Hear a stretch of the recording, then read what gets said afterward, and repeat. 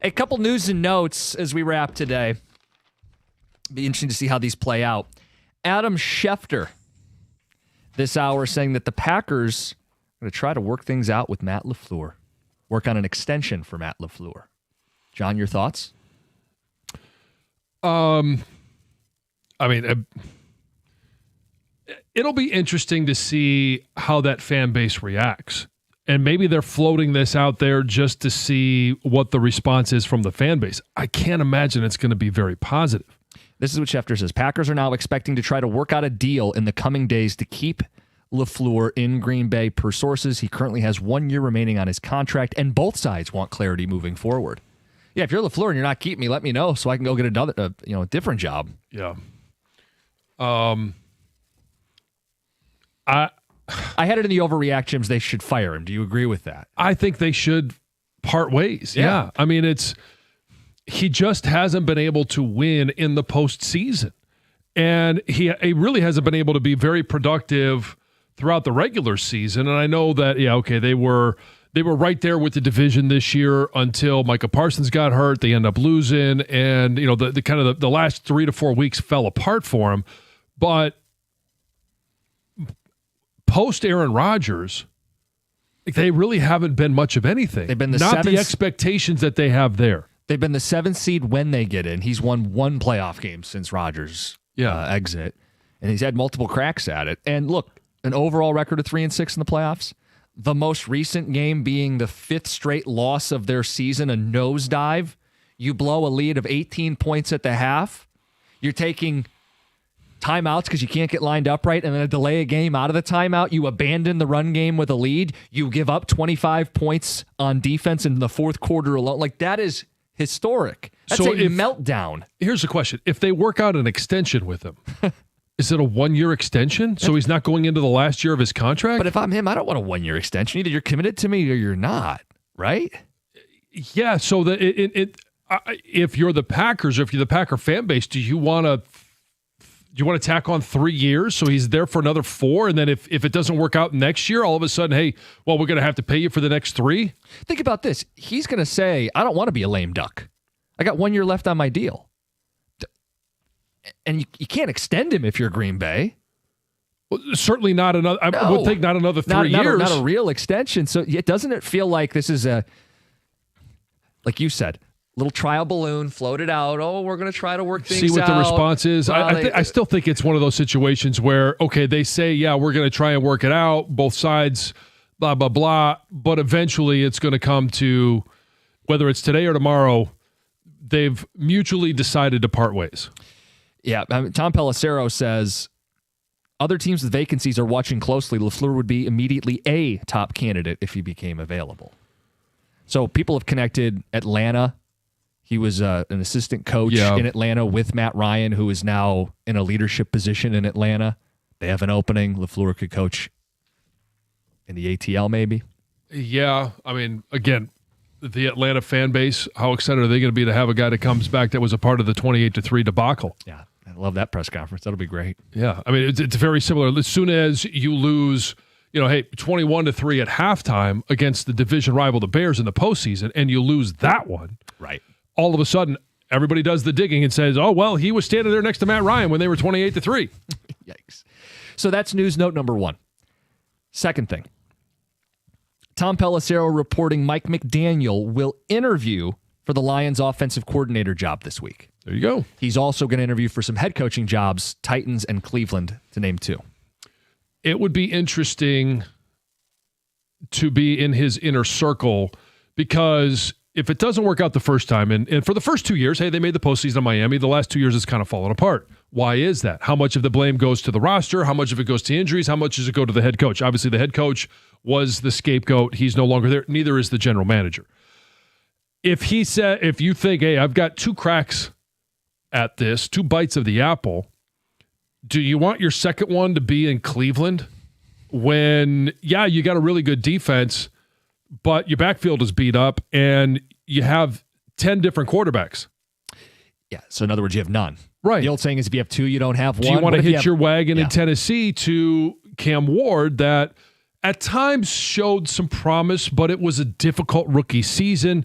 Do you want to go to Tennessee and say, yeah, this is my next chance? Or do you want to be that guy that becomes a coordinator, aces all the exams again, and then gets to pick and choose what's the best scenario for him to go to when that happens? Because he's still a really young guy. He is, and you don't want to have two failures as a head coach. You might only get one more real crack at this. If you choose to take an OC job, Detroit would be the best job available. Yes. I mean, you would come in, and what you did with Achane, you could do with Gibbs. You have 2,000-yard receivers. You have a top 10 quarterback. You're going to play a last-place schedule, a lot of indoor games and warm weather games. You could go back and put up video game numbers, especially if they address the offensive line. Mm-hmm. And then you get to say, remember when the Lions took a dip? I'm part of the reason they bounced back. Well, he's also a guy that's been able to call a run game with an inferior offensive line. Yes. Now, we all believe that this offensive line is better than the one that they had in Miami. And if Brad Holmes does address the center and left guard position, should be a decent, above average offensive line next year. So run game itself should improve. He's been the offensive coordinator, head coach for some good run games, explosive offenses. Yeah, man, this would be the top target for me as a Lions fan if they could land him. It's just going to be, does he want to take a head coaching job? Does he get offered one? Mm-hmm. And does he want to take your last real shot to be a head coach in Cleveland or Tennessee? And the offensive coordinator interviews would be very entertaining or bizarre at the very least. Probably both. Well, we won't be privy to them, but yes. No, he's saying like once. No, not the coach interviewing. Yeah. When we get into training camp and they. Yeah, well, it could be. Perhaps. I think he'd be a great candidate here, but I suspect he's going to get an offer to be a head coach somewhere. And I get the whole idea. Take a coordinator job, really build up the resume, and then pick and choose what you want. But there's only 32 of these jobs out there, man. Yeah. And you get offered one, and you can be the guy that turns it around. There's reason to like what they have in both of those towns. I mean, the defense is built up in Cleveland already. You've got, pick your quarterback in Cleveland, I guess. But Tennessee's got their quarterback. I'm not going to try to campaign for him to get those jobs. I'd love for him to be with the Lions because I think he'd do a great job here. Did you enjoy the football this weekend? Love the football this weekend. I mean, college and pros were insane. How good the playoffs have been. Just absolutely insane for the first weekend, and I loved watching Cignetti just light up. Okay, so quick, it's a week away, but what's your initial pick, Miami or Indiana? Indiana, because Indiana's got a defense too, but their offense has been unstoppable at this point, and the U's got a great defense. Champ and Chump coming up. All right, Karsh Anderson next. Nice 97.1.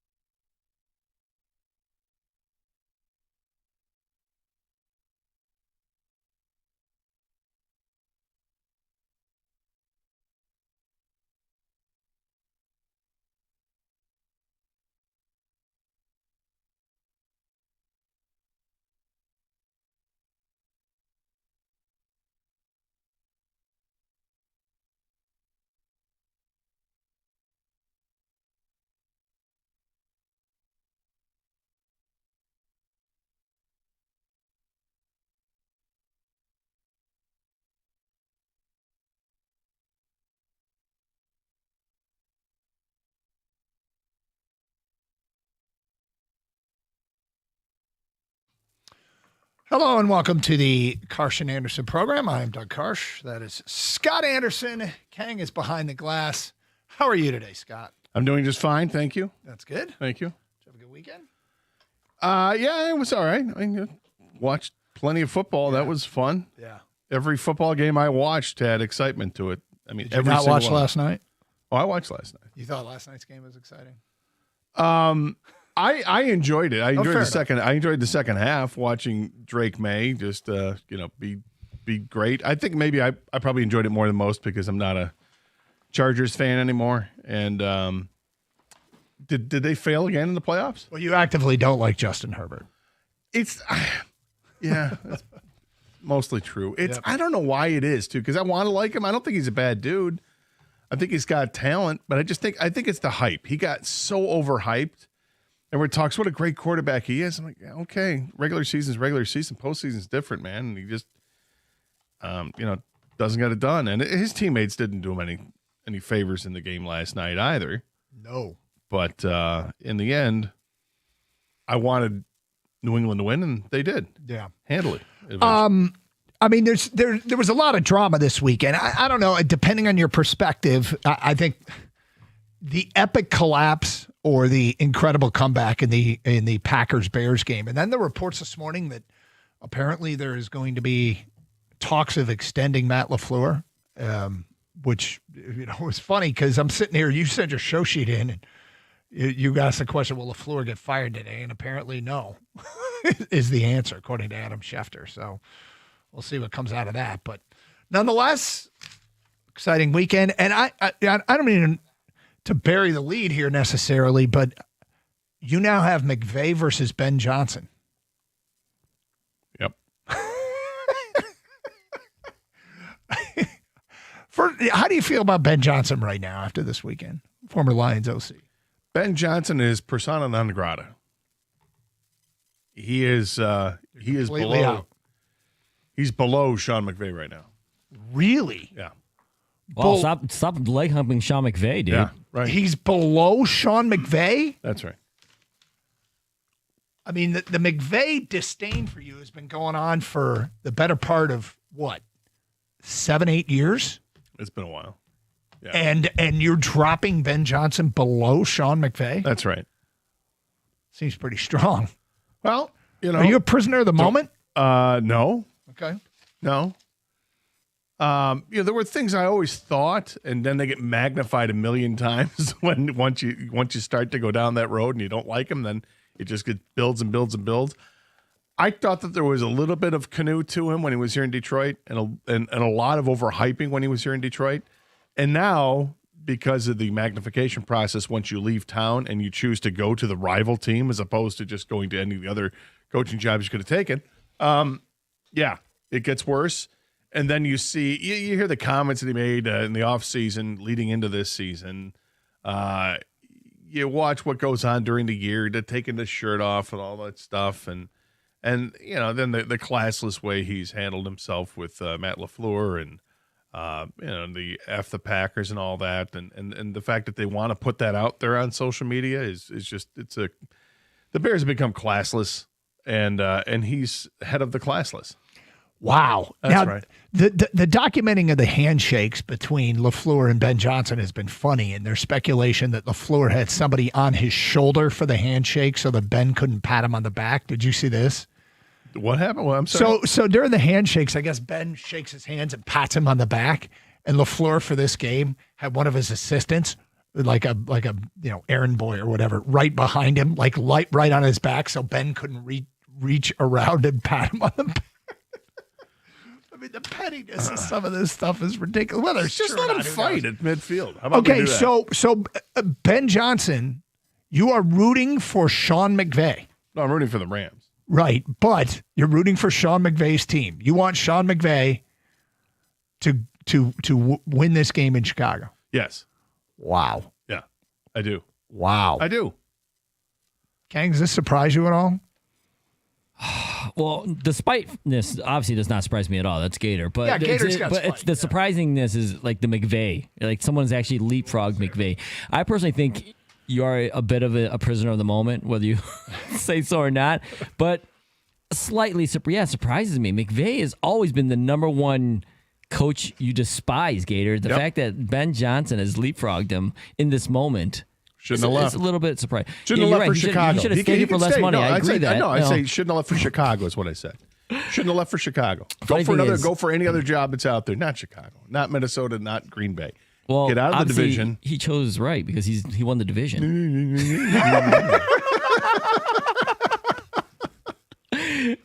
I like Ben Johnson. I miss Ben Johnson. I wish Ben Johnson was still here. That's how I feel. F McVay. I'm going to root for the Bears. I'm rooting for Stafford. Oh, even more gross, dude. Yeah, I don't root for Stafford more than I root for the Lions. But every time Stafford goes out and wins another playoff game, I don't want to call the people that ran him out of Detroit or wanted to run him out of Detroit. I don't want to call them morons or idiots or foolish or anything like that. I don't want to, so I'm not going to. But every time Stafford wins another postseason game, it just feels like it is. During the whole Stafford era, I defended him vehemently, and I find that he's done nothing but validate that since he's left. And he wins another playoff game, wins another big game, and I don't. Now that our Panthers are out, I hated that they did it to our Panthers. Yeah, our Panthers. If you missed it last week, we went through and just basically by process of elimination chose of the 14 playoff teams who were the 13 least likable, like cross them out. Can't possibly say San Francisco's annoying. I mean, they beat Philly and Sirianni and his smarm, but I'm finding San Francisco to be irritating. Oh, why? Just to continue to lose superstar players and continue to win? Yeah. Yep. There goes George Kittle, another Achilles injury in the NFL. Dude, I don't know what's going on with that. It feels like it's more than a coincidence. I wonder if San Francisco is considering changing their strength and conditioning coach. This happens throughout the league. I'm sorry if I'm joking with the listeners that feel that way. And maybe, there might be something valid there, but this is throughout the league. We see injuries like the Achilles injury to me is amazing. We never heard of this injury until like 6 years ago, and now it's just prevalent. Absolutely everywhere. And I don't know. I'm amazed what they're doing. I'm absolutely amazed what they're doing. San Francisco? Yeah. Birchie was on last night at Sportsworks with Dan Miller, and one of the things Birchie said, which I totally agree with, you look at who they've lost in the comparables, like George Kittle is Sam Laporta. They lost Brock Purdy for a while. That's the equivalent of obviously Jared Goff. They lost Ricky Pearsall, which would be like losing Jamison Williams. They've lost their Aiden Hutchinson with Nick Bosa.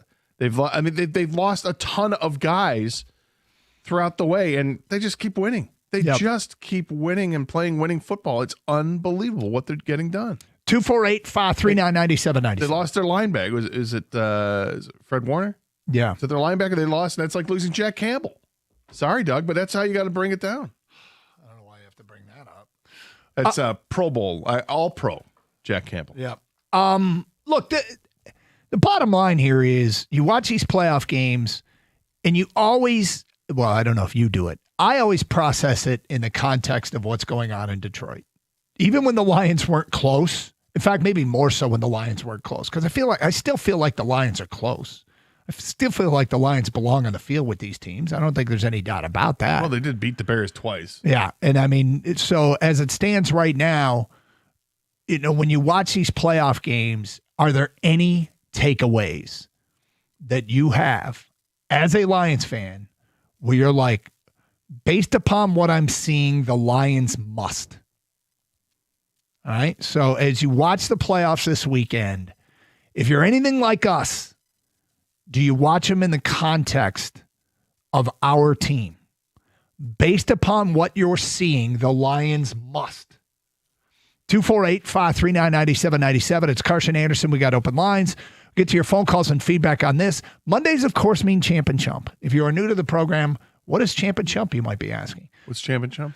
Champ and Chump is something that you came up with years ago when you were a Little League coach, where you would hit ground balls to the kids and say, are you going to be a champ or are you going to be a chump? Right, make the play. Yeah, and so we've actually used that now on the show, Champ and Chump on a weekend. Who had the best weekend and who had the worst weekend? And we post on our website on Tuesday who the people select as Champ and Chump on a weekend. So, who caught your eye this week and said, that dude's awesome, and who do you feel like needs to get called out? 248-539-9797. Champ and Chump, get those votes in. We tally them up, post on our website on Tuesday. who do people select as champ and chump? And we'll have our nominations today at 10:35. All right, table set. A couple things there for you. Let's talk to the people and get your texts in next. It's Carson Anderson, 97.1. Are you kicking off the new year by trying to save money with ice cold showers? No, of course you're not. Me neither, right? I mean, this is why I called the team over at Birmingham Plumbing, Heating, and Cooling. Don't let a frozen pipe or broken furnace derail your New Year goals before January's even over. Their local licensed experts are third-generation family tradesmen who handle the serious stuff. This way, you can focus on starting the year warm and stress-free. So whether it's your furnace, your water heater, a boiler, or water filtration system, schedule your appointment online at birminghamplumbingco.com. That's birminghamplumbingco.com. Birmingham Plumbing, Heating, and Cooling, your Metro Detroit boiler experts.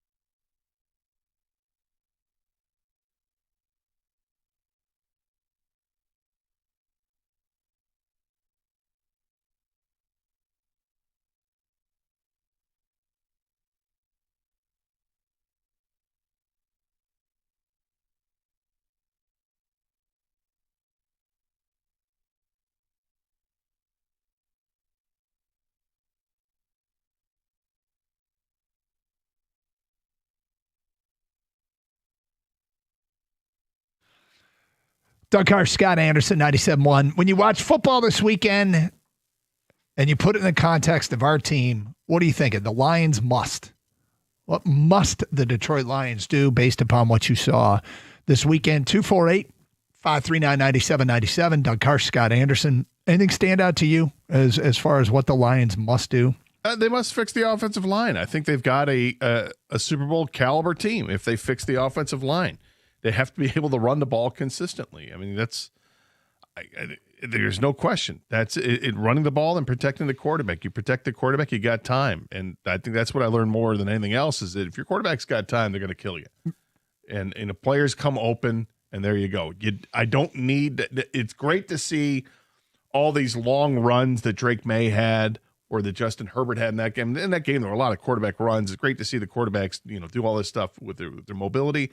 But I recognize our quarterback isn't mobile. But give him time to throw, he'll destroy you. I was thinking about the quarterback not mobile thing over the weekend as I was watching various types of quarterbacks and teams play. And, David Montgomery doesn't have breakaway speed. He doesn't. I mean, he's fast, but he's not a breakaway speed back. But we don't sit here and say David Montgomery's good, but we don't focus on his lack of breakaway speed or any other player's shortcomings, because I feel like Goff pretty much does it all except he doesn't move real well. And I don't know why we don't do this with other positions I guess it's just obvious. It's the quarterback, but do we go through every player on the team and dwell on their deficiency? And some people do, I guess the people that are, are of the belief that you have to have a mobile quarterback to win in the NFL in this day and age. We'll never move off the position that you can't win with Goff. But, as I watched all the various types of quarterbacks play, I watched some guys make throws where I'm like, well, Goff makes that throw. Goff makes that throw. Mm-hmm. And, more often than not. And then I see plays made where quarterbacks make plays with their feet. Caleb Williams had some huge runs, and I'm thinking, well, Goff can't do that. But, when it comes to the quarterback position, there's a variety of different ways to play it. And some of the throws, Caleb Williams, did he finish below 50% in that game? He was under late in that game. I remember seeing his final stats. Yeah, he wasn't very accurate in the game. But he got the job done, and that's what matters. He ended up being exactly 50%, 24 out of 48. Okay. And Jordan Love was 24 out of 46. So he had an issue as well. Jordan Love looked scared to really take it in the second half of that game. They changed the way that they ran their offense. They went out of shotgun almost exclusively in the second half, when the first half they were nearly exclusively from under center. And changing things up did not work well for the Packers. There was a point in the game where Jordan Love could have just taken off and gotten the first down and chose not to, and I believe threw an incomplete pass. And I saw Stafford do the same thing. Stafford clearly could have taken off and gotten the first down. I think he had a better chance of that than throwing it sidearm and trying to fit it between two guys and hit the tight end that wasn't ready for it. But, there is that element, and yet you can overcome it. Stafford overcame it. They didn't get the first down there. That's okay. Give them the ball again. Give them some time to throw, and they did in that last drive, and just surgically gets them downfield. Overcomes a receiver dropping a pass that would have been a touchdown when Puka Nacua dropped the pass of all people. Right. You don't need to have the running quarterback, but it's nice to be able to have that trick in your bag if you got it. But you don't want that. I don't want that exclusively, for sure. Well, I got one take. It's probably not going to be popular. I'm gonna sit on it here for a little bit and see if anybody else says it as far as what the Lions need and don't need, and we will get to that today at 10:48. In the meantime, Jay, you're on 97.1. Hi, Jay. Hey, thanks for taking the call. What's up? I just wanted to champ and chomp. My champ is the 49ers because they're winning despite all these injuries, and I think Gator, one of you guys, did a direct comparison. But all the people, they're missing their Aiden Hutchinson, they're missing their Sam Laporta, all the injuries that we have and all the excuses that we make, they just want a playoff game on the road. So I really don't think injuries, I don't want to hear, I really hate hearing that. Hold on. Because they did it doesn't mean it didn't impact the 49ers. Like the 49ers, they did win that game, but how far are they going to go with all those injuries? Are they really going to win it all? How much better would they be if they didn't have guys get hurt? How much farther are they than the Lions? Well, that's not even the point. The point hold on, Jay. You say it's an excuse. San Francisco has overcome it, but how much better would they be had they not gotten guys hurt? They probably wouldn't be on the road. Every team has guys hurt. Agree. That's my point. And so, absolutely. So why does it keep coming back up with the Lions? The Lions have more than most. Hold on, Jay, hold on. Why is it? I think an excuse is when you bring up something that has nothing to do with it. That's an excuse. But when you lose that many players, it does impact you.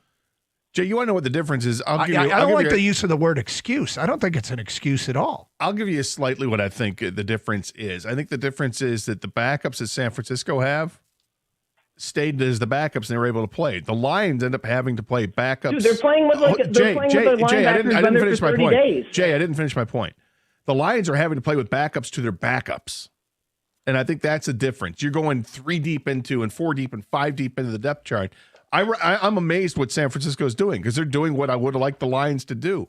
But the Lions had to go deeper into their bag than what San Francisco is doing. Gator, 49ers just signed this guy off the street. Their starting middle linebacker has been there for 30 days. Having the Lions have done it for 2 years. How is that going deeper? How is that not going deeper? Because look at the Lions' safety situation, Jay. Oh, well, you're making it. This sounds like hold on, Jay, back down the hostility, cowboy. It's just the idea that you're using the term excuse. I take exception to the term excuse. I think what San Francisco has done is remarkable. I think it's an exception to the rule. But at the end of the day, their chances to win the whole thing would be greatly enhanced if they didn't have this many injuries.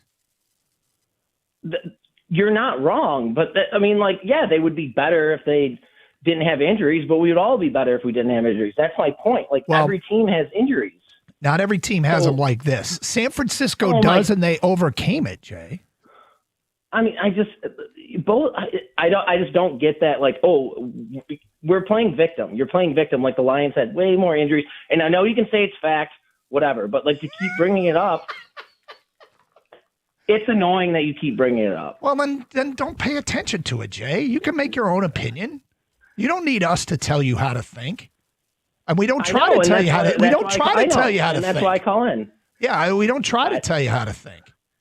I know. We just tell you what we think. I've been around teams where I've heard excuses, Jay, and I'll give you an example. And I've told this story before.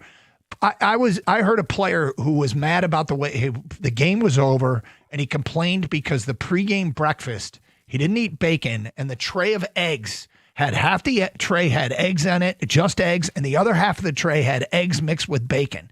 And he didn't want to eat it because the bacon was in the same tray as the eggs. And that got cited after the game by a player as to one of the reasons why he didn't play well. That, to me, is a classic example of an excuse. It has nothing to do with anything, and that player used it after the game as a reason why they lost. If a player doesn't play well because his knee is sore, and it's slowing him down and he can't run or jump as fast, that actually is a reason. That, to me, is not an excuse. Okay, so here's my last question. So if the Lions lost Jared Goff and we didn't make the playoffs and this season happened, and we all said, oh, my God, well, we lost Jared Goff, we would just slide it off as not an excuse but a reason, right? That is a reason. What did the 49ers do? They lost their quarterback and they're It's impressive, but it doesn't. Is it the exception? I just know how everyone would react. Jay, I would appreciate the phone call, but why are you yelling? Is one of my biggest questions. Is it possible San Francisco is just better? It's possible. Yeah. How about that? Yeah, it's possible. They're a better team. I mean, they beat Detroit a couple years ago in the playoffs. I think San Francisco is a better team. Yeah, I'll say it. I'm not afraid to say it. I think that injuries kept the Lions from making the playoffs. Do I think that obviously injuries haven't kept San Francisco from making the playoffs? They're a better team. Look, I mean, they're making things happen, and it's amazing what they've done, and it is not normal. Now, this can be used as inspiration for every team that has to deal with an injury. Coaches will simply say, look at San Francisco in 2025, what they've done. Yeah, and I want the Lions to think that way. In fact, Dan Campbell thinks that way, and I'm fine with it. But if San Francisco gets bounced next round in the playoffs, and it's because they don't create pressure or they get taken advantage of in some ways, then you just I would argue if I was in San Francisco that the injuries came back to haunt them. 248-539-9797. Champ and Chump nominations today at 10:35, 97.1.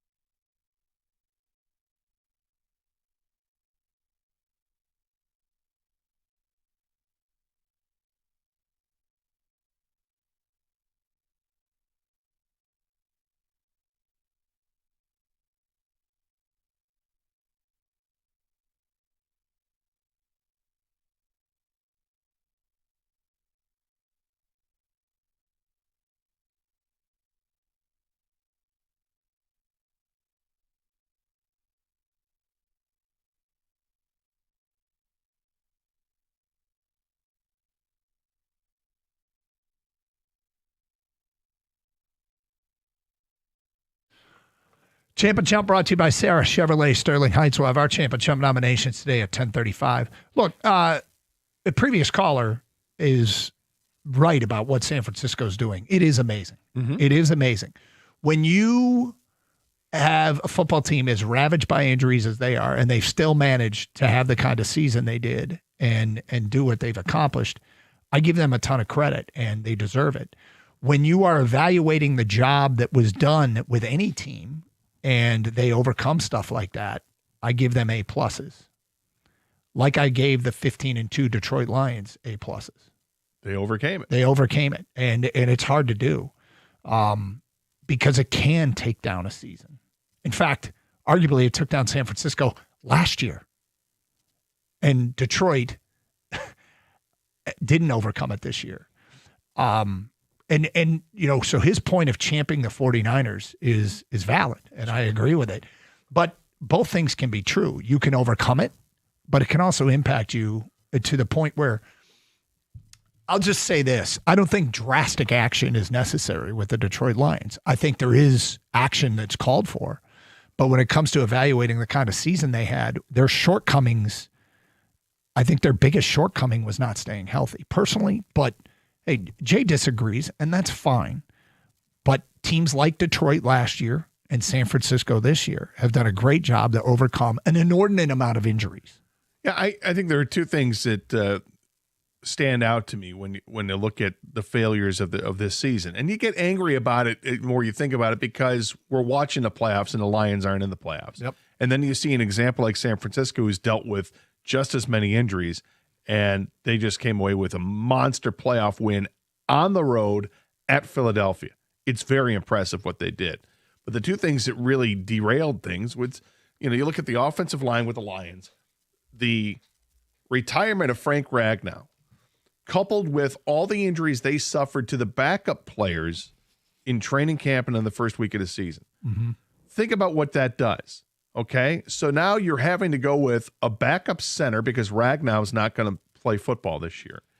And then you've got guys like Giovanni Manu, Miles Frazier, Kobe Sorsdahl, Jamarco Jones on the offensive line that were going to be capable backups that weren't available to you as a backup. So if anybody got hurt during the course of the season, like Christian Mahogany breaking their leg, here comes somebody else that has to play that isn't necessarily the backup. Or this is why when the last game of the season, when Penei Sewell goes out, you've got Devin Cochran, your starting right tackle, or Taylor Decker is out and you got Dan Skipper, your starting left tackle. It was a massive problem for this team. The other thing that I'll go back and when you take a step back and look at the season and what went wrong, they lost 2 games to the Vikings. And the Vikings aren't a good football team. No. They have talent, but it's not a good football team. They lost to Max Brosmer and J.J. McCarthy. And McCarthy beat them, and he wasn't a world beater in that game. They had like 150 yards passing in that game. But he made a couple of plays, and the Lions didn't make their plays. And the Lions got beat at home, and then they go out on Christmas Day and lose to Max Brosmer and the Vikings. And then the Lions go out the next week without Penei Sewell and beat the playoff-bound and advancing to the second round Chicago Bears for the second time this year. You beat the Bears twice, but you lost to the Vikings twice. That's infuriating when you look back at it. And I'm sure the guys on the team were like, I can't believe that happened. It happened. That happened. And that sucks. And when you start looking back at what went wrong and you recognize that's a big reason why, and then you start going through every game and every play, if they'd only made this catch or if he had blocked this or whatever, it's going to drive you nuts. That's the NFL. It's what happens. And it's a season lost by the Lions. They didn't make the playoffs, and now we're left to complain about it and bitch about it until everything's done, and then you prepare for the offseason and free agency and the draft. 248-539-9797. Bill is next. Hi, Bill. Hi, guys. How you doing? What's up? Hi, guys. How you doing? What's up? First of all, I just want to say prayers to Pat and his family. We're thinking about you, Pat. We love you. Hang in there. Yep, absolutely. And, I want to thank you guys for being the bastion of sanity on this radio station.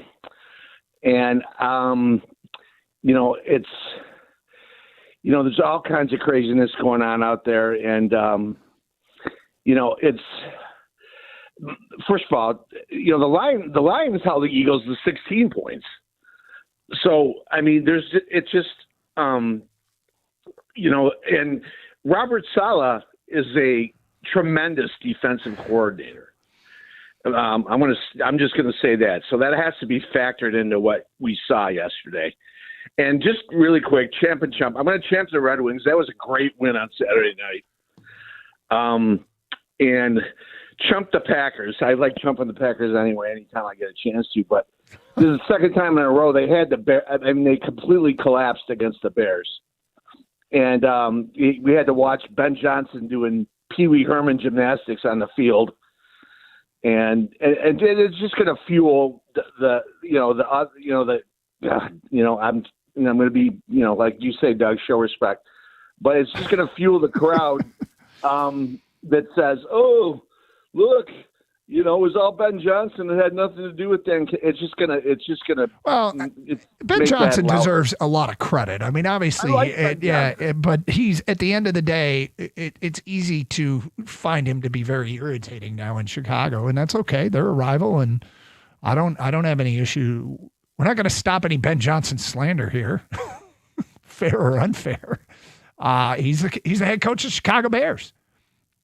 And they right now are the kings of the North, and we got to take them out moving forward. But, I think the Lions are positioned in a good spot.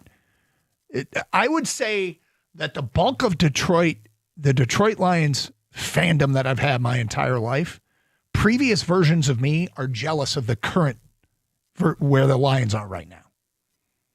I almost every Lions regime and roster and coaching situation, almost everyone is not as good as this one as it stands right now. I think it's obvious. And that's why I'm in a good place. I mean, they have to have a big offseason. Let's be clear about that. They have to have a big offseason. They have to bounce back. 248-539-9797. Time for our champ and chump nominations. My champ, I'm going to go with John Gibson, the shutout at Montreal, 4-0. In the new year, his goals against 1.51, his save percentage, 950. Wow. He's been great. My champ is going to be Curt Cignetti, head coach of Indiana. He's got his team looking like the 2019 LSU Tigers. They're clicking on all cylinders. It's amazing. Now they're going to face Miami in the national championship game.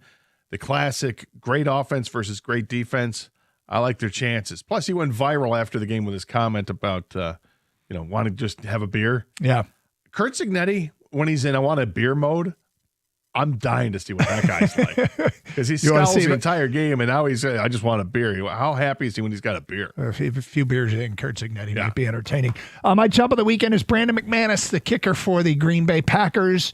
He missed 2 field goals. Look, windy day, missing the 55-yarder at halftime, certainly more tolerable than the 40-yarder that he missed with 6.5 minutes to go. Or wait, no, the 40-yarder he missed with 3 minutes to go, and the extra point he missed with 6.5 minutes to go, all very costly for the Packers. And he is my chump of the weekend. Yeah, my chump is Matt LaFleur, the head coach of the Packers. They blew that 21-3 lead, a 15-point lead in the fourth quarter. Completely changed their style of play in the second half by playing out of shotgun for the vast majority of snaps, and their offense suffered. And now they're not sure if he's going to coach or not, or they're going to give him an extension because they're kind of caught in the middle. He's getting an extension. Go ahead. Give it to him. Yeah, that was the reporting from Schefter this morning. If that keeps John Harbaugh away from what might be the best job opening right now in football, if it comes open, would be the Packers with all the talent they have. Yeah, please keep Matt LaFleur there. Well, it feels like everybody wants John Harbaugh right now, and that's one job that Mike McDaniel won't get wherever Harbaugh lands. McDaniel's got 4 interviews for head coaching positions, and he's got 1 interview for an offensive coordinator position. And that 1 interview is here in Detroit. The Lions are positioning themselves to be the soft landing spot if McDaniel gets denied a head coaching position. So who knows if it's going to work. It's hard to imagine that any of the jobs that are currently open that McDaniel is interviewing for, which are Tennessee, Atlanta, Baltimore, and is it Cleveland, Ken? Cleveland for okay, McDaniel, so those 4. Those are the 4. If he doesn't get a head coaching job there, what are the odds he accepts the offensive coordinator job there? Not good, right? You wouldn't imagine they hire somebody else, and then that guy says, I want you to be my OC. Seems like he wouldn't take that. I feel like the Lions are positioned in a nice place to get Mike McDaniel. I think they're in a great position. If McDaniel doesn't get a head coaching offer, I think they've got him. I think the Lions are the number 1 OC position in football that's open for sure. And I think he's expressed how much he likes and admires what the Lions have done. Keep in mind that Miami was in. We saw them practice here. So they were here in training camp with the joint practices, so there's some familiarity there, and I'm sure the coaches talked and all that. So I think it could be a nice marriage if he doesn't get a head coaching gig. Feedback coming in. My champ is Ben Johnson, amazing play calling, like the winning touchdown play. My chump is Ben Johnson with his childish end-of-game handshake with LaFleur. That's from an unnamed texter. Another one, champ of the weekend, the Detroit Red Wings for their shutout against Montreal. Chump of the weekend, A.J. Brown for the drop ball and poor attitude postgame. He had a couple of big drops in that. Yeah, he had a couple of monster drops. Champ is Purdy. Chump is LaFleur. That's from Andy in a Corolla. Oh. Unnamed texter, my champ is collectively the fourth quarter of all those weekend playoff games minus the Patriot game. And my chump is building contractors everywhere and say they're going to get one thing, say they're going to do one thing and then don't. Look, if you've ever got any building or construction, I always have grace with them because I don't think I've come across one that's ever said, we'll have it done at the end of June, and it's done at the end of June. All of them, there's obviously challenges to that job that make it very difficult to make timelines. 248-539-9797. I just hope the finished product looks great. Yep. It's Carson Anderson. More of your phone calls and feedback. I got one takeaway for this weekend. I don't think it's going to be very popular, but I'll get to it at 10:48. Interesting. Plus, a familiar face that is leaving one school has decided where he's going to end up. Okay. That coming up as well here on Carson Anderson on 97.1.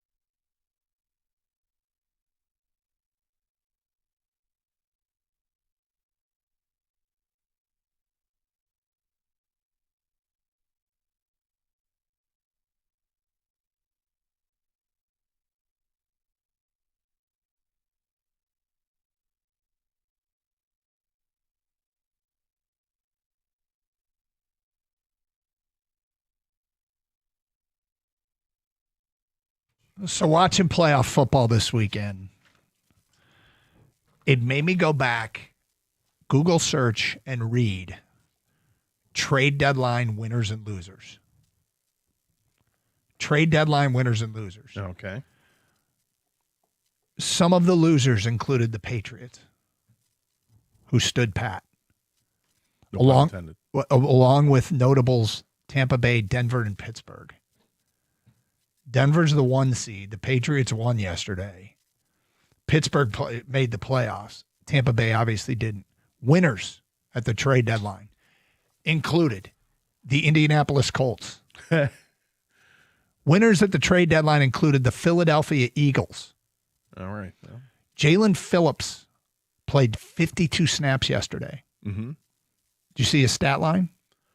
Well, it wasn't on a box score because he wasn't in it. But he wasn't in it. I don't know if he didn't register a stat. Did he have a pressure that doesn't get registered in those things? But Jacksonville got praised for getting Jacoby Myers, and he was good down the stretch for them. Definitely. Mm-hmm. They're out. The Jalen Phillips in 9 games finished with 2 sacks for Philly. Yep. Green Bay got praised for their all-in move. When you go all in, this is part of the calculated risk. When you go all in, that means you're putting eggs in a basket, and that basket could include a player that gets hurt. And that's exactly what happened to Green Bay, and it's unfortunate. It's bad luck. But not the all-in move is not the be-all, end-all. It can put you over the top. But strangely, last year, Philly made no trade deadline move, won the Super Bowl. This year, they made 3, right? They got the Carter, the DB from the Jets. They signed Jair Alexander, who later retired. They signed Zadarius Smith at the beginning of the year, who retired. They traded for Jalen Phillips, who had arguable minimal impact here. I mean, You think they're grumbling a little bit in Philly? Oh, God. You think they were, look, I get that their team let them down and they were upset at the end of the game. They were booing them when they had a lead in that game. So anyway, is there a lesson here? Maybe, maybe not. It's just that the all-in move isn't this great panacea where it always works. No, now, it's people not. can say I'd like to take a shot at it.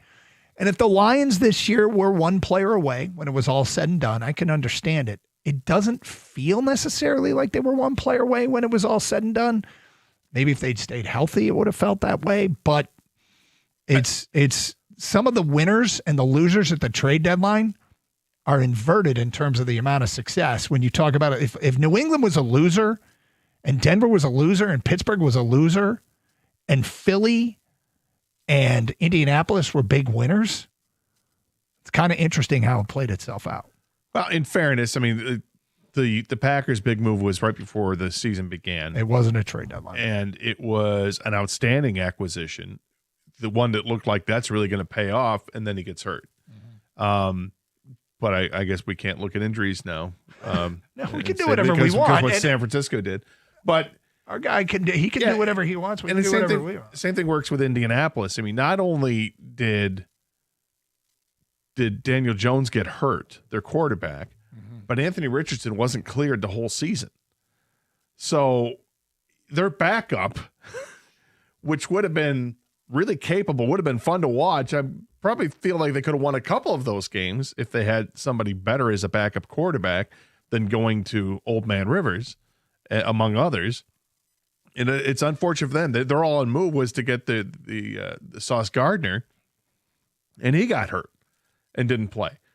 So it sucks when your all-in move results in an injury, and what are you left with? You're left with the team that you had before. And no draft picks. Yeah, and you have to pray that you didn't give up like actual players to get there. Instead, it's draft capital, which hurts you for the future. But it sucks all around for those teams that they had to go through that. That's why it also sucks for the Lions, that the Lions had to endure what they had to endure. And looking back, all this, the little plays that make a difference. And this is what kills these guys in the offseason, because they're living with it every day. You don't think those guys wish that they had the game against the Vikings back on Christmas Day? 1,000 times yes. Let's get back to your open line calls. Keegan in Waterford. Hi, Keegan. Hi, what's going on, guys? Keegan, I don't know if you're not speaking into the phone, but you were really muffled there. Sound like you were underwater. Is this better? Much better. Yes. Yeah, what's going on, guys? I got a champion chump for you guys. Great. My chump, that's a Brandon McManus. I mean, being single-handedly responsible for a 7-point swing. That's pretty crazy. Yeah. And then my champ is going to be, excuse me, the Bears after they turned around in that after halftime. I mean, Caleb Williams looked elite in that second half. It was absolutely insane. I give him a ton of credit for orchestrating that comeback. He made a bunch of plays. The fourth down throw, where like the way it felt like it was a sweep the leg of himself. The way he had to contort his body to get that throw off on that fourth down, it was amazing. It was absolutely amazing. I agree. I don't know what happens in that locker room at halftime to turn him into the animal that he becomes this season. But I mean, it wasn't. I felt like it happened all in the fourth quarter. They were losing 21-6 going into the fourth quarter, and they still orchestrated the comeback. Yeah, I mean, you're definitely not wrong. That's all I had to say, though. Y'all have a good day. Yeah, appreciate it. 248-539-9797. Very, very impressive by them. Kang, anything stand out to you this weekend as far as in the context of the Lions? Well, I think the obvious one is the offensive line. I mean, you watched Justin Herbert get destroyed yesterday. Josh Allen, they came through, but he's a big quarterback that's mobile. Like, you got to have an offensive line, and they got to take care of that if you're Lions. But outside of that, Doug, I think the coordinator position. Now, whoever they hired offensive coordinator is very big and maybe helping that offensive line with the missed assignments, right? And maybe just coaching up to play better as well. All the one-on-one battles that you have to win. I think this offensive coordinator position, I like how Dan Campbell's quick to be like, hey, if we got it wrong, we're switching. Anthony Lynn, they switch, right? John Morton, switch. Kind of got to get this one right here. You kind of got to get this one right. It's a big one. So I think like when I look at the other teams in the league that are still in it, they got really good coordinators, whether it's offense or defense. Robert Saleh looks like he's ready for another coaching gig now. Like people are going to be like, this guy's doing that with those players. Maybe he deserves a second chance. Well, maybe, or he's just destined to be Josh McDaniels. And sure. And there's nothing wrong with that, just if you find your niche, and there it is. But I was just going to say, I mean, does this weekend tell us that they should maybe look for a defensive coordinator? So it's something we got a text here, and I want to read this because it kind of goes down that road. My takeaway from this weekend is that Dan Campbell needs to find professional coordinators. What Robert Saleh has done in San Francisco is nothing short of amazing. Also, look at the Jets defense with him, and then once he left the organization. I wouldn't be surprised if he gets another opportunity as head coach. So that text mimics a lot of what Kang had to say. The Jets also got rid of Quinnen Williams and Sauce Gardner. Yes, but they still went the whole season without an interception, which is pretty amazing. I don't necessarily disagree with this. Obviously, they're searching for the offensive coordinator. I think what you have to ask yourself about Calvin Shepard, and there's two things about it. One is don't fire somebody because you're mad. Like, don't have a punitive firing. You fire somebody and move on from somebody because you can get better. So when a staff gets relieved of their duties in Tennessee or Cleveland or Atlanta or wherever, right? You focus in and say, is there anyone from that staff that is now available and just got fired where the shortcomings were somebody else's problems, not theirs, potentially? Is there somebody I can bring in that's better than Calvin Shepard? They're not in the job of developing Calvin Shepard to be their defensive coordinator. They're in the job of winning the Super Bowl. And if somebody better is available, go for it. Well, there could be. If this guy, and I don't know if he's interviewing for head coaching gigs anywhere else other than in Cleveland, but if my man Jim Schwartz is available, Jim Schwartz is an outstanding defensive coordinator. Outstanding defensive coordinator. Would you take him here in Detroit over Calvin Shepard? Yes. I would too. Kang, would you? Yeah, absolutely. That's what you got to look at. You got to look at all these head coaching openings. The guys who are fighting, their staffs are gone with them for the most part. What if Brian Flores is available? I 100% go for Brian Flores. Raheem Morris is available. You always look to upgrade your team, especially when you're in a win now mode with this kind of roster. Yeah. So, that is what this texter brought up and Kang, you brought up is very valid. Don't be locked into Calvin Shepard if you can improve at that position. So just something to keep in mind. 248-539-9797. Carson Anderson here on 97.1.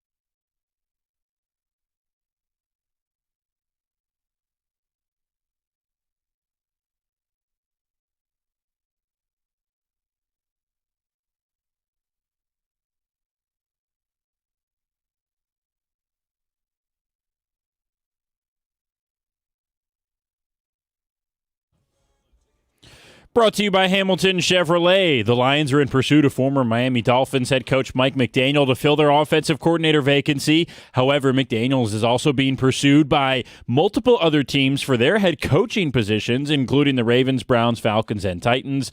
In NCAA transfer portal news today, former Nebraska quarterback Dylan Raiola has committed to Oregon. He will start next season for the Ducks unless Detroit native Dante Moore returns, in which Raiola will back him up in 2026 and start in 2027.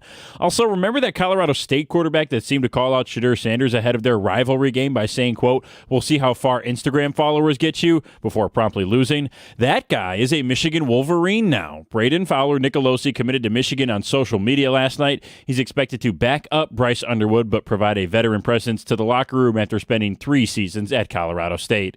And it's a big night in downtown Detroit tonight as a Red Wings legend is getting enshrined. Only 8 players have ever had their jersey retired by the Wings, and number 9 will be tonight as the team is set to retire Sergei Fedorov's number 91. Then they'll play one of the biggest games of the season against the Carolina Hurricanes, who sit 1 point ahead of the Wings for the top spot in the Eastern Conference. With wins in 8 of their last 10 games and on a 3-game win streak, the Wings are an unstoppable force that will meet the immovable object of the Carolina Hurricanes, who have won 4 straight and 6 of 9. Puck drop at 7 o'clock, pregame at 6:45 right here on 97.1. At the Corewell Health Sports Desk, I'm Brendan Shabath. For more, go to 97.1 The Ticket or Odyssey.com.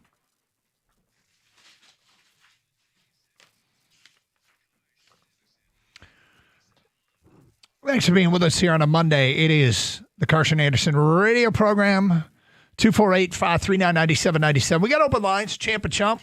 Love to get your Champ and Chump calls in. Who should be singled out for having the best weekend? Who should be called out for having a weekend that stunk? Get your Champ and Chump votes in. Watching NFL playoffs over the weekend makes you feel the Lions should emphasize what? What is something you'd like to see them sort out? What is something you'd like to see them go after? What is something you'd like to see them mimic that you saw in playoff teams this weekend? And look, are they far away? Are they close? I think they're in need of a good offseason. But you know what? If you're a good offseason away, if you're one good offseason away from having a Super Bowl caliber team, I think you're pretty close. But there's a number of needs that need to get addressed for sure. 248-539-9797. Scott, you during the update there, Update Kid mentioned Sergei Fedorov night tonight. Yeah. Cool.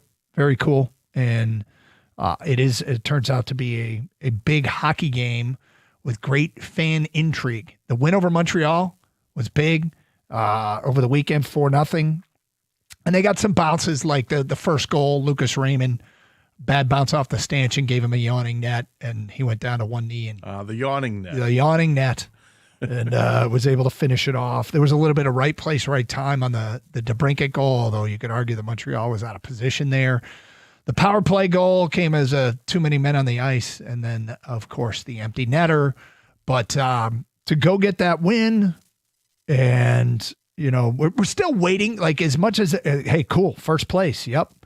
But teams behind them do have games in hand, and the East is so jam-packed. You're only a bad week away from being on the brink of out of the playoffs. But Carolina tonight, 2 of the best teams in the East, the actual 2 best teams in the East, and Sergei night. And all of this is fine and dandy. I feel like we're waiting for that March stamp of authentication that hasn't come the last few years, where they were playing much better, and then here comes March, and it all unraveled. Yeah, you want to get there, certainly, and prove and validate what you've done is the right way of doing it. And we'll see if they add by the trade deadline. They could add at any point. It'd be nice if they did. I think they've got pieces that they can, trade the other way to get a player or 2 of consequence. Mm-hmm. They're getting the goaltending right now that they envisioned in the offseason. Gibson has been fantastic. Knock on wood, he can stay healthy and keep playing like he's playing, because he's playing at that really, really high level right now. Mm-hmm. And the team is, as you said, they're first in the Atlantic Division. And, yeah, it is tight. They're 6 points from being out of the playoffs, which is just how it is. And everybody's all scrambled together here. And, yeah, they played more games than everybody else. They played 46, and the rest of the division, only Boston has played 46. Everybody else is at 45 and below. So they have to keep winning. And tonight's a big contest. I think it's really intriguing that it's Carolina. That's the team that Sergei Fedorov was signed to an offer sheet back after the second cup in 98 that forced the Red Wings' hand to give him, I think it was $25 million up front to match that, and may have set things off in a path where it was going to be inevitable that he was going to leave the organization at one point. But I've always been a massive Sergei Fedorov fan. He is one of my top 5 all-time favorite Detroit Red Wings. And dare I ask why? You were always what is it about Sergei? I think it was the intrigue of, so I was in college when he came about in the 90-91 season. And there was a lot of intrigue, or the 91-92 season, whatever it was. A lot of intrigue because he was from the Soviet Union, and the way that they got him from the Goodwill games, there was some clandestine effort to make sure that he was going to stick around, and then they were able to sign him. get him here. So there was already like this story about this kid that it was from Russia and he was really good. And then you saw him play right away. He was different. Mm-hmm. I mean, he skated differently. It was beautiful on the ice to watch him play. And he just had this giant smile all the time when he played. In the rookie season, he was great. You know, the Red Wings were bringing in other players around that same time, the first couple of years there with Lidstrom and Konstantinov and the like. And then they brought in Kozlov, and he was just having fun on the ice, and he was an outstanding player that scored a ton of goals in highlight fashion that we just didn't see. The speed was on full display. The NHL was just starting to get a lot of juice, and he was a big reason. He was a marketable guy. Remember, he had the white skates, the whole Nike thing, and then he won the fastest skater and all that, the All-Star game, and it was just it was a great time. It was a great time, and then they finally were able to get over the hump and win the Stanley Cup. So I've just always been a big fan of him. And then when they put the Russian Five together, that unit was just mesmerizing. Yeah, I want to give credit where credit is due because I looked down at Twitch and somebody suggested the entire roster should wear the white skates tonight. That would be cool. Because Sergei famously wore the white Nike skates that got marketed like crazy, which was cool to see one of our guys get a marketing deal with a major brand. I'm sorry, whoever brought it up. I've lost the post, but it's a great idea. Great idea. And it's a big hockey game.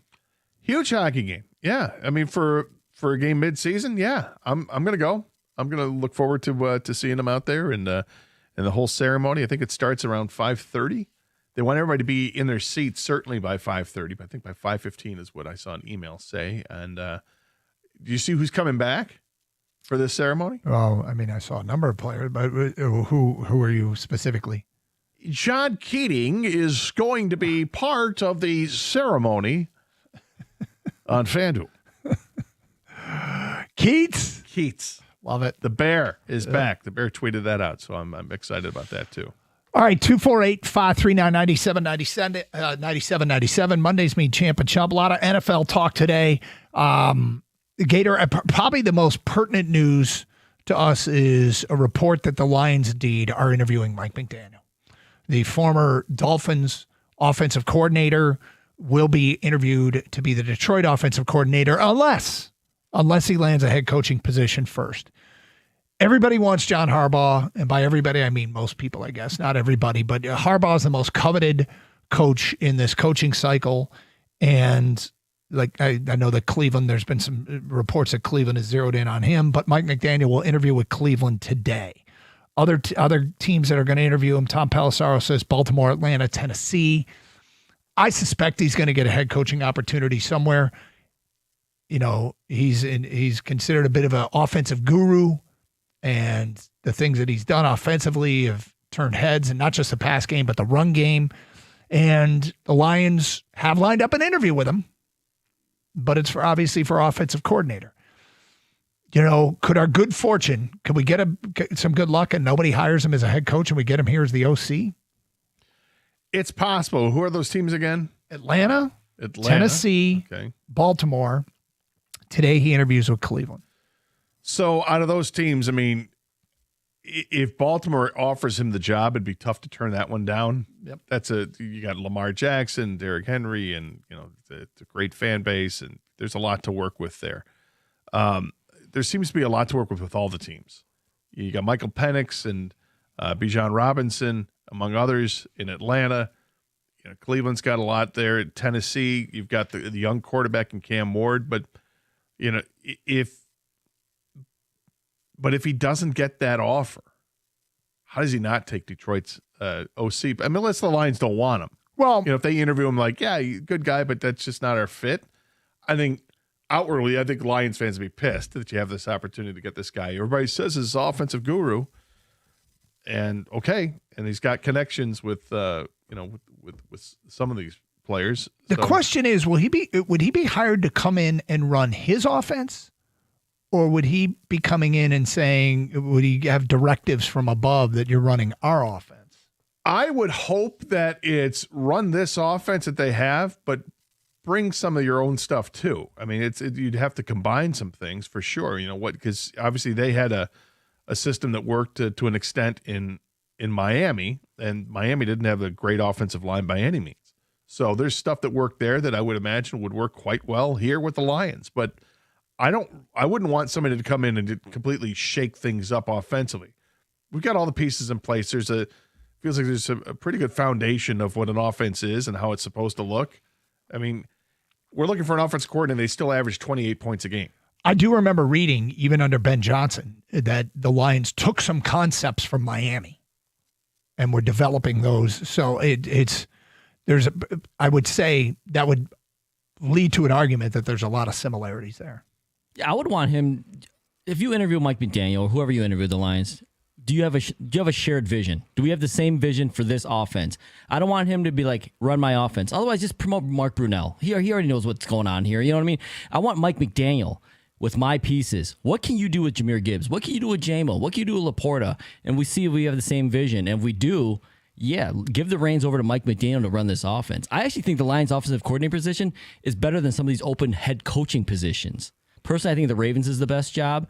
After that, I put in the Lions offensive coordinator position ahead of the Browns. I think the Browns is the worst job. I'd rather be here for a year or two, show my talents, and then go pick and choose the job that you want once you become, another head coaching candidate again. Interesting. 248-539-9797. Do you want Mike McDaniel? Is he the home run hire that the Lions have to make? 248-539-9797. Champ and Chump, get those votes in. Move over the weekend. Have people in the league going, whoa. And the question is, should we have made that move? We'll get to that today at 11:30 here on Carson Anderson on 97.1.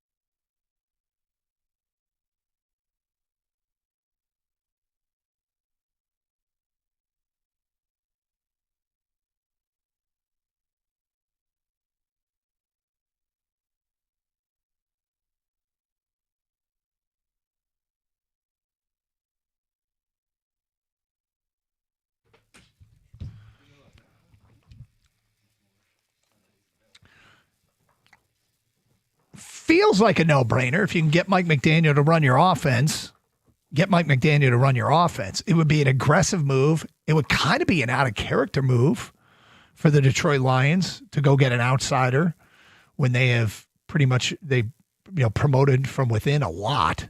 They obviously they start with all outsiders and then, right, yeah, sure, and make their moves, I guess. But you like to call it Dan Campbell's offense. Mm-hmm. It was Mike McDaniel going to come in here and run 100% what Mike McDaniel wants to run, and even Mike McDaniel might look at the skill set that he has now. If he does get the offensive coordinator job here and say, no, I want to do a lot of what they did with my own personal touch on a few things, or is it a complete offensive reload? I would think it's them interviewing offensive coordinators would see where the potential coordinator's head is at. They want the fit. That's everything about this organization is about the fit. How does this player fit in this scheme, in this locker room, on this team? How does this coach fit with this team and what we want to do? Do we have the shared vision? I think that's that's the number one thing. You have to have the shared vision. And I don't think it's tough to share a vision with the Lions offense because you don't have to overhaul anything. It's just, okay, what was the problem with the Lions offense? The offensive line was the problem. And let's get the most out of what we can do. If we don't have the offensive line, that is where the disconnect was. And you look at a guy like McDaniel, who made the most of an offense that didn't have an offensive line. They were still able to get a running game going and had similar weapons to what the Lions have. Yeah, it would make all the sense in the world. Like if you're Mike McDaniel, you would have to think coming here, I love what Detroit does. And here's what I would do a little bit differently. And you bring that to the table and you get the job or you don't get the job. But I think it would end up being a pretty good marriage if he doesn't get a head coaching gig somewhere else. Let's get to your phone calls. Gene, you're on 97.1. Hi, Gene. Hey, how you doing? What's up?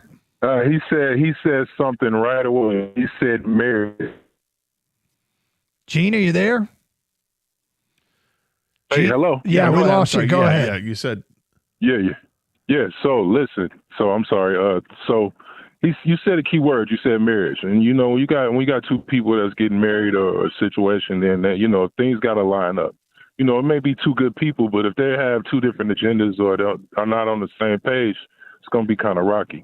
And we don't have time for that right now. If we're trying to win next year and try to pick up from the season before, we don't have time for that. We need someone that's more in tune with our motto, grit. We're grit, and McDonald, he doesn't fit. He doesn't fit that. It's kind of like a showboat type of thing.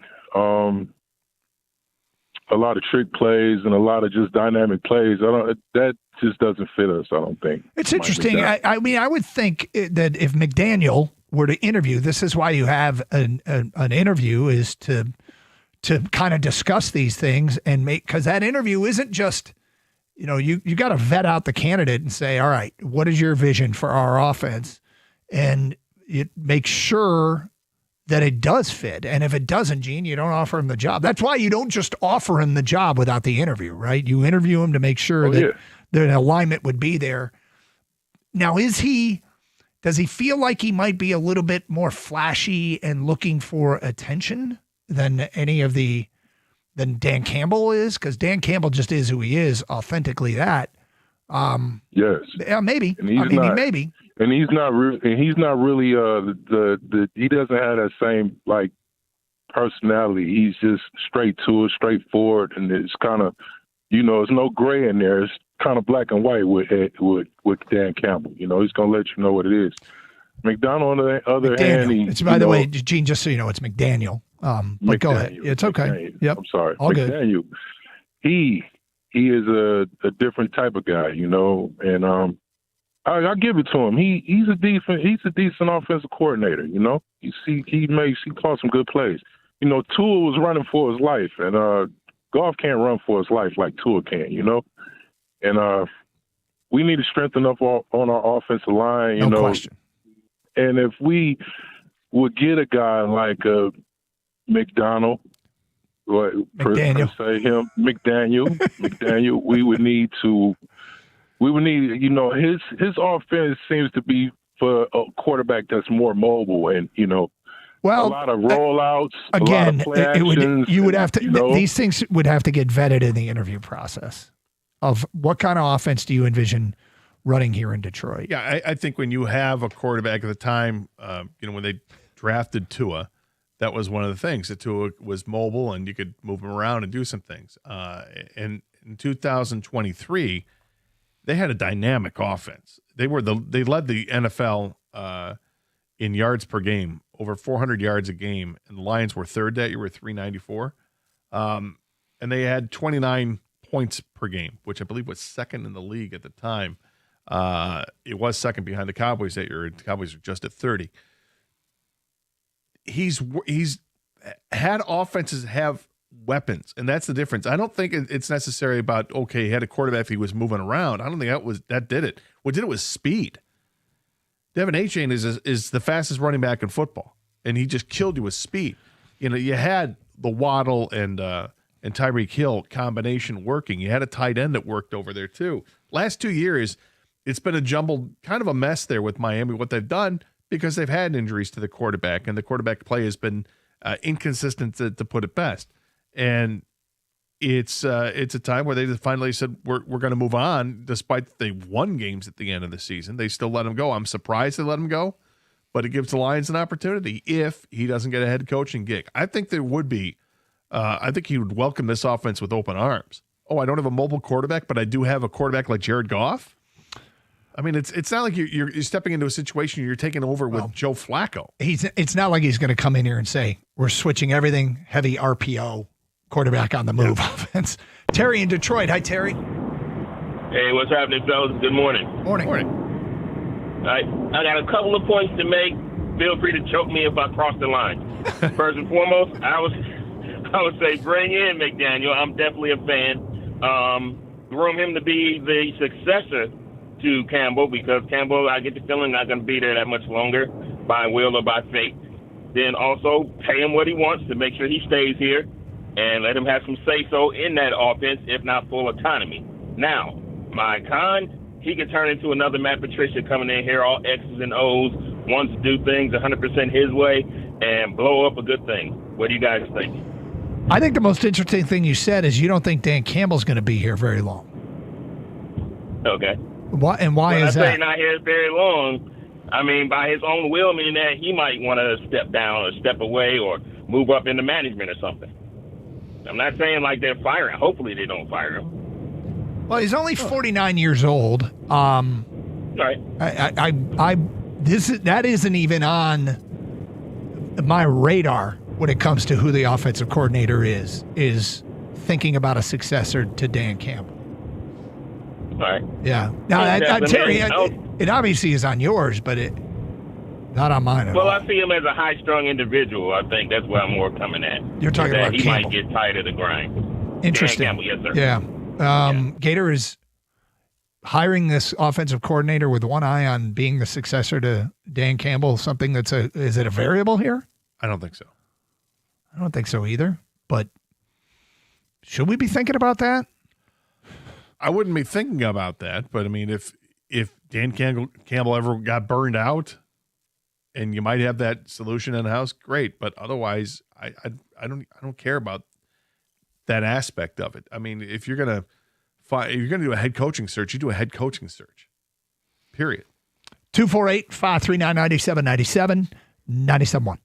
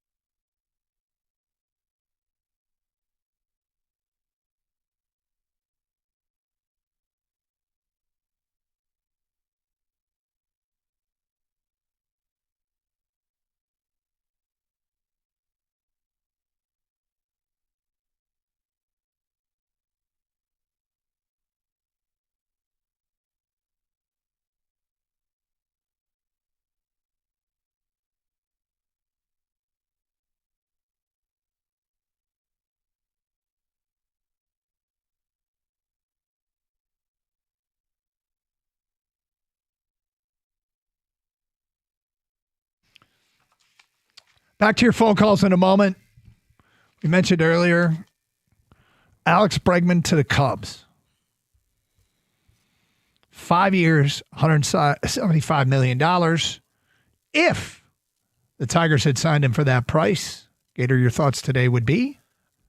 Dumb. Your thoughts today would be dumb. You would be having dumb thoughts? It's a dumb contract. Oh, okay. Sorry. It's a dumb contract. Was it $35 million a year? Yeah. $35 million a year. The only part of the contract that I like is that it's 5 years. And maybe that's the thing. You overpay for just having him for 5 years. Mm-hmm. But it seems like a dumb contract.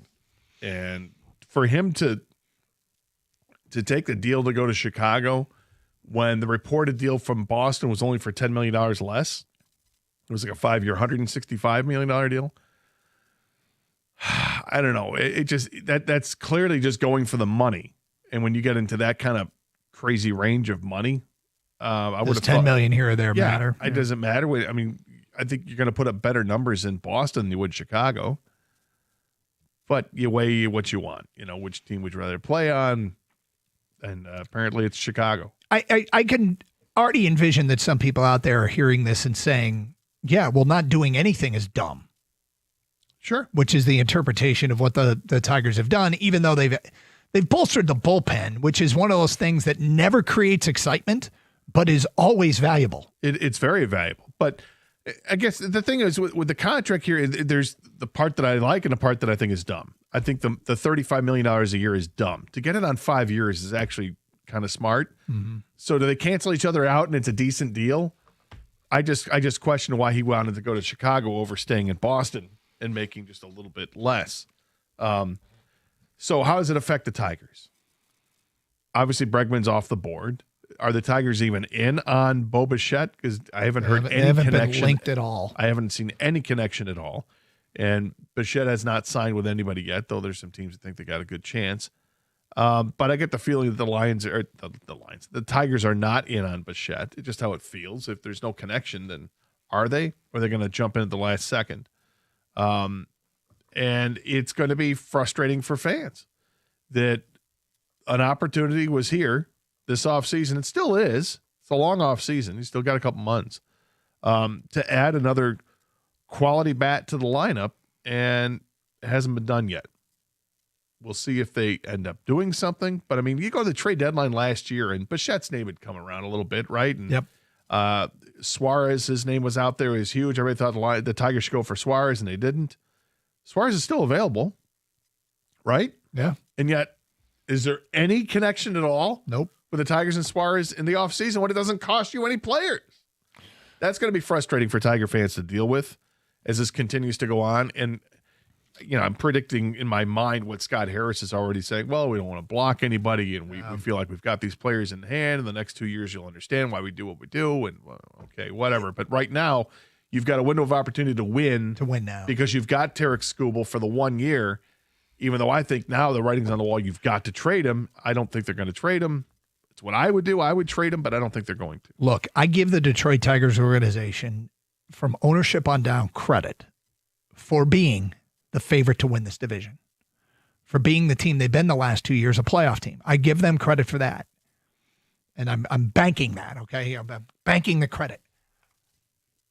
I also don't know what the hell they're doing this offseason.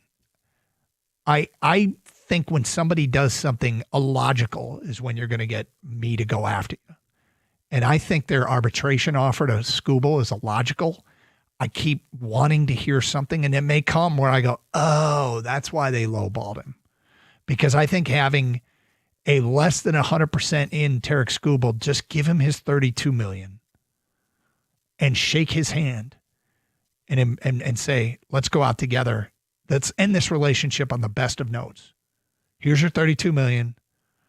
Go kick ass. Give us everything you got. Let's go win the World Series, and then best of luck to you. Because I think Skooble's intention all along from the Skooble camp, which includes Boris, is to get out of Detroit. Because no matter what offer Detroit makes, some of those bigger market teams can always offer $1 more. And they will. And I have no idea the upside of lowballing him in arbitration. Even if they don't lose the case, saving a few million saving $13 million that they don't appear to be, that doesn't appear to be burning a hole in their pocket to spend anyway, leads to me have concern about how Tarek Skooble is going to approach this season. And I think it's illogical what they've done. And then when you couple that with a relatively passive offseason, I like what they've done with the bullpen. I don't think it should be discounted. But at the end of the day, I find this to be a rather illogical offseason. I don't know what they're doing. It is a little strange. The negotiations with Skooble, if this, because they do have the ability to negotiate right up until there's a ruling. So they can still negotiate with Skooble on this arbitration thing. Throwing the number out there at 19 and having the $13 million disparity, it's canyonous. And we've been asking the question, how does it make sense? How does it make sense? Well, if it is just still a negotiation, if the Tigers then leak out that, hey, we've offered $24 million, we've bumped up our offer, that's a significant bump. Does that make them look better? I don't know. But why even look bad in the first place? I don't know. I'm trying to talk this out, and still, this is several days later, and it's still the same argument. I don't know why they did what they did, but is it just so they can make the big jump in the negotiation? Hey, we moved up $5 million. Can you guys come down $5 million from 32 to 27, and we'll meet in the middle? And here's $25 million or $26 million. He might be compelled to do that. The one thing, it is a negotiation, and negotiations start with lowball offers and over asks, and then you meet in the middle. But when you get to the point of filing for arbitration, so people understand how arbitration works, and I don't know if everybody does. In MLB, the arbitrator decides whose offer to take. He doesn't say meet in the middle. No. If it gets to arbitration, Skooble will make $32 million or $19 million. Unless, of course, the Tigers can offer more if they want to, but those are the numbers that the arbitrator is looking at. If it gets to arbitration, those are the only two possibilities, that he gets the Tigers number or his own or what he asked for. And because of that, I think it's way in the favor of Skooble, because if you're ruling on this and you're like, okay, well, what do we give this guy? He's the back-to-back Cy Young Award winner. And that's hard to believe that's the number that's being offered is 19. I get it that that's a record that's been offered, but it's nowhere near the value of the player. And when you've got a Juan Soto out there that had a $31 million arbitration ruling, I think you looked more towards that and say, okay, again, 2-time Cy Young Award winner. I got to believe it's in Skooble's favor. People I've talked to since then, by the way, don't think that's necessarily we get feedback all the time of people that say, no, because of the way arbitrations worked in the past, they're going to go off previous rulings, and this would be the highest amount ever awarded a starting pitcher and the biggest raise ever getting, and all these reasons as to why he won't win it. I just think the upside of winning it and getting him at $19 million aren't worth the downside of appearing, but of maybe pissing off Skooble to the point where, hey, you didn't like him not going out for the 7th. Just wait till he doesn't go out for the 6th. And the rest of the roster and the rest of the league, the perception of your organization. See, the thing is, if you're going to, let's say they win it at 19, you got to go out and spend money then, right? You still got to go and get another bat. You damn well better. What's the point of saving the pitcher? Money? Yeah, because we saved 13. And if you're going to say to pocket it, I'm going to say, well, that sucks, and I'm not happy about it. Yeah. But I wait to criticize someone when they don't do instead of criticizing before they don't do it. Yeah. Let's get back to your phone calls. Jim in New Baltimore. Hi, Jim. Hi, how you guys doing today? Okay. I think the McDaniel hire would be good, and for several reasons. The components are there. He had similar components in Miami, that he would have here. And I don't have a problem with him bringing his offense here and giving it a try, because we know Dan Campbell's a pretty good head coach, but he can't do both. We've seen that. Maybe Mike McDaniel's in the same boat. Maybe coming here would be his best option. Maybe he's best at being an OC than at being a head coach.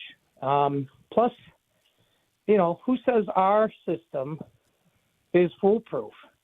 We did pretty good, got to the title game, and we went 15-2. We had all those injuries. We know the story.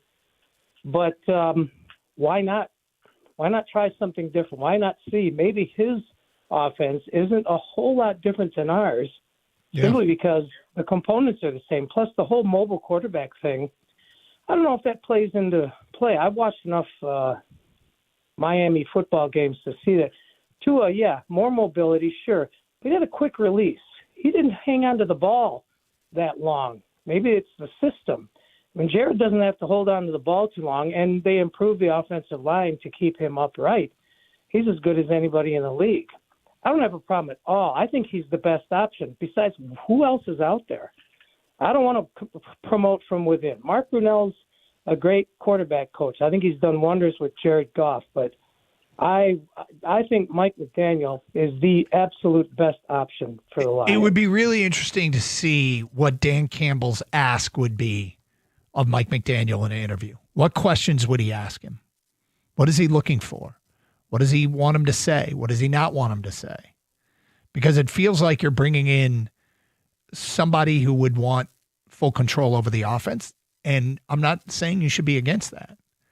But that interview is key because the offense is still pretty damn good in spite of all their warts and the offensive line being what it was.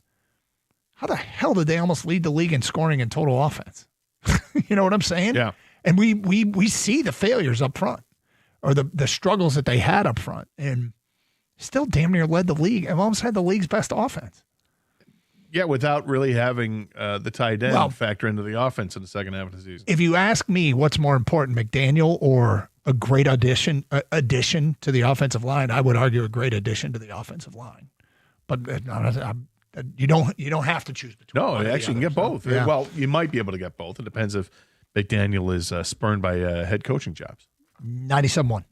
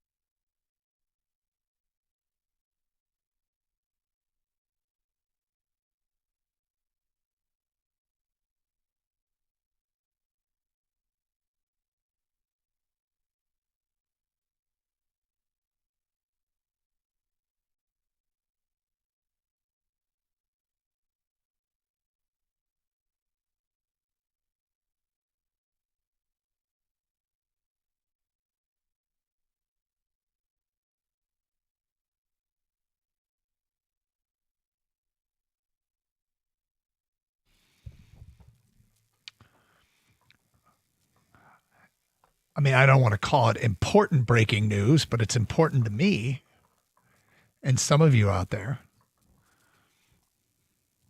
Gator, tell the people what you just told me. Busch Light Apple is coming back this year. Yes, sir. Story in the Free Press, also linked to USA Today's writer Mike Snyder, that says that it's coming back, but they're being coy right now. They're not going to tell you exactly when, but that they're planting the apple seed, so to speak, that it's going to come back this year. Hell yeah! It is a top-notch summer long-haul beer for Doug. If you don't like it, fine. But I agree with you. I think it's a great summer beer. I think it could carry over into the fall. I wish they would, and if they wanted to take it away, Busch Light Peach, not so much. I didn't mind it. I did not like it. But to each their own, right? It's not nothing that I would drink consistently. But if there's one in a cooler and it's a nice hot day, I'll grab one of those. But the problem is they come in 30 packs, so it's like if you can find what's a 15 what's pack, the problem? Well, not with the Busch Light Apple, but the peach only comes in the big packs. But and if you take one sip and don't like it, you have 29 beers and 1 minus 1 sip left to go. In which case you could just throw it all away, which doesn't feel. I don't like doing that either, but whatever. 248-539-9797. For those that like the Busch Light Apple, it is coming back at an undisclosed date. Back to your phone calls. Sean is next on 97.1. Hi, Sean. Hey, what's going on, guys? Hey. I'm calling guys because I've been wanting to call you guys since the trade deadline of last year. I've been really angry, honestly, because I witnessed our team not doing anything, and we have a great baseball team. And I hear you guys talk about Scott Harris, and Steve Eisman gets brought up in this town a lot. But to me, it's the common denominator is Chris Ilitch. I'm sorry. If you have a bad owner that's not willing to contribute to this team and spend on the team, there's not much you can do. And maybe it's because I come from his father's era, but to watch us lowball Skooble like this and to only offer him $19 million arbitration when we paid $15 million for Alex Cobb's services last year of not throwing a single pitch. And then last year with that trade deadline, guys, I've been watching sports for so long now, and a contending team that's that far in first to not make a single move of substance, that was just unbelievable. And I let you guys talk me off the ledge the following week because I couldn't believe we traded for like a 40-year-old pitcher. Like, that was ridiculous. And he pitched well that Sunday night baseball game, and I let you guys talk me off the ledge. But no, he didn't finish the team with us. And it's how, as a fan, I wasn't asking for Juan Soto last offseason, but, come on, man. You gave us, don't get me wrong, our second baseman, now his name escapes me, is Gleyber Torres. Well, Gleyber worked out great for us. Yeah, thanks, Gator. But come on, man. And I'm supposed to want to spend money on this product when the owner clearly doesn't want to spend money at all? That's ridiculous to me. That's the common denominator. This town was all over William Clay Ford for so long in this town, and then Sheila comes on, his daughter, and turns the organization around. And I feel like it's been the complete 180 opposite with the Wings and Tigers. I'm just being honest. And no, it's fine. I'll say this. I don't understand anything about the Skooble offer. And, I have no idea what that was about. I don't get it. And I as far as the owner is concerned, there is some disappointing things about it. It's important to keep in mind, famously, his dad lowballed Max Scherzer, and his dad also never had a World Series team, but I do. Winning team, yeah. A World Series winning team, yeah, sorry. Yeah, I would. I think this is the other thing, Sean, and I said this last week. This lowball offer to Skooble does nothing but hurt the reputation of ownership in terms of public perception. If you thought he was cheap before, this ain't going to help. Who's going to sign here as a free agent? As a free agent, man, it just bums me out, man.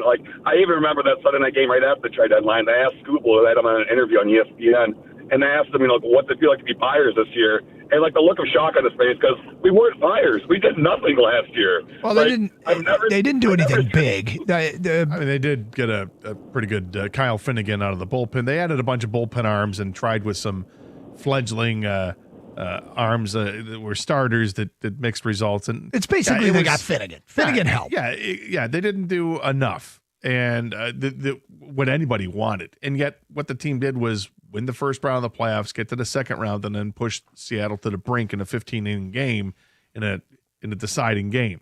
They didn't win it. So they didn't get to the ALCS and didn't get it far enough. And yes, I think we all were set up and hoping that this is going to be an offseason where, okay, we're going to see some changes. There's going to be some additions to this team, significant additions. And the additions so far are bullpen arms, which I think are very important. But no, it's not adding Bo Bichette. It's not adding Suarez or somebody else, some bat of substance and being in on the Kyle Tucker sweepstakes or whatever the case is, or even being in on a trade for somebody big.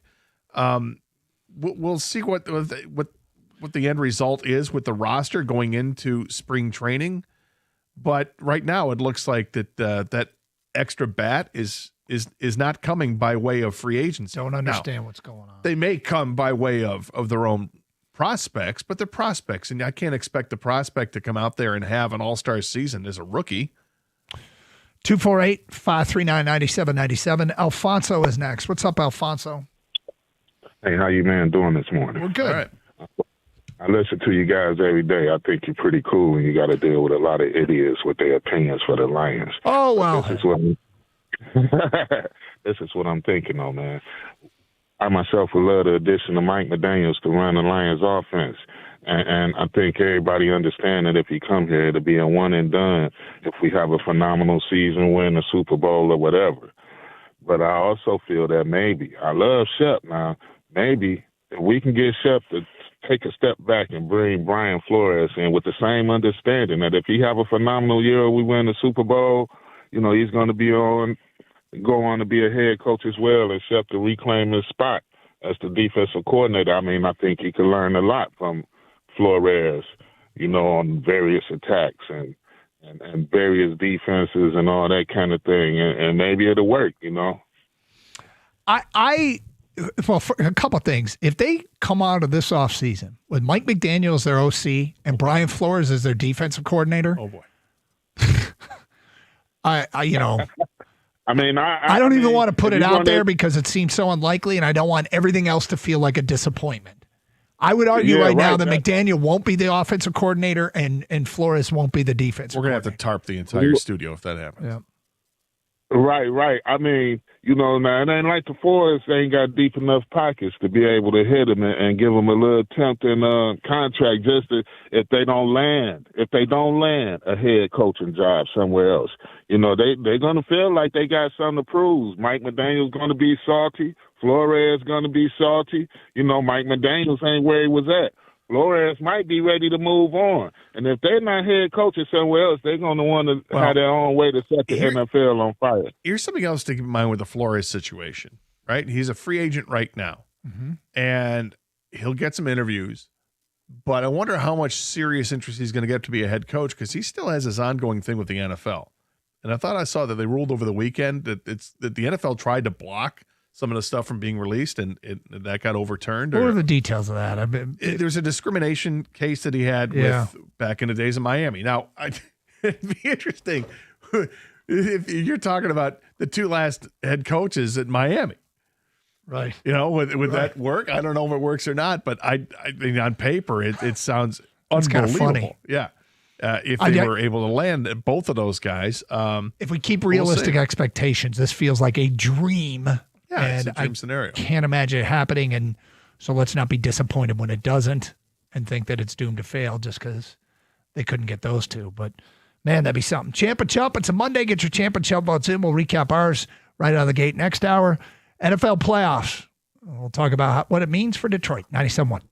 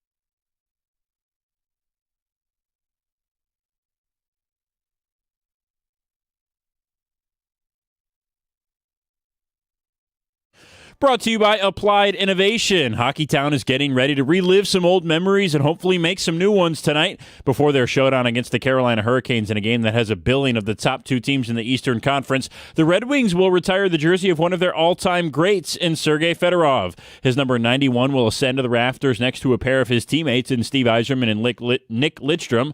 Fedorov was a 400-goal scorer during his time in Detroit and helped the Wings raise 3 Stanley Cups from 1997 to 2002. He won the Hart Trophy in 1994 and is still the last Red Wing to earn the award. Tonight's Buck Drop is scheduled for 7 o'clock. If you're going to the game, get there early as the retirement ceremony begins at 5:30.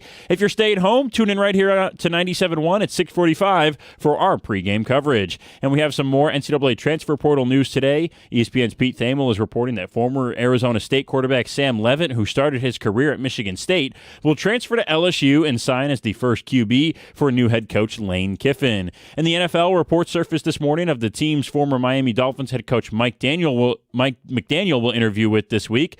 He'll go for the head coaching job with the Browns, Ravens, Titans, and Falcons, while also interviewing for Detroit's open offensive coordinator position. McDaniel will interview with the Browns today. And the NFL wildcard concludes tonight with Texans Steelers from Pittsburgh at 8:15. The winner will face the Patriots next weekend. At the Corewell Health Sports Desk, I'm Brendan Shabath. For more, go to 97.1 The Ticket or Odyssey.com.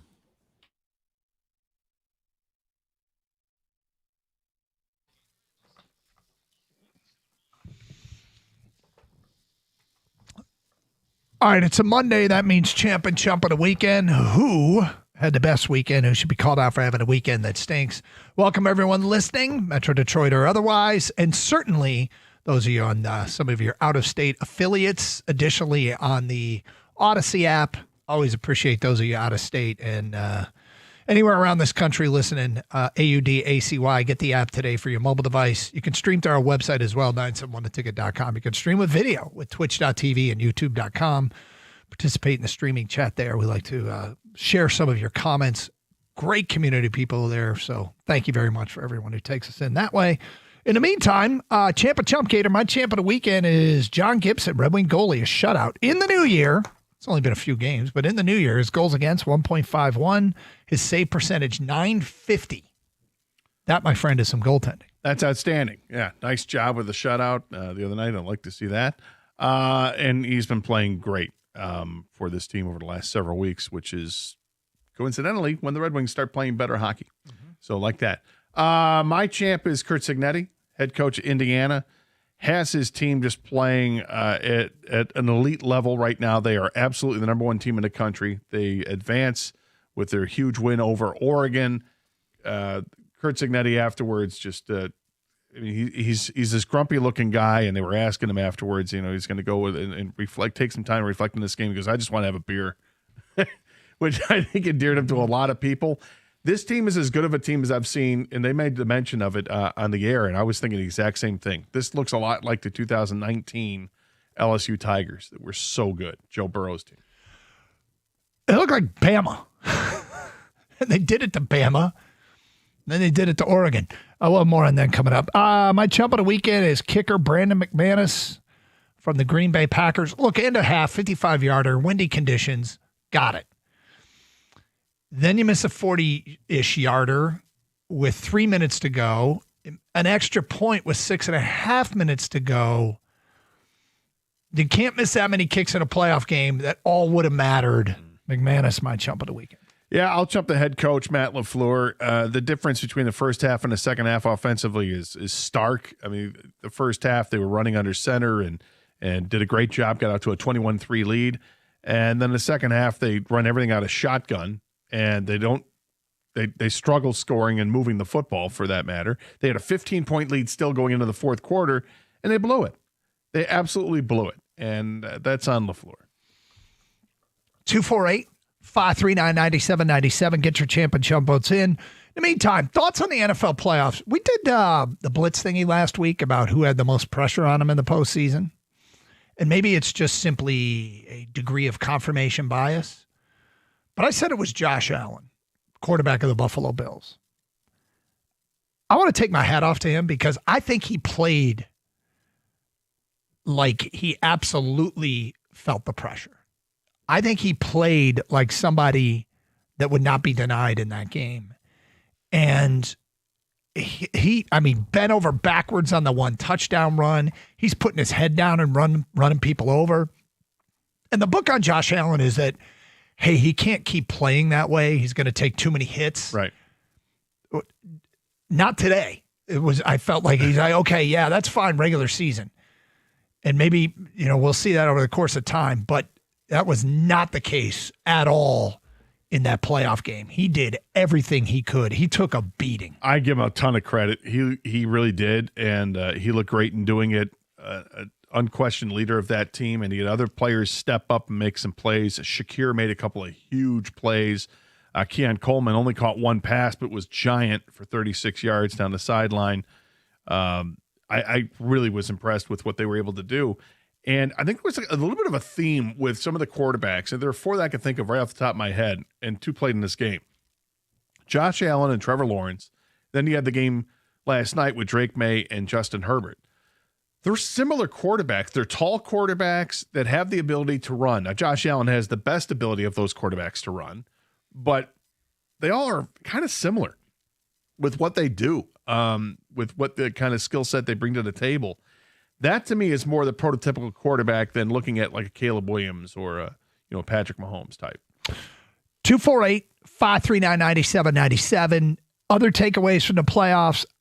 I can't help but think of the teams that made the all-in moves and how they haven't paid off. Green Bay, look, getting Micah Parsons before the season was hailed as a very aggressive move and one that could put them over the top. It looked like it was. And here's something to keep in mind. When you do go all in, that means there's a really good chance that your successes and failures are riding on that player. And that player can get hurt. And he did get hurt. And they didn't win a game after he got hurt. And now they go into the next couple seasons without a first-round pick, without their own first-round pick because they had to give him up to get him. Other teams that went all in included Philadelphia. They made multiple moves that, honestly, Lions fans wanted them to make. One was Zadarius Smith, who ended up retiring. Another was they traded for Jalen Phillips, who played 52 snaps yesterday and didn't record a stat in their do-or-die playoff game against San Francisco. But no tackles, no sacks. No tackles, no sacks, no QB hits, no forced fumbles, no passes defended. May have been a pressure. But, yeah, I couldn't find pressure numbers, to be fair. But he did finish with just 2 quarterback sacks in the 8 games he played for Philadelphia. Not exactly the results that they were probably looking for. They acquired Jair Alexander. He stepped away from the game. They acquired Michael Carter, the nickelback from the Eagles. That's who it was, right? Anyway, like they went all in. They're done.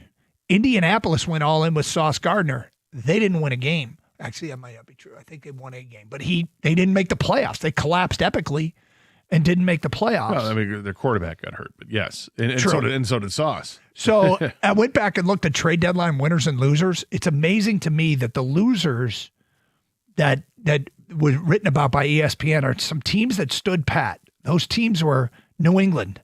Of the teams that stood pat at the deadline, the Patriots are the team that surprised and disappointed the most. Well, the Patriots won their playoff game, still alive. Other teams that didn't go all in at the trade deadline included Tampa, didn't work out for them. Denver did work out for them. Pittsburgh worked out for them. Now Pittsburgh could be one and done. Denver's a top seed. I don't think you draw a straight line to aggressive moves means failure. I don't think you do that. But you also cannot draw a straight line from aggressive moves means success. Because I think there's a lot of disappointed teams that gave up future resources, significant ones, that they don't have now, and their moves didn't work. With that said, that doesn't mean you don't get aggressive ever. But sometimes the best moves are the ones you don't make. Yeah, and the move has to make sense for you to do it. What would have made sense for the Lions at the trade deadline was to try to find an offensive lineman that's going to be better than the players that they had on the offensive line. And Brian Holmes tried to make something happen, and they weren't able to come together with a deal. And you need another team that's willing to part with a player to make that deal happen. We don't know what was offered. We don't know which players they were involved in. But obviously nothing happened. It's one of the great unknowns, but it would be great to know. Yeah, it would be. But it's one of these things that offensive linemen don't get dealt typically at the deadline. And there was one that was dealt and was one of little consequence. And I don't know if it would have been an upgrade of what the Lions had at the time or not. But that was the area they needed to make the move, not at, the other rush end. Although you could say that, with Al-Quadin Muhammad, he did have 11 sacks, which was great. But he got those in 7 games, and the other games, no sacks. Aiden Hutchinson. He played in more than 7 games. Yeah, he played in all the games. Yeah, I think, just but making sure that that's not 7 of them. misinterpreted. So he got them in bunches. I think there were 2 games he had 2 sacks, and 1 game he had 3. So the consistency wasn't there necessarily. Whereas Aiden Hutchinson had 14.5 sacks.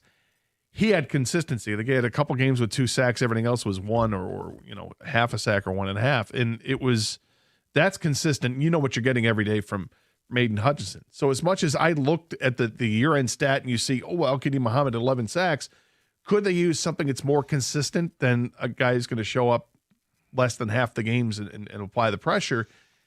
Yeah, they can, and I imagine that they will. I think that they can find somebody in the draft that they like. I don't think they're going to spend the money to get, Hendrickson or someone of that ilk. I don't think they're going to spend the money like that because they don't have that money to spend. And if they do have money to spend, they need to spend it on the offensive line without question. In the meantime, the big news today is that Mike McDaniel has agreed to interview with the Detroit Lions. He is a candidate or will interview. I think he's interviewing with Cleveland today. He's going to do 4 interviews for head coaches, reportedly, according to Tom Pelissero. And who else was on these reports? Ian Rappaport, Jeremy Fowler, interviewing for Cleveland today. Baltimore, Atlanta, and Tennessee, the other teams. He's got one interview for an offensive coordinator job. Detroit. Now, got an email from a listener saying, you know how infrequent it is for a coach to get fired and land a head coaching job right away? John Harbaugh obviously can do so if he wants. Will McDaniel be one of those guys? We'll see. If not, the Lions have positioned themselves nicely. Well, here's the other thing. I mean, Kevin Stefanski is another name that gets thrown out there. And will he likely get a head coaching job? Probably. I'd imagine he will. But if he doesn't, is that another guy you say, hey, let's bring him in for an offensive coordinator interview? Yeah. Good offensive mind. 248-539-9797. Anyway, all that on the table. As you watch the playoffs this weekend, did you come away with this thought at all? Based upon what I'm seeing, the Lions must. What is it for you? Based upon what I'm seeing, the Lions must. 248-539-9797. Plus your Champ and Chump votes. Get them in. It's Carson Anderson, 97.1. Hey, it's Doug Karsh here to tell you that Sarah Chevrolet in Sterling Heights is ready to warm up the winter with hot deals, like a 3-year lease on a 2026 Chevy Trax LT for just $239 a month with $19.99 down. You heard it right, $239. Go now to 17.5 in Van Dyke and Sterling Heights.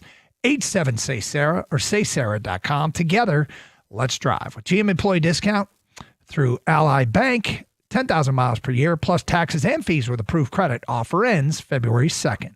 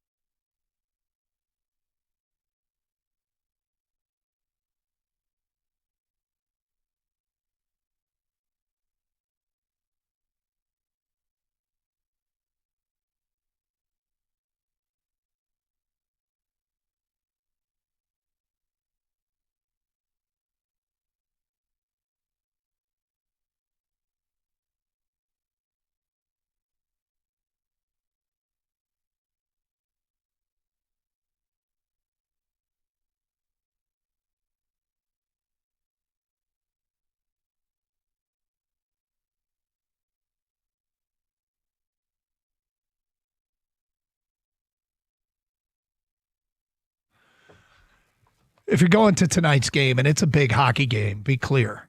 91 getting retired. Sergei Fedorov night. What time do they want you in your seats?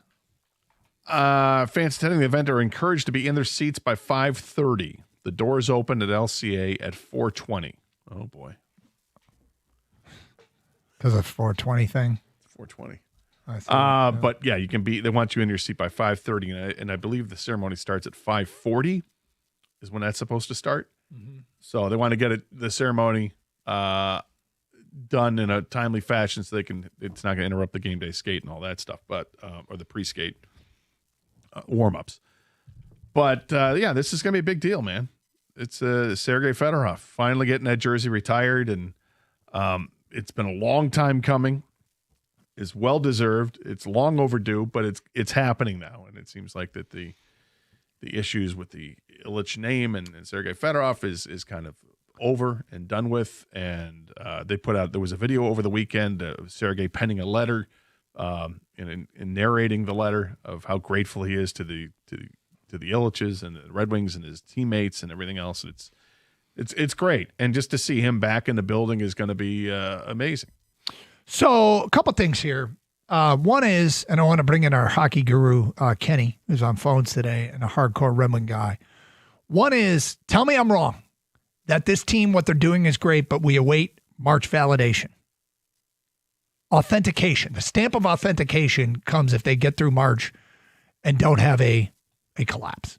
See, this is what we usually see with this team, right? Like during these months, they usually go on a little bit hot, a little bit cold, but mostly hot streaks, and we get our hopes up. And then March comes around to break our hearts. Well, yeah, no, I think you're exactly right in saying that, yeah, we got to wait till March to get really excited about this team and their playoff hopes. But, man, hell of a start. Yeah. Yeah, normally this team isn't in first place. That's the big difference, right? I mean, we've seen them play well and go through stretches where, hey, they just won 10 out of 12 games or whatever, but they've been in first place for the majority of this first half of the season. Mm-hmm. And two is, Gator, you gave your thoughts on Sergei and Kenny real quick on him and getting his number taken to the rafters. I mean, well-deserved. I mean, much belated, obviously. We've all been calling for this for the better part of, a decade, 2 decades now? I mean, it's been way too long since we've been having this narrative, this conversation, and who's to fault, who's to blame. It doesn't really matter. I'm very happy that tonight is the night it actually does happen. I will be excited to be downtown for it. Well, it is going to be a cool night and an important hockey game. 2 best teams in the East as it stands right now. Points-wise, game in hand, got it. There's teams behind Detroit, and you're a bad week away from being out of the playoffs. That's how it stands right now. But good win at Montreal, to say the least, over the weekend. Also, a very impressive performance. My God, the Indiana Hoosiers. That was a good old-fashioned butt-whooping of Oregon. It is still, forgive us. I feel like Indiana doesn't want to forgive for people getting used to this. Right. But please forgive us. Please forgive us for, and if you're used to it and you, I believe they're exceptionally good. My jaw's on the floor of what Indiana football's doing. It's pretty impressive. I mean, it's 2 years and they just keep winning. And now what they've done and what they're doing for the future of this team to ensure that they're going to stay winning, it's quite impressive. You know, the players are getting the transfer portal, the players they've recruited, and the recruiting class coming in. And Kurt Cignetti has done an amazing job right out of the gate with this team. And it shouldn't have been a big surprise because, as he says, Google him. You'll notice that everywhere he's been, he's had very, very good success. And what he's turned this team into is amazing. Fernando Mendoza, the quarterback, he's the Heisman Trophy winner. And when you watch him play every game, it's like, yeah, that's why. That's why he's the Heisman Trophy winner. And he's another guy that falls in line with the 4 quarterbacks I mentioned, taller quarterbacks that have the ability to run without being running quarterbacks. I see the same thing from Mendoza. And I also saw in the game against Oregon, he made some throws I didn't expect. Him and his CFL face mask, it feels as though everything they ask him to do with that offense, he can do it. Like I haven't seen him look incapable of any throw they've asked him to make, any read he's had to make, any run he's had to run. Like I have not. He can do it. He can do whatever they ask him to do. They've crafted the offense perfectly to his skill set, and he's tremendous. The other thing about Indiana that is way underrated is how good their skill position players are. Their 3 receivers are outstanding. Their running backs are really good. And their offensive line, I mean, those aren't skill positions, but the offensive line is really good too. That's it's a solid team, top to bottom. And the defense is full of no-name guys that just get the job done. I mean, from the moment the game started, boom, pick 6. And then you see just constant pressure on Dante Moore. That's Dante Moore. Dante Moore was a finalist for the Heisman Trophy. Dante Moore's outstanding quarterback. He looked pedestrian. Like he couldn't get anything going for Oregon in that game until it was well into the second half. You've watched a team a lot when you have no dog in the fight, and there are guys that are emerging as your favorites on that team. Yeah. One is Riley Nowakowski, the tight end / fullback, number 37, who had a huge, incredible catch and a contested football, like a fullback. I swear he lines up in the backfield as a fullback more than a tight end. Incredible contested catch in the Penn State game. Had a couple big plays against Oregon. I think Riley Nowakowski is just one of those guys that every football team loves to have. And 2 is D'Angelo Pons, who had the pick 6 to open the game. He got on my radar earlier than that, but I'd have to look up his size. 5'9". Okay, he plays like he's 6'6". He does. He plays big. How much does he weigh? I don't know what he weighs. I just remember watching the game and them saying he's only 5'9", and I'm like, okay, I get it. NFL people are going to say size might be too small, but it's not. Not if the fight in the dog is huge, and it is. And Meek Robertson's not a big guy, but Meek Robertson's a pretty good player. I really like Pons, what he can do. Kamara is the other guy on the defensive line. So he's listed at 5'9", 170, D'Angelo Pons. And I'm having Bob Sanders flashbacks. Remember Bob Sanders? Bob Sanders from Iowa? Yeah, he wasn't a big guy, but he put a hurting on you. Hit you. Yeah, he was a safety. He just smoked you. Yep. But Kamara is the defensive lineman that lines up all over the place. He's very impactful, and I feel like that's a guy that's not likely to be a first-round pick or second-round pick, but I haven't even checked to see what his class is. I think he's older, draft eligible if he wants to. All these guys, I mean, I don't know if Kamara, because D'Angelo Pons is a JMU guy that they brought over. Yeah, I think he is draft eligible rather, but I'd have to double check that. They're going to have some turnover. And my question was, great, Cignetti cleaned up from group of 5 guys when he first came in. He's not going to be able to keep doing that because he's not going to have his familiarity with a group of 5 because he brought his JMU guys, receiver from Old Dominion, a quarterback from Ohio U last year. But now that he's got credibility, Indiana is getting guys out of the portal that they would never have had access to. He instantly had credibility. And, I also had this thought about him because right now. Kamara's a senior, by the way. Is he? And he's a JMU guy, isn't he? Was he a JMU guy? I think he was, but maybe I'm Yes, wrong. he was. Yeah. Anyway, Gator, I remember the beginning of the Kansas City Chiefs run where the Chiefs had, for the bulk of my life, it felt like the Chiefs had been pretty harmless. I could get behind these guys. They're new and it's fresh. That's Indiana right now. I wonder what the shelf life is for Indiana before we are like, all right, enough. I'm not anywhere close to it right now. No, not right now. I want them to win the whole thing. Yeah, let's go. Exactly. B1G. But I think it'll be a short shelf life. If they start making life difficult for Michigan and Michigan State, yeah, I think it'll be short. And we're going to look at them like you look at, Penn State or Ohio State. Well, given that they've made life difficult for everybody, I wouldn't. Michigan and Michigan State are probably on their radar. Does State play them next year? I don't think we do. Michigan's got Indiana coming in. So that suddenly looms as a potential massive game next year. 248-539-9797. Talk some basketball coming up a little bit later on. Gator, I have some rules in life, and I think they got violated. I don't know if they got violated by a big-time coach or somebody else, but I will tell you, those rules got violated. It's a good time to reiterate these rules in life because I think this coach might be guilty. He might not, but somebody's guilty. That at 12:32 on 97.1.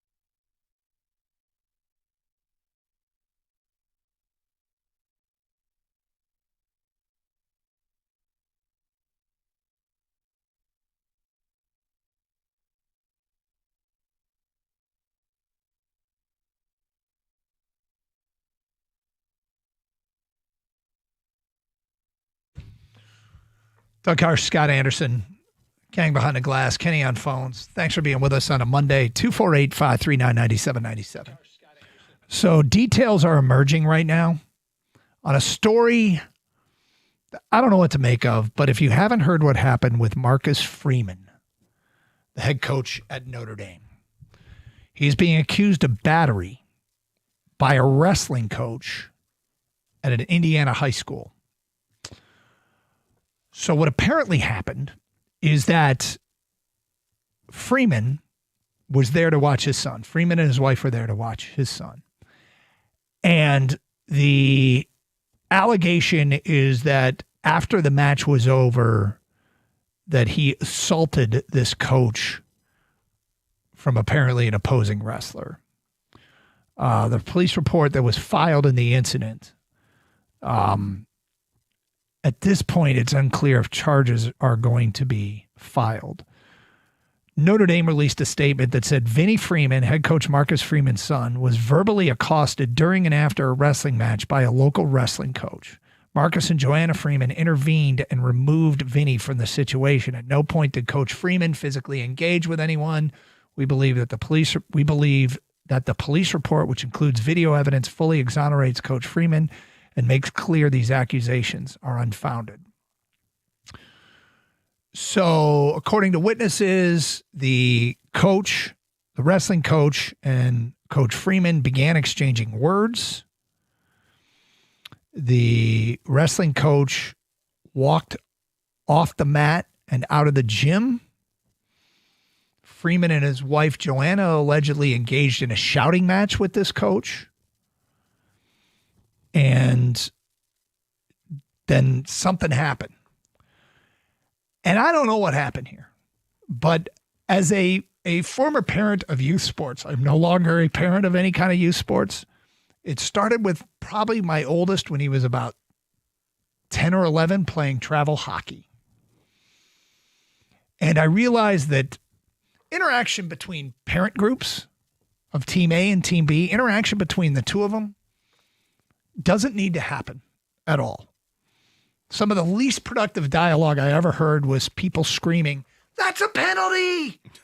and parents on the other side screaming back at them, "No, it's not!" Because it wasn't going to resolve anything. And by the way, who really cares? So my general rule is there's no need to engage with parents from the other team. But if it is necessary, those interactions should start with, before the game, good luck. And after the game, good game. If it's necessary. But it really isn't necessary. And I don't know what happened here, but it's these things, you always have to ask yourself, parents, when you're at your kids' games, will I care about this outcome tomorrow? Will I care about this outcome in a week? Will I care about this outcome in a month? And in the timeline of my life, will I care about this outcome of this game in this moment and that blown call by that ref? Will I care about that moment on the timeline of my life so much so that this might be something that needs to drag on for months or years because I'm gonna do something about it. But I don't know what Marcus Freeman did or didn't do. I hope he is innocent because I really, really love Marcus Freeman. I'm a big Marcus Freeman fan as well, but this whole thing has me curious because it's wrestling, right? Mm-hmm. So, Kenny, do you think this thing went on like it turned into like a wrestling promo between the coach and Marcus Freeman? That's what I thought. That's from the vibe that I got from everything that I read about it. It kind of sounds like Let me tell you something.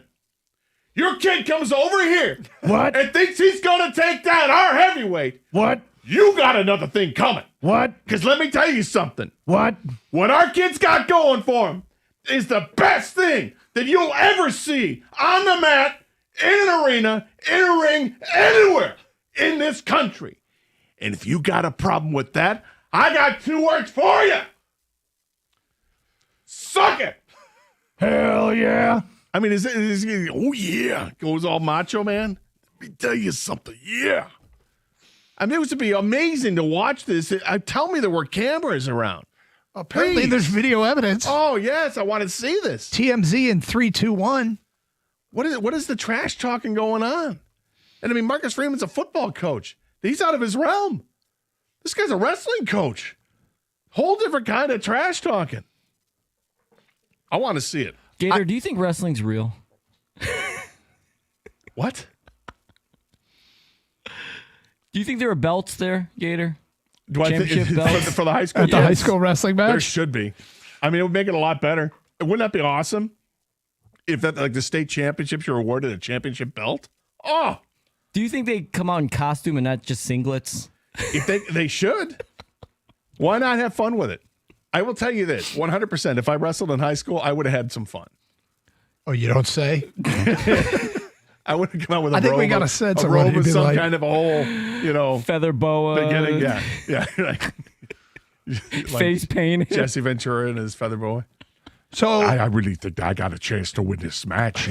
If you want to go ahead and bring it, let's go ahead and bring it. I don't care if you're the head football coach of Notre Dame or if it's Indiana or if it's Ohio State or the Ohio State or if it's the U. I don't care. I'm going to take you and I'm going to crush you. I'm going to break you over my knee. Bend you to my will. Not your will, my will. How do you feel about that? Doug, I think Gator would have his best friend as his manager there show up. Without question. Without question. And they'd be like, sir, be a hype man. Have you ever seen real wrestling before? I just stand there in a robe, rubbing my hands together and showing off the arms. Where are the ropes? Guys, are we missing something? Yeah, here? right? This is a hardcore match? What do we got here? False count anywhere, right? No? Oh, we're actually... we're going to wrestle. What do you mean? What? I got to get down on all fours and this guy's going to be... What? What are we talking about? No, we don't start matches like that. Lose the banana hammock, Anderson. You're not checking me for weapons, are you? Gator shows up with a folding chair. On a serious note. Yes, on a serious note. What is your gut telling you about what went down here? I think that someone saw an opportunity to maybe cash in on the situation if they could just goad the coach into one swing. He was trying to goad Marcus Freeman into something. Yeah. That's what my gut tells me. But I don't know. I don't have any evidence. I wasn't there. I didn't see it. Yeah. Look, it's here's another rule, by the way, just to again keep things in perspective. Another rule that I learned: root for your kid and your kid's team. Do not root against the other kid and the other kid's team. And what I mean by that is, I don't think it's fair game to say he sucks, take him all day, stuff like that. Right, and one time, I remember once we were sitting at a basketball game and just sitting there watching our kid play, and a mom from the other team yelled, their kid scored over our kid. All day. Take him all day. And my wife went, what was that? And I'm like, no. Oh, boy. But that's an example of rooting against a kid and not for a kid. Well, in a way, she's rooting for the kid to take him all day. It's a little playing both sides there. But yes, I hear what you're saying. It is. Like It's the beginning. It's the beginning of counterproductive discourse between parents. Leave him open. He can't shoot. That would be an example in basketball. Or he can't throw a strike. Yep. Just sit there, just wait for him to throw a strike, which he's not going to. Yeah, that kind of thing. Again, in youth sports, high school, even at high school level. Once they get to college, fair game. Yeah. You can root against people. He's not going to land a pile driver. Don't worry about it. Talk trash to the other fans. But I think up until then, root for your kid and not against the other kid.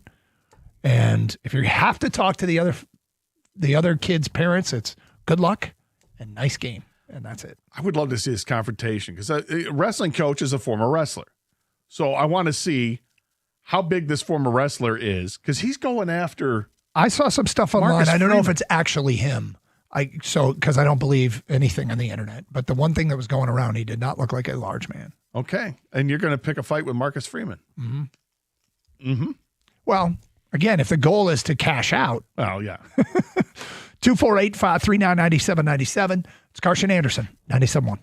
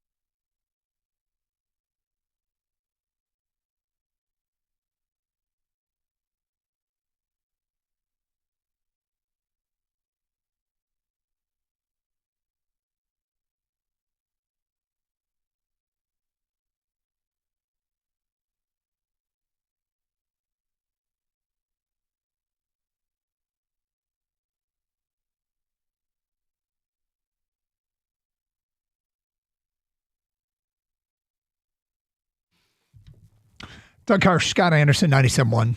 Open lines, 248-539-9797. Go ahead and read it on the air, what you just read to me. So before the season began, this is back on October 16th, the Detroit Pistons win total was 46.5. That was the projected win total in the season for gambling purposes. Now, if you were to bet and go in there to take the over-under, the total is now improved to 55.5. Wow. Remember last year, whatever it was like 25 and they won 40 whatever. They could be back-to-back the team that exceeds their preseason win total by the most. It's impressive. Now, Phoenix was a 31.5, and now they're at 46.5, so that's a plus 15. The Spurs are plus 11, and the other one was Boston is a plus 9. Dude, the lineup that they put out there Saturday against the Clippers, where they have one starter, Sar Thompson, and there was all bench guys, and they somehow built a 20-point lead against the Clippers. Unfortunately, they blew it. They blew the 20-point lead. But with Cade out with the wrist, you got Jalen Duren with the ankle.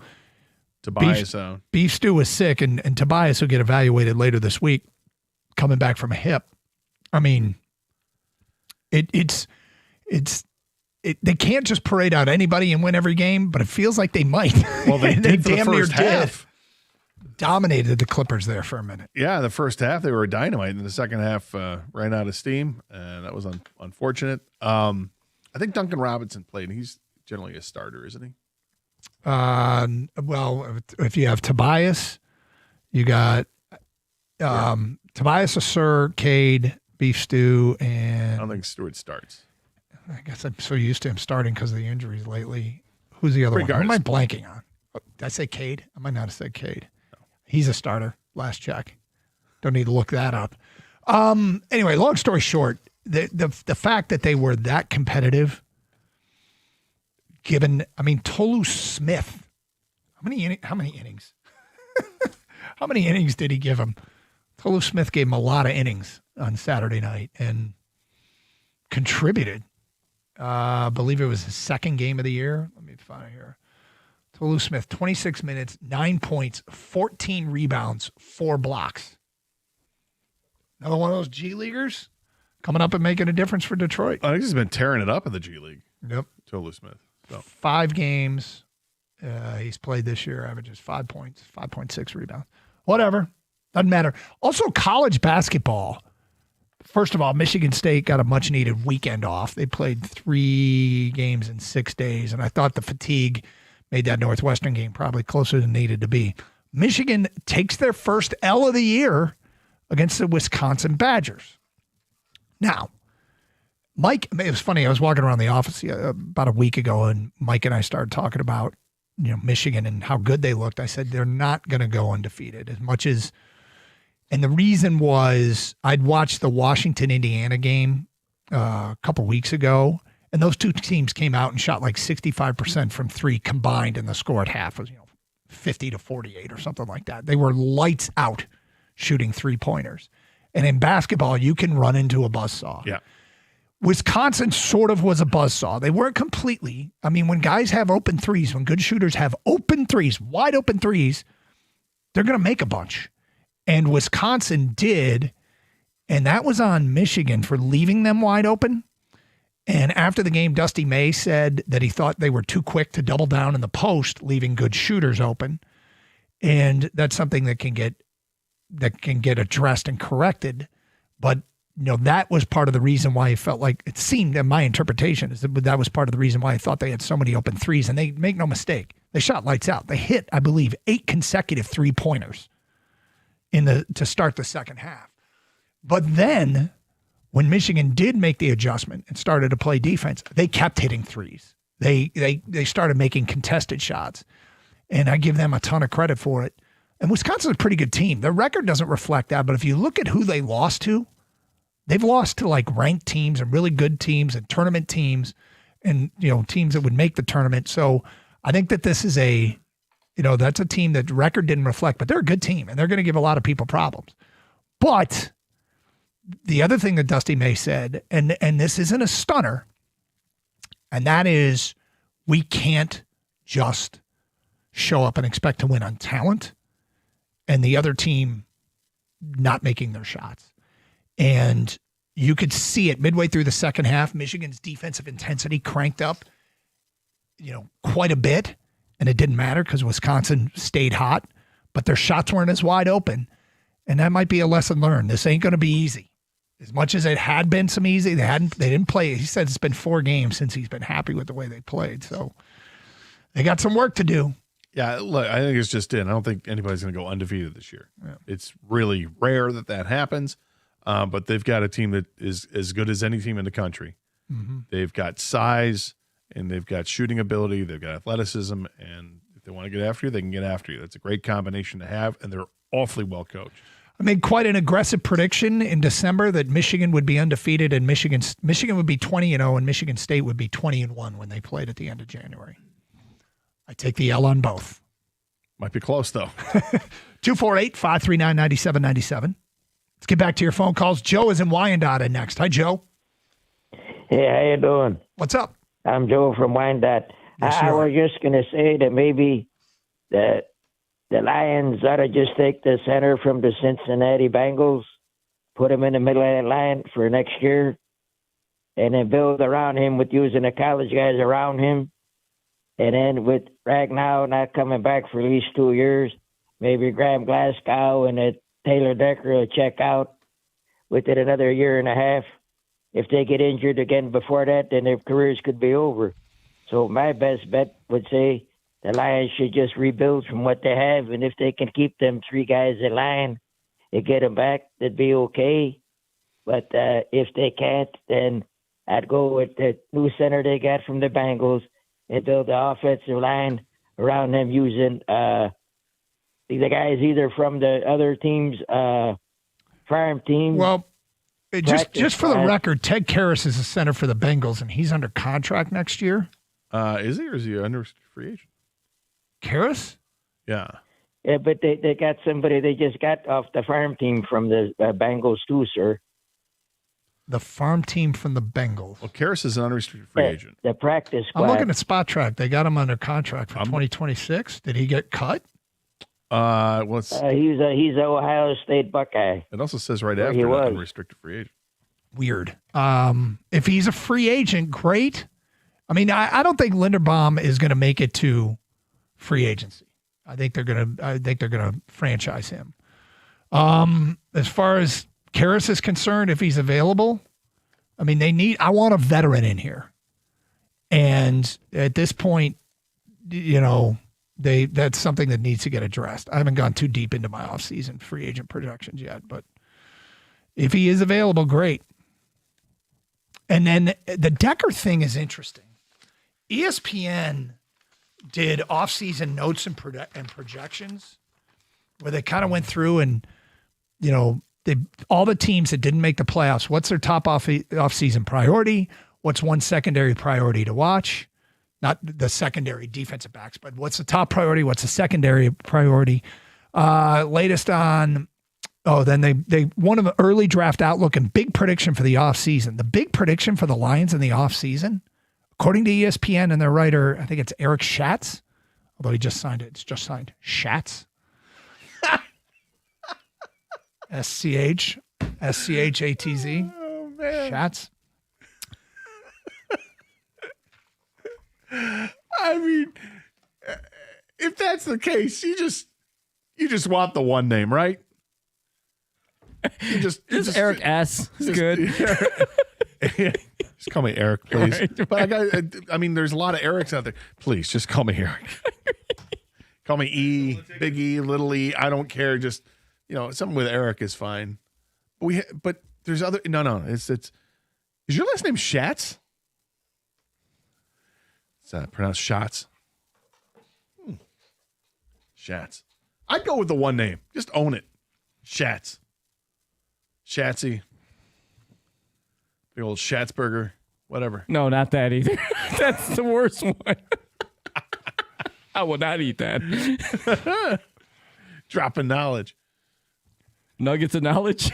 Nuggets.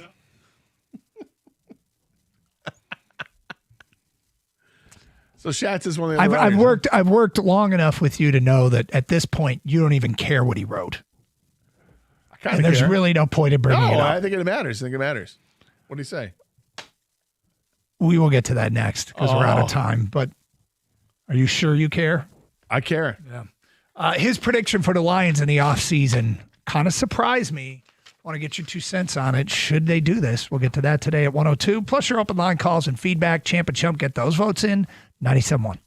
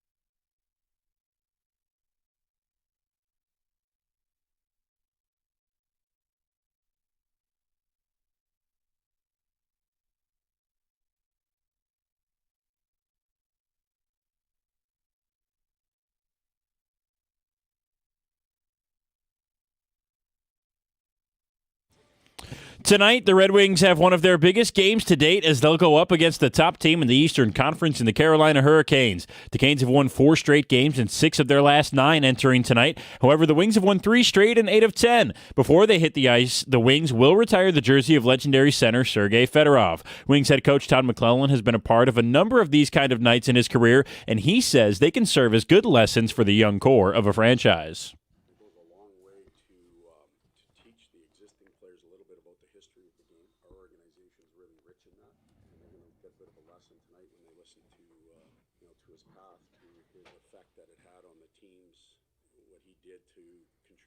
Championships and it'll be good for our players to attend and to listen and to keep an open mind.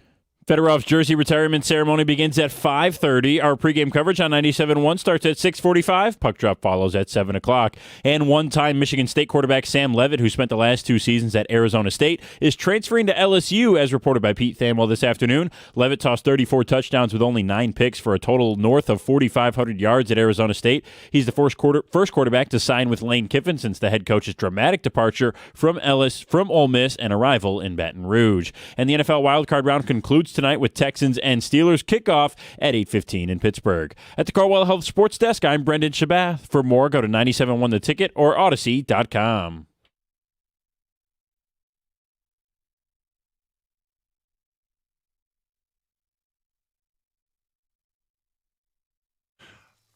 All right, so some reporter for ESPN, his big prediction for the Lions offseason is what follows.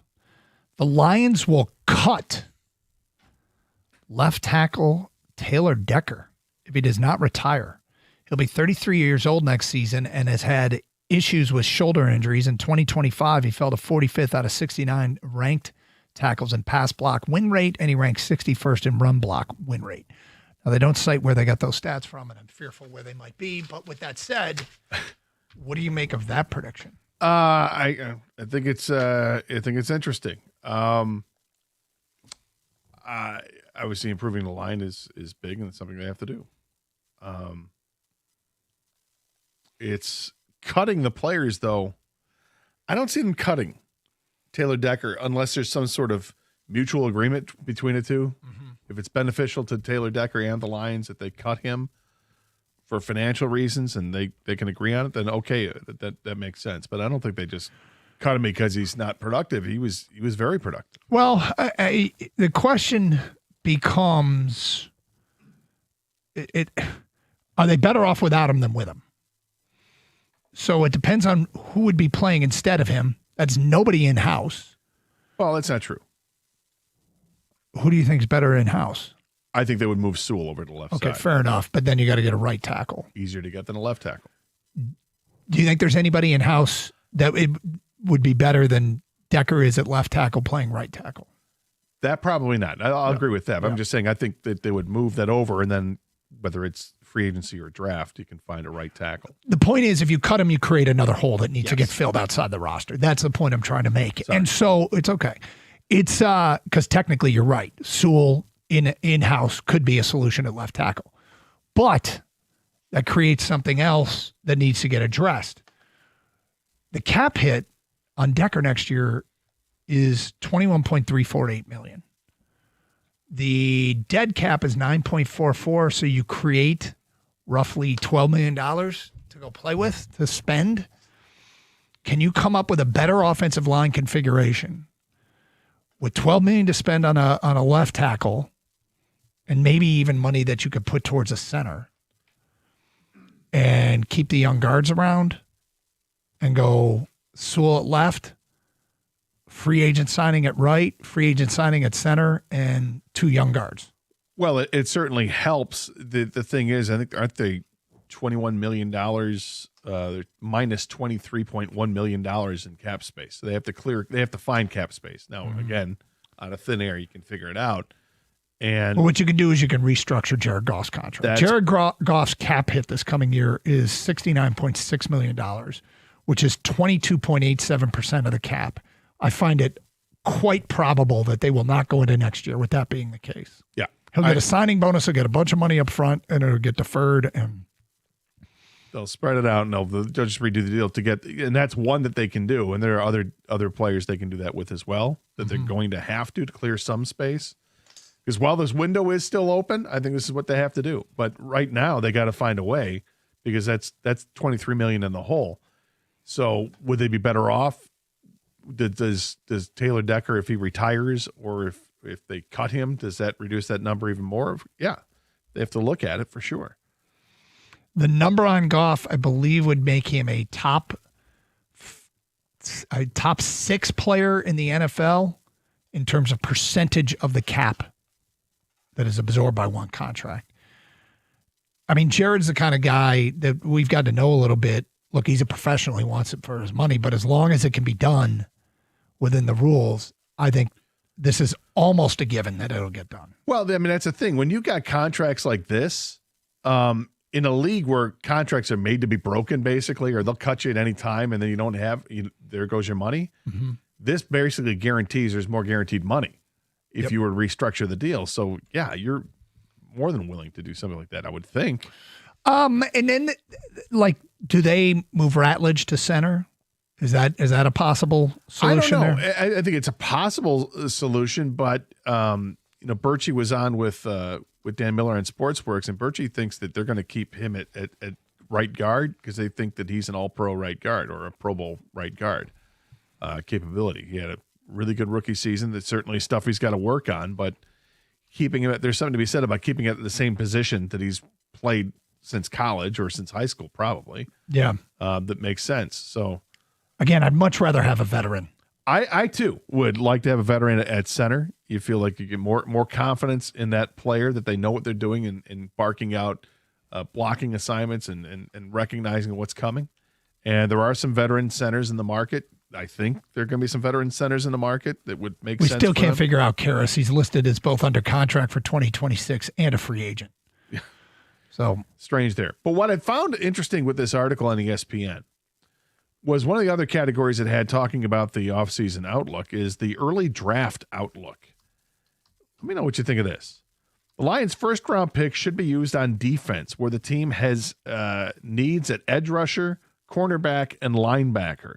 They could take the first corner off the board with Jermod McCoy from Tennessee or Mansour Delane from LSU. They could also consider linebackers Sonny Styles from Ohio State or C.J. Allen from Georgia. Now, when I think of and we know Brad Holmes is different. Brad Holmes is going to take the best player available. He doesn't care about the position, right? I hope he starts to care just a little. Well, yes, but they've got several positions they could look at, so I think it might make it easier.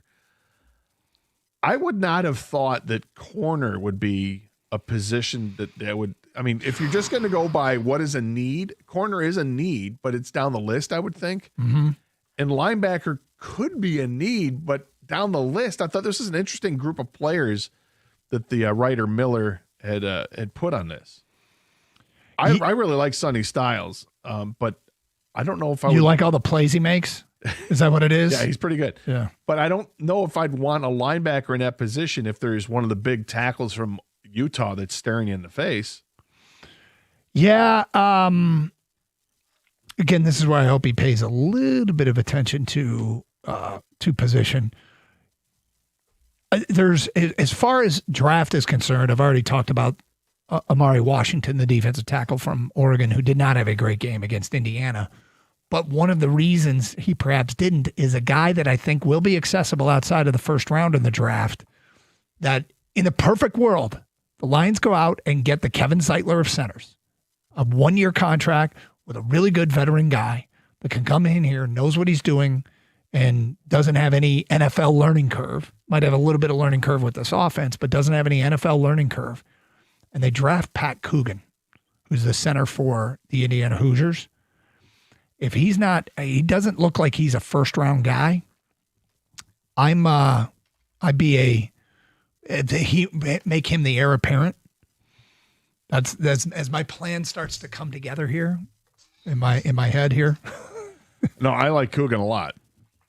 Really like what I've seen, and he's big for a center, 6'5". So. Mm-hmm. That to me would be one heck of an off season, but they got to find the right veteran. And if the right veteran, look, if Linderbaum makes it to free agency, I do everything I can to get him, because then you're going out and getting a really, really good, ready-made, come in, start, upgrade your line immediately kind of guy. I want to keep the expectation in check because A, I think it's quite possible he gets franchised. B, I think there are going to be teams with more money going after him. And, as much as you might want a guy, if somebody just has simply more resources to pay the guy, they might top any offer you have. So that one is yet to be seen. But there are other guys available. So see how it plays itself out. Scott, it's something that needs to get addressed. It has to get addressed. It does have to get addressed. This is why I look at this article and I think it's interesting because of the positions they think need to be addressed. Well, where am I comfortable with a rookie? Okay, let's start there. Am I comfortable with a rookie corner? I can be. I don't love it, but I can be. I'm more comfortable with a rookie corner than I am a rookie interior offensive lineman. Can I be okay with a rookie defensive tackle? Again, I can be. I feel like those guys can get bigger or stronger, although I don't know how much bigger Amari Washington can actually get. He is 6'3", 330 pounds rather, and can really run and jump, and like he's going to kill it at the combine. My fear is he's going to go to the combine, and by the time he's done with the combine, he'll be off the board by the time the Lions are on the clock. He'll have one of those freak workouts that everybody's like, oh, talking about him. Yep.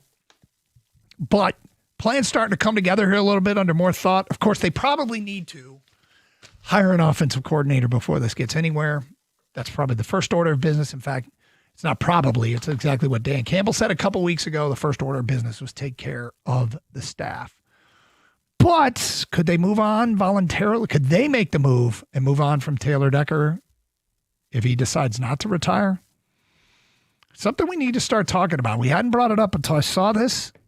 We hadn't brought it up, had we? No. Just cutting him? So Not cutting him, no. yeah, sort of left, free agent money to right, free agent center. It's a lot of free agent money wrapped up in the offensive line, but I mean, I don't know how this team operates moving forward without upgrading that group. And yet I guess one way they could operate is, hey, still just have one of the best offenses in the NFL in spite of their offensive line struggles. 248-539-9797. Your thoughts on an offseason plan? In the meantime, did you hear anything you like there? Anything you disagree with? Champ and Chump, get those votes in. Last hour to do so. Here on Carson Anderson, 97.1. Turn up the heat this winter with DraftKings Casino. You can get cozy while you play more than 1,000 slots and everything from classics like Cash Eruption to exclusives like Fire Buffalo. New players can wager $5 and get 500 spins over 10 days on your choice of Cash Eruption slots. Download the DraftKings Casino app and sign up with code WXYTFM. Then choose from 10 different Cash Eruption slots daily and start spinning. The crown is yours in partnership with DraftKings Casino.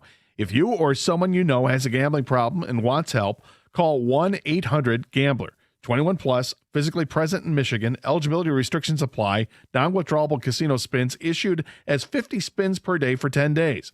Valid for featured games only and expire each day after 24 hours. See terms at casino.draftkings.com/promos.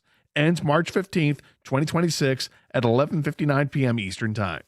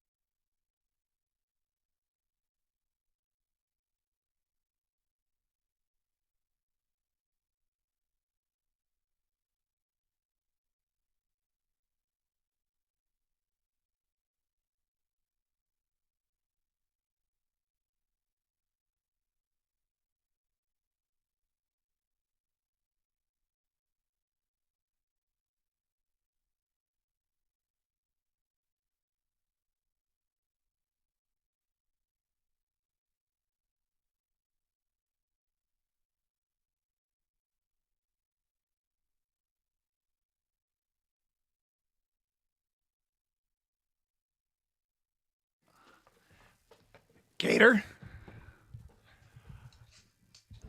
kind of just had a moment. Remember the caller that wanted the Bengals center? Yeah. He kept saying farm squad. Remember he said, and I'm like, well, there is no minor leagues here. But what the hell is he talking about? And we were looking at Ted Karras. Practice squad. People are saying you guys misunderstood that caller's point. This is a texter. This is Dan. The Lions did sign Seth McLaughlin to a contract. He was a backup center and former Ohio State player who was highly regarded but suffered injury. That's who he's referring to. They signed him off the practice squad for the Bengals. That's what he was saying. I'm not a Seth McLaughlin fan. It has nothing to do with Ohio State. He was at Alabama prior to that. But if he can help Detroit, great. I would rather go with a established NFL starting caliber player. Veteran. Well, I think you have to go with at least one on that offensive line, whether it's a center or a tackle.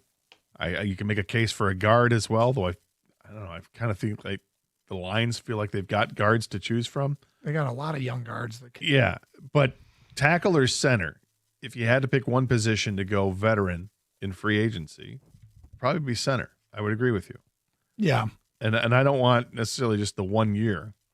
You know, you're going to sign a free agent, and that's kind of Brad Holmes' MO is going with the 1 year. But if you can get somebody that's worth it for a 3 or 4 year deal, if Linderbaum is there. Did you know that's what he was talking about the whole time?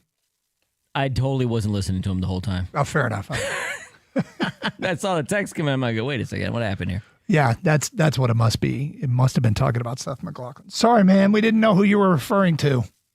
But your thoughts on the whole offseason plan I'm starting to put together with if they do cut Decker, and the question is, can you get more with the money you'd free up and be better on the offensive line without him than with him? Yeah, first of all, I want Decker back personally, but if they were to cut him, I would imagine it would be to somehow work around the cap. And because, like he said, he was going to retire. Like, you guys can try to cut me if you want, whatever works for the cap. But personally, I would want Decker back. If a cap is an issue, I would like to rework his contract because I don't think you need another hole. And even if Decker's play hasn't been the same as it was before, he's still solid enough. And he's a veteran that doesn't have misassignments, doesn't have communication issues as much as a younger guy would, right? And so I think you need to hopefully have both tackles back next year. I think where you need a veteran guy is, like you said, Doug, the center position, because someone's got to keep that whole line together with all the. Every week we heard misassignments, communications. I was sick of hearing it. That's all we heard all the time. And why can't this get fixed? You know, what is going on? Was it Hank Fraley? Is it just Glasgow, Mahogany, Ratledge? What is going on? So, yeah, I would rather have a veteran type center. Of course, Tyler Linderbaum is the guy everyone wants. If he hits the open market, if somehow they don't get a deal before March, I'd throw everything I can at him and then deal with the cap later, like Gators, grab it out of thin air, whatever it is, because that's how important I think it is to shore up that spot. And for this team, we know how important the offensive line is. And that's a Super Bowl type move to shore up that because they were so discombobulated this past season. I wouldn't completely rule out, though, Doug, if they can't get a veteran guy in there. If Brad Holmes, he doesn't hit all the time on all his picks, but he's pretty damn good, right, at the draft. Yep. They really believe in a center. The next, quote-unquote, Frank Ragnau, who came in and got drafted in the first round and started from day one, I wouldn't completely rule out that possibility. I mean, we still have a combine. They're still going over tape and all that stuff. There might be that guy out there this year. You never know. If I remember correctly, too, I don't think Frank Ragnau was even the number one rated center by most people. I think it was Billy Price that actually got drafted after Ragnau. I think it was a little surprised that Ragnau got drafted ahead of him. Obviously, Ragnau turned out to be a better player, but okay, do what you can, man. Hold on. I think you're angling for something here. Oh, what? What's that? I think I can't remember if it was in the college football blitz thingy or bold ass predictions. You predicted back in October. I don't remember the exact wording, but the topic came up, maybe of an underrated college prospect. And did you not say Jake Slaughter, center from Florida? I may have. Uh-huh. So are you starting to endorse drafting the next Frank Ragnau? Are you angling towards your prediction being correct and Jake Slaughter, the center from Florida, being the next guy? First of all, great name, right, Gator? Great name. Secondly, he is a big center with great leadership qualities. Like, I think he was up for not just like whatever the award they have, like their Walter Payton Man of the Year award in the college, Doug. You probably know whatever that is. I think He was up for one of those. So great locker room guy, great leader, captain material, right? Yeah. Obviously, you still have to be able to play, and I think he's one of those guys that's always been up for the honors, the all conference honors, things like that. But no, I'm not angling for that, but it wouldn't hurt my ego. Because if you call this the October before the draft, after you got Tesla, Tyreek Williams, you got those guys right last year.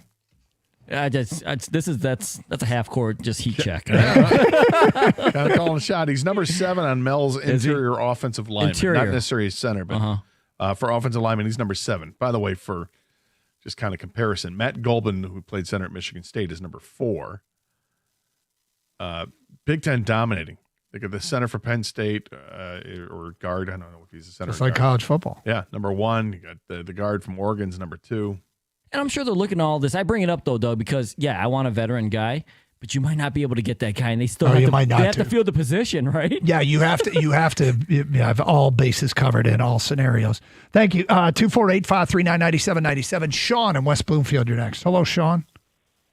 Guys, I hate to be Captain Obvious, and maybe I'm being too optimistic, but didn't Big Frank come out of retirement about a month ago? Oh, he tried and then realized he's got a hamstring that is not good. Okay, but did he re-retire? I tell you what, the way that they sounded in the press conferences last week, it sure sounds like it's done. Like they didn't say that what was the phrase they said? The book is closed on that, or he's moved on.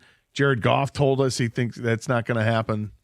I mean, that's between Goff, Dan Campbell, and Brad Holmes. That's 3 people basically said that's not going to happen, which I wish it were. I think I have a lunch bet with Kang on that I think Ragnau still has a chance that he's going to want to play next year. But if that ship sailed, it sailed. Shows up for training camp, right? Then we're going to be good there, right? To some degree. Until he breaks down. But you hope so. The idea that he came back and didn't pass the physical tells me that counting on him at this point or thinking that will be good if he shows up. I think even if he shows up and fully intends on playing, I'll be crossing my fingers that there's no set. You know what's crazy about that whole thing is when he came back and when they found out that he didn't pass the physical because of the hammy, he thought he was fine. Yeah, that's how tough the guy is. He's like, "Oh, I have a hammy? Oh, I just thought it was a little tweak." Maybe my memory's a little skewed here, but I thought he had a foot injury that was causing him all kinds of problems and pain. And then he comes back and it's a hammy. So if the foot's okay, you got to think a hamstring's going to heal. I don't. He said he loved football and wanted to come back, and maybe he could have endured the pain for the last whatever it was 7 weeks of the season after the trade deadline. The point where he had to declare. I forget what week that was, but maybe it was last 4 weeks. That he could have toughed it out for that short amount of time and not for a full season with the foot injury, but the hammy was something different. Well, look, that would be a wonderful, stunning surprise and bonus, right? But I don't think it's in play. It just seems highly unlikely that it's not in play. It's probably not.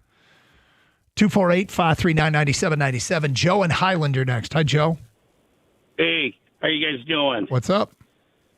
Hey, so I definitely think we need to address the draft. And in the first round, we missed out. I think in the first round we got to draft a tackle, not a center. And I'd look at that guy from Miami, Maluga. I don't know how to say his last name. 6'9" guy? And that's where we grab our center. I don't say waste a bunch of money on that veteran in Baltimore. I think we have other needs with the secondary and other contracts that we got to get these guys signed under. So I don't feel a lot of pressure this offseason with the draft so much as so we got a lot of good pieces and guys are healing again too. So I don't know. I just think I think we should go best player possible in the first round. And they will. Chances are they will. Chances are they will. I'd love to know. We'd all love to see what the draft boards look like for Brad Holmes to see, okay, if he's just ranking players on ability, 1 through 100, and if that's one of the I'm pretty sure that's what he does. The things they do when they get to their pick at 17, like, all right, who's next on our list? Well, we have on our list, it's number 7. Let's take him. And it happens to be a safety. What if we went crazy and gave away our next year's first round draft pick? It did something nuts like that this year. Well, I'd be excited to do something like that. That'd be crazy, and it would depend on what? If you're giving up player your do you first round see? pick, you're getting an impact starter back, and I'd have no issue with it. No issue with it. Yeah, I think there are some players. I think, look, early on, right? There are some players that I think you could look at and see if they start to slip in the draft. If Arvell Reese from Ohio State or Caleb Downs start to slip, you got the linebacker and safety from Ohio State, or if there's a lineman that they covet more than any other offensive lineman. If Reuben Baines slips, David Bailey, the edge rusher from Texas A&M or Texas Tech, I wouldn't be shocked if one of them slips, and I'll tell you why. Because it's January 12th, and rankings between now and the actual draft, there's a lot of time. But if they've got 5 first-round grades of guys in a bucket, and they're staring at it, and they realize that they're going to have to move to do it, would Brad Holmes make a move? I hope so. He might. 97-1.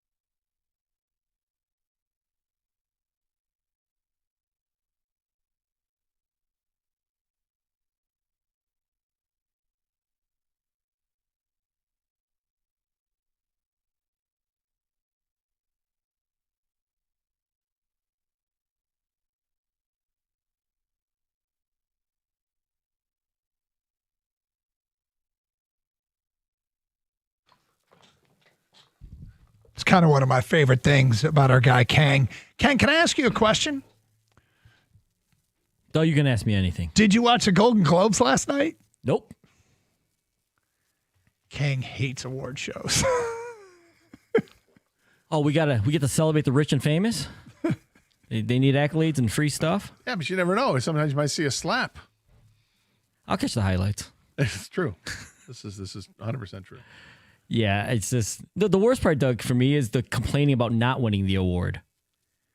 Like if someone's like, oh my God, the actress is like all up in arms, or actor or whatever, like they didn't win. Yeah. Or, seriously, like, this means anything. It means nothing. Yeah, You're it's fine. not a Nobel Yeah, Prize. exactly. I mean, yeah, I hate those award shows. But So the I opening shouldn't monologue, watch- it looked funny. So I shouldn't make sure I watch the movie that won for Best Picture or whatever it won. What is the Golden Globes? Is it Golden I don't Globes even know. TV or is it movie or? It's both. Is it? I think it's both. Do they have a country music awards once a month? It does feel that way. Yeah. It's like a made-for-TV event just to get people watching it because people love country music. Just to get us to buy and spend more stuff, buy more stuff, to spend more money. What's funny is I'm trying to expand and diversify as a person. Is that what you're trying to do? Diversify as a person. And so the last couple of years, I've watched Oscar-nominated movies. Say, all right, what's the hype about? And I think I saw, was it The Staircase? Wasn't that one of them? I don't know. And Under a Flower Moon, does that sound right? Something like that. They both sucked. Wasn't a staircase. I remember what you were saying. Yeah, There it was something like that. Something strange. You're like, I didn't get it, is what you said. Well, I mean, it was didn't make any sense. just kind of, well, no, it was a movie that just sort of ended. Was it like And no dialogue or something? there was dialogue. It was about a trial, and then there was, I can't remember if they were found guilty or not guilty. Nothing happened at the end. Like the trial ended, and that was the end of the movie. And I can't remember what, I gotta have to Google search this. And then Under a Flowered Moon, after like 40 minutes, I'm like, I can't, I'm not into this at all. But I'm gonna try again because my wife and I were talking about, do you want to start watching some of these Oscar nominations when they come out? And they're like, she was like, yeah, but remember last year when we tried? And I'm like, good point. What's the Leo movie that got all the nominations? It's on. You can watch it HBO now. It just started airing a couple weeks ago. I haven't watched it yet. It's a Paul Thomas Anderson movie who won the Golden Globe last night for Best Director. All right, it was Killers of a Flower Moon. Killers of a Flower Moon, same thing. Yeah. But this new movie from Paul Thomas Anderson, I haven't seen it. I'm gonna guess it's probably a 3-hour movie just because that's typically what Paul Thomas Anderson movies are. Mm-hmm. Would that turn you off based on how long the movie is? No, that doesn't bother me. But it damn well better be good. We'll figure it out. Let's get back to your phone call. We go to John in Battle Creek. What's up, John? Hey, how are you guys? And you do a great job announcing football. Thank you. I appreciate so that. much. Here's my take on this center issue. Mm-hmm. Why don't we find somebody in, like you say, you can buy when their contracts come up. Got a blank. We pick up somebody there for a year, pick up his contract, and pick up the guy that you said, Michigan State or Georgia or wherever he was. Pick him up if we can. Nurture him for a year. Pat Coogan Get was the back guy I on wanted. pace. Yeah, and get back on the pace of winning football, which Detroit can do, and then spend some money for the defense and move on. And keep Jared Goff. Who's all these guys? Get rid of Goff. Find me somebody that's worth a toot. Well, even these quarterbacks in the playoffs right now aren't that great. Where are you hearing, John, out of curiosity, where are you hearing get rid of Goff? Everybody's saying it on your shows, on Stoney's shows, on not so much your shows, but they're saying, this morning I heard on the radio. I didn't know if there was like you're hearing it from your friends. The second anybody sees somebody a quarterback running for first down, that's where you're going to get it. Well, okay. As far as veteran center 1-year contract, draft Pat Coogan in a middle round, unless as you pointed out, the longer this postseason run for Indiana goes, the more likely it feels like Pat Coogan might be moving up draft boards. But we'll see. Good size for a center, but they need a veteran there. There is zero sentiment from 10-2 to get rid of Jared Goff. Zero. And I think that talk is crazy. I think if you want to, If like those teams, many of those teams with running quarterbacks or with the ability to run, they have shortcomings too. Things that Goff is way better than them at. So I saw quarterbacks this weekend miss throws, and I'm like, Goff makes that throw more often than not. I mean, the way he plays, I'm not moving him at all. Now, if I thought that he was awful and I wanted to move on from him, how are you going to do that? You know, the cap hit is substantial, and you wouldn't be able to do things you want to do. So it's a non-starter for really kind of a discussion. It's not going to happen. So the best way to get the most out of Jared Goff is to protect Jared Goff. Give him an offensive line that gives him time to throw and gives the running backs a chance to be a huge part of the game. We saw there are different stages this year. The offensive line did a great job, and you'd see, Goff throwing for over 300 yards, be untouched in the game. You'd see the running backs get off, and you watch Jahmyr Gibbs in particular would have his monster games. But it didn't feel like there was consistency with it, like we had seen in the years past. No. When they had, consistency with your center, your starting two tackles, and your guards were kind of interchangeable to a degree, but they were competent. And this past season, the level of play was not nearly as high as the bar has been set. Champ and Chump votes coming in from an unnamed texter. Champ, Alex Bregman getting paid. Chump, Ben Johnson for not treating others with respect. He did not. How do you feel about Bregman? At this point, I'm disappointed. Are you? I'm a little disappointed. You're disappointed, but you didn't want him at that money. No, I'm not disappointed that Tigers didn't get him. I'm disappointed that he took more money to go to the Cubs than stay in Boston, where it was $10 million difference.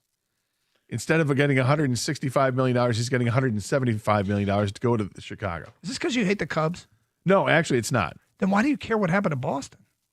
It's a player. I'm really a broader picture of baseball. I can be a baseball fan and look at it, and I think it's stupid. It's not about offending the Boston fans. If I wanted to have a better legacy, if I'm Alex Bregman, I'm going to put up better numbers in Boston than would Chicago. Well, I'll tell you this. Might be a better team in Boston. He's out of the American League. He makes Boston weaker. Like I was talking to a Boston guy last night. He said, and the Red Sox have done absolutely nothing this offseason. I'm like, oh, you don't say. Champ should unanimously be Ben Johnson. Dude has overachieved all expectations, and they're only going to get better. They'll run the division for the foreseeable future. Chump, Lions, Holmes. After listening to Holmes, I have zero faith he'll do anything of relevance to make this team good. Lions will be at the bottom of the division for the foreseeable future. Okay. There's somebody who doesn't see a much of a future with the Lions.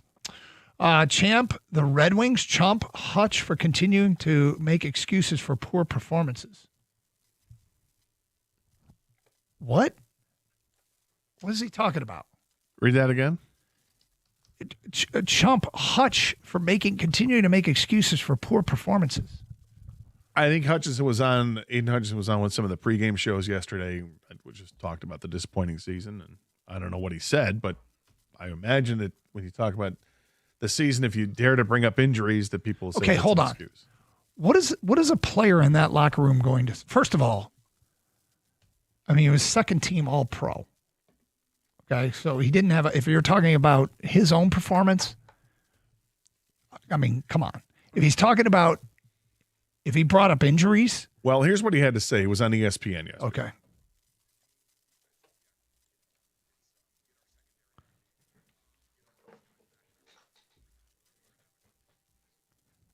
So the question, what was the question? I'm sorry.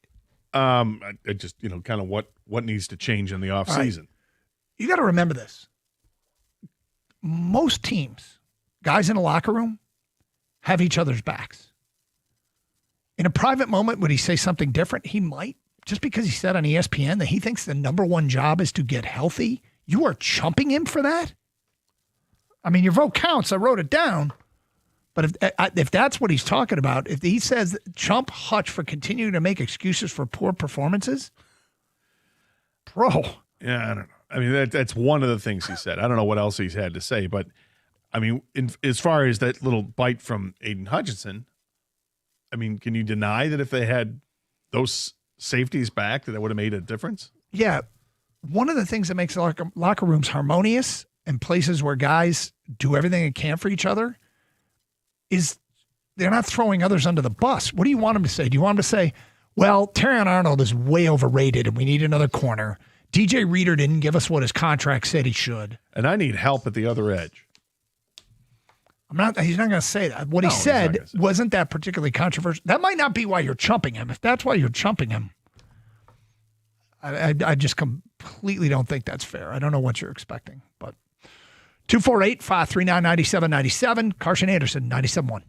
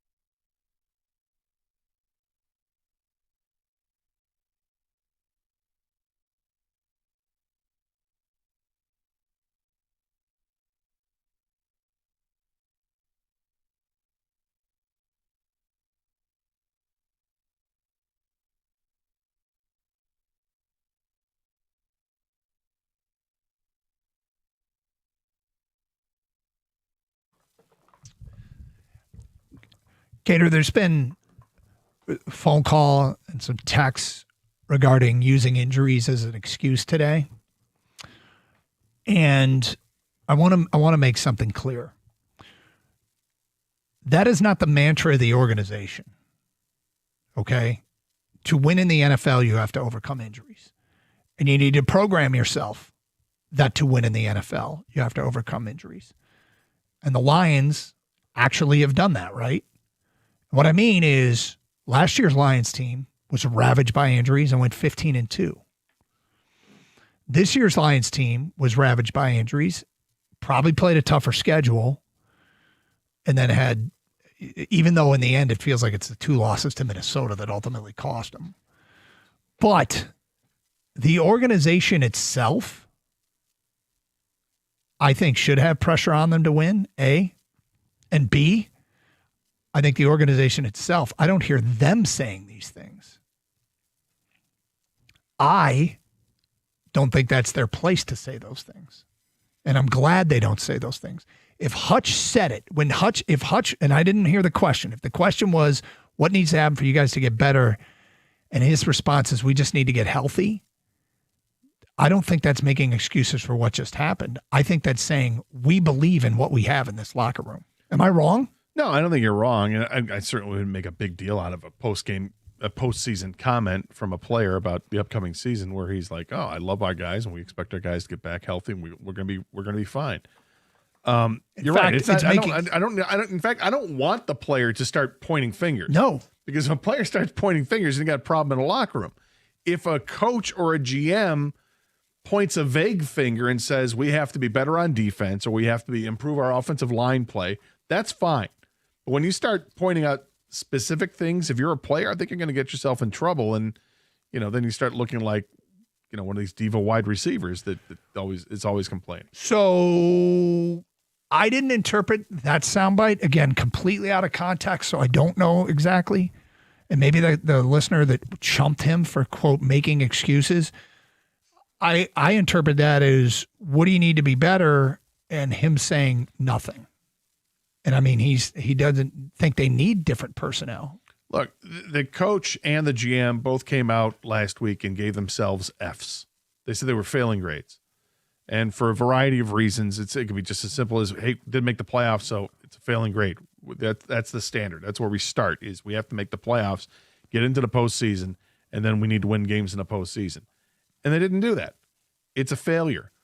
When you see the game that they played on Christmas Day and how awful that game was at Minnesota, it was as listless as you'll see. It was probably the worst game that I've ever seen the Dan Campbell Detroit Lions team play, given what was at stake. And they came out flatter than flat against a quarterback like Max Brosmer, who shouldn't present any threat. Yes, the Vikings have some players on their team that are really good, but Brosmer is not one of them. And that offense did nothing against the Lions defense except for like one play. But the team just didn't show up to play that day. At least offensively, they didn't show up to play that day. And then the following week, they go into Chicago and they beat the Bears. It's frustrating and it's maddening, right? Because you know that this team is good enough to be a playoff team, and they didn't bring it every week. They beat the Bears twice, but they lost to the Packers twice and they lost to the Vikings twice. Mm-hmm. And that's going to haunt them for the rest of this offseason. And as long as they continue to see Chicago advance, Chicago winning the game on Saturday night has to be absolutely maddening for the Lions. Yep. Like, that's the team that just won. We were on that same field, and we beat them a week ago. And this team is still playing in the playoffs. How good is your good? And their good is still, I think, really good. But their bad is really bad. God, the fact that 2 losses to Minnesota is what cost them is really, really frustrating. And look, I don't know that it's something that I would, when we talked about last year, how excited we were that they had the first round bye in home field and they didn't take advantage of it. You got the Bills going on the road and beating the Jaguars. You got the Rams going on the road and beating the Panthers. You got the 49ers going on the road and beating the Eagles. All happened this weekend. Home teams, the Bears won and the Patriots won, and then we'll see what happens tonight in the Steelers-Texans game. Who do you like I like the Texans to win this game, which is another road team. Yeah, I do too. I mean, I don't like the Steelers, and I just think that that tandem of defensive ends is going to get to Aaron Rodgers, and A-Raj can still throw the ball, but he doesn't have the time that he once had. All right, Sergey Fedorov night tonight. You were going to be there. Do you have any specific Sergey memory or your favorite Sergey moment or anything like that? When I was covering the team in 2002 when they were winning the Stanley Cup, I remember being in the room and I was doing a piece on just whatever it was for the pregame show, and I was getting a bunch of interviews with different players to ask them about their first goal or their first fight or something like that. And I walked up to Sergey and I said, "Hey, you got a second?" And he's like, he said, "No, I don't, but I'll get you tomorrow." Which normally sounds like it's going to be a blow-off. Like, okay, sure, thanks. Yep. And the next day, I'm in the room and I'm, getting sound or whatever and I'm ready to walk out. And he came up to me and goes, "Hey, I'm sorry about yesterday. Hey, I'll get some time. What do you need?" Nice. And I'm like, "You're awesome. You're the greatest guy ever." So that was pretty awesome. The other thing, it's a weird tidbit. My best friend, his parents built a house in Bloomfield Hills, and then they only lived in it for a couple of years. And then they moved, and they sold it to Sergey Fedorov. Did they really? Yeah. Must have been a pretty sweet crib. It was a nice crib. Yeah. Very nice crib. For Sergey to buy it. Well, have fun tonight. Rico Beard has sauntered into the studio. What's up, man? Was that a saunter? It wasn't a saunter. Did you saunter? Gator was in the middle of a story. No. Hustled in. Whatever you have. Yelled at me Friday. I just wanted to be nice. Well, we appreciate you being here. Yeah. What's up? I'm here for you guys. Are you? Nothing much, man. How's your weekend? It was good. Yeah. Except for the last game, exciting NFL wildcard weekend game. So I'm doing something I'm not really comfortable with, but I'm completely doing it just because I feel like everyone else, well, specifically one group of people did it. Now I'm going to do it. I'm going to co-opt Indiana's success and own it as our own because of the whole SEC chance that went on for years. And now that the Big Ten could win 3 consecutive national championships, I'm taking the liberty of doing what SEC fans did forever. I'm co-opting this success. See, I'm taking Indiana just because it's like they're for the little guy. You're Michigan.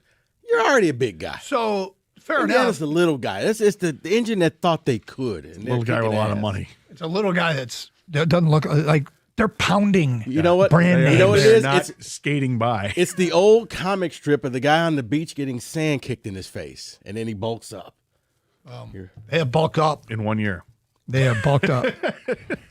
So After 80 years of less than mediocrity, it changed like that. That I felt bad for Oregon. That game was over first play. Like, we can go ahead and turn this thing off. So the Pons kid is great. He makes plays on the football. He's tiny and he puts hurting on people. Makes plays on the like. I just love watching him play. I love their line play. I think their quarterback is an elite college quarterback. We'll see what it means on the next level. His receivers make plays. Good. He might be. Next level. He might be. It took a while for me to. Not instantly. I'm not saying that he's going to come out here and be the MVP, but I think one of those by year 2, year 3. Yeah, Mendoza was good last year with Cal. Even better this year. Obviously, a Heisman winner this year. I pointed out he's very similar in size and stature to 4 quarterbacks we saw over the weekend with Trevor Lawrence and Josh Allen, and the 2 quarterbacks we saw last night with Drake May and Trevor Lawrence. Yeah, all very similar. What do you got planned coming up next? Mike's got some stuff he's got to get off his chest. Oh, is he mad? Yeah. Today's the day, people. Here we go. And we got a Ben Johnson topic we want to talk about as well. So Okay. Buckle up. Thanks for listening, everybody. We'll be back at it tomorrow. Sergey night tonight. Big game for the Red Wings on top of that. So enjoy that. Stay safe. Treat each other with respect. Nice and one.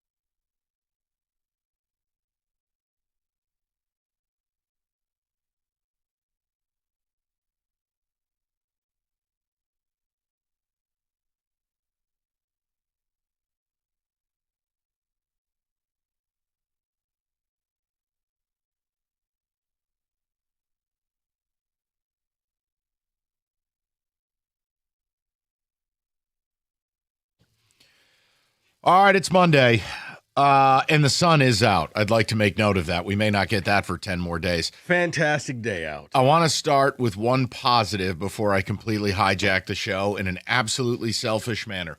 I'm just being honest with you. I want to welcome David back. Yes. David was handling some family business. It's great to have you back, buddy. I said that to you privately. I'll say it to you publicly. It's good to be back. Happy you're back. Show's not the same without you, dude. So it's great. Not the abuse I take between commercial breaks from an alleged pastor who uses language that's totally outside of the lines of what a pastor should say. But the rest of you, fabulous. So let's get to business. It's Monday, man. The sun is out. No. You got to be in a good mood. No. Great games last week. No, I feel like Red in Shawshank when he got out of prison and he realized this world isn't for him anymore. Can I just vent? I want to just vent. Okay. And I don't know when I'll be done. Okay. I'm like an unreliable washer or dryer. I don't know. Yep. May take this long, may stop mid-broad. I don't know. Don't know where you're going to go. I do know where I'm going to go. I'm just laughing because I like your texts you sent me over the weekend. Well, I'm communicative with you. I'm letting you know what a preview of Monday is going to be. Hey, Rico. Blank. I did tell you to bleep yourself. I'm tired of your damn privilege. I'm tired of your team. Damn it. George Kittle even got snapped in half, and you just, look at us. We diddy-dee. Because here's the other thing. See, I'm not even going that direction right now, but I'll tell you one thing I'm not going to listen to ever again. I don't want to hear about injuries. They'll stop you from winning a Super Bowl. They ain't going to stop you from making the playoffs. Long as you have your quarterback, you figure everything else out. Elite coaching staffs, which you used to have and no longer have, figure it the F out. That's how the Chargers got in. That's how Rico's team of privilege got in and, of course, beat the Eagles. Look, what I want to direct is this. I just need to ask you, is this what you want? You, the fans. I swear I was on a never-ending journey of being pissed this weekend with every game I watched. And it started with Indiana on Friday night, where Chris Fowler stick to tennis. He asked arguably the dumbest question I've ever effing heard in a broadcast. Oh, hey, so Herbie, should they just take the tie or go for the win? Chris, there's a minute left and they're in the red zone. I'm going to go ahead and say they're going to try to win the ball game. That was on Thursday, excuse me. Yeah. So then we go into the NFL playoff-a-palooza. Bad enough I got Al Michaels barely interested enough to show up for work and just grifting for dollars. Fine. Then we got Tony Romo either drunk off his ass or off his meds in what was by far the singular worst broadcast I have ever endured. This guy made Sergio Dip sound like Aristotle. Oh, this game's going to be decided by whoever runs it better. 5 minutes later, this game's going to be decided by whichever quarterback makes more big throws. Oh, hey, I don't think it's a touchdown. The ref said something real quick. Huh? Oh, it's a catch. Don't worry. Cutscene. The play on the field's been overturned. The guy, you can hear his brain grinding to a halt trying to find words. He's like my 5-year-old nephew, who I love, but he's 5. He gets really amped up to talk. But halfway through the sentence, he needs an oxygen mask to collect himself and finish the sentence. Gotcha. Tony Romo's a disgrace. Then you have Gronk. My God, the average American IQ is 90. There's no way Gronk's at a 90. He can't form a sentence. He couldn't even say, I hope George Kittle recovers quickly. He is just a functioning idiot, and he's on TV grifting. It's atrocious. Then you go into... you got Aaron Andrews dressed like Frank Lucas at the Joe Louis fight. Oh, this is $25,000 alpaca. You block that. I'm going, Aaron, you know you're going to be a meme in that. And then the reporting is just, it's asinine. Oh, hey, they told me it wasn't a great first half, but if they score points, they got a shot to win. Thanks, EA. So I've heard. Thanks so much. Let's go over to Tom Rinaldi to exploit a kid with cancer. Then, no, it gets worse. Then it gets worse. Then my buddy Travis sends me the audio of some lady named Lynn Jones of the Jacksonville Free Press. Oh, yeah. Oh, boy. You know what? Before I describe it, Because all I would tell you is it's the same process that, like, Dutch girl does to the donuts. It's just glazing. Now, I don't want anyone to attack Liam Cohen or mock him with a Duval, but you have a job to do. Nope, because basically Liam Cohen's mom showed up at the press conference. She's not his mom, but it's what I would imagine his mom would say. This is a real person after the Jags blew that game. I also disavow the Italian defensive coordinator of Jacksonville, Campanelli. Forget it. Not in my culture. You're gone. Didn't get a single stop. They don't have any wide receivers in Buffalo. You can't get a stop. You're a disgrace. But take a listen to this in the postgame. My head exploded.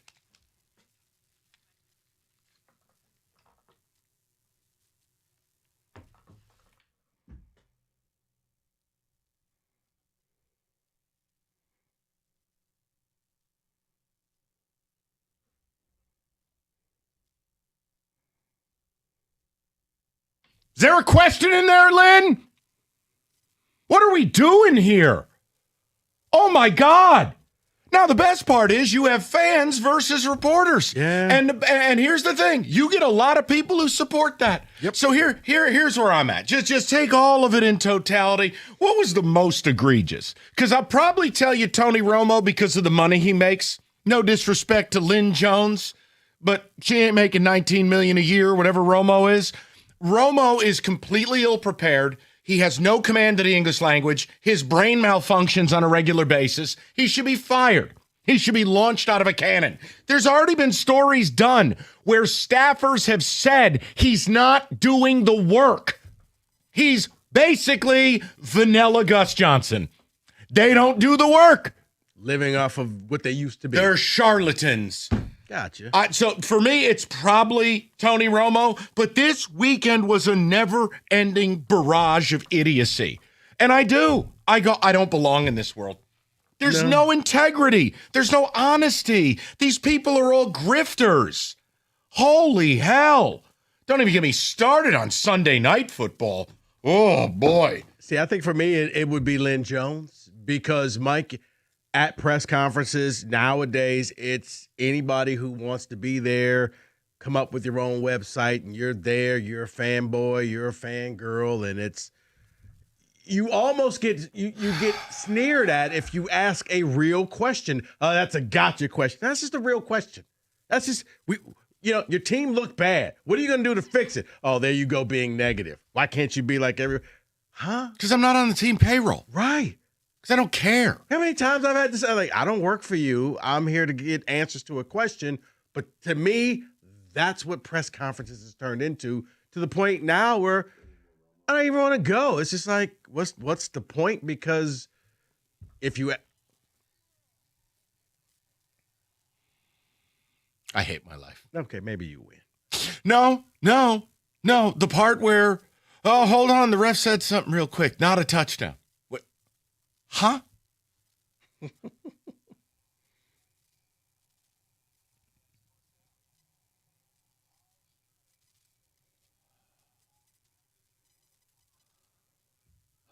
Oh, my God. I just, please. Which is the most egregious, David? I'll throw the number up. I don't even care. We got a zillion other things to talk about. I needed to vent. David, treat this like confession. Okay? I'm bearing my soul. 248-539-9797. It was just a hellscape this weekend of broadcasting. Yeah, Romo's the worst to me because as I'm listening to the game and you start the game off by telling me... Dude, his opening monologue? The quarterback, the run game, and then he talks about the pass game. And then towards the end of the game in the fourth quarter, when a huge third down comes up, he says, whew, you know what? If they don't get this third down, they're going to lose this game. You think it's less than 5 minutes left in the game? How about this? How about on the greatest tush push ever, Tony Romo was nowhere.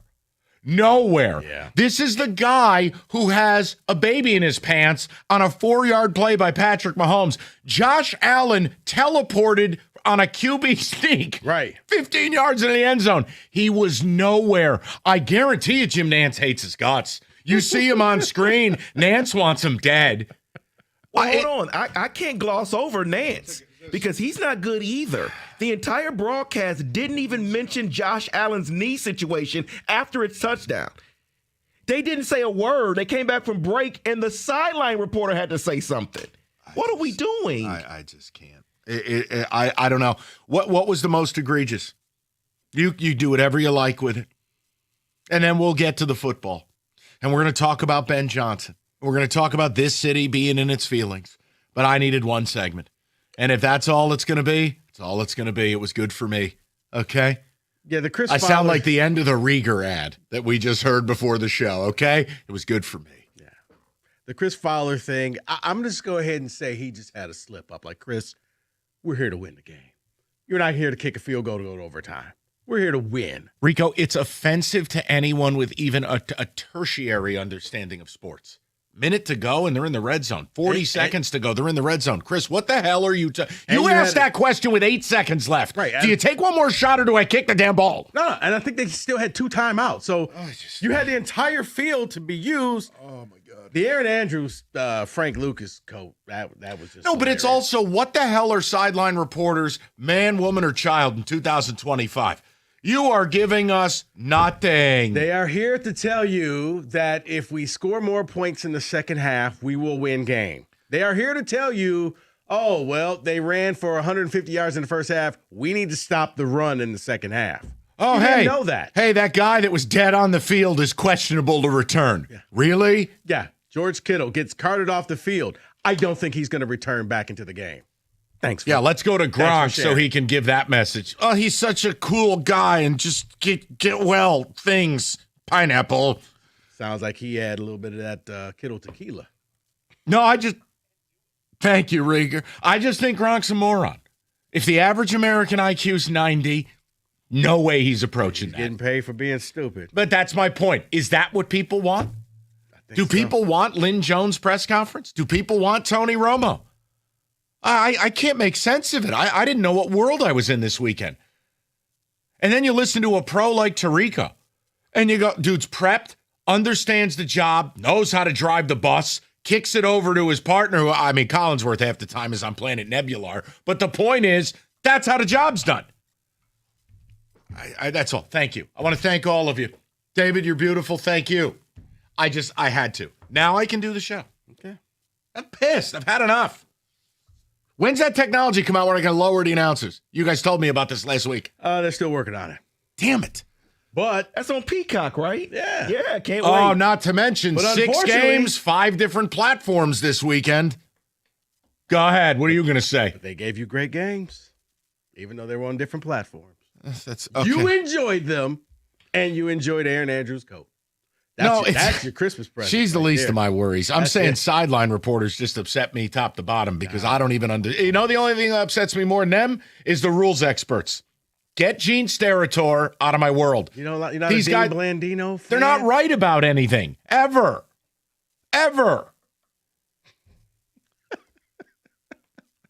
97-1.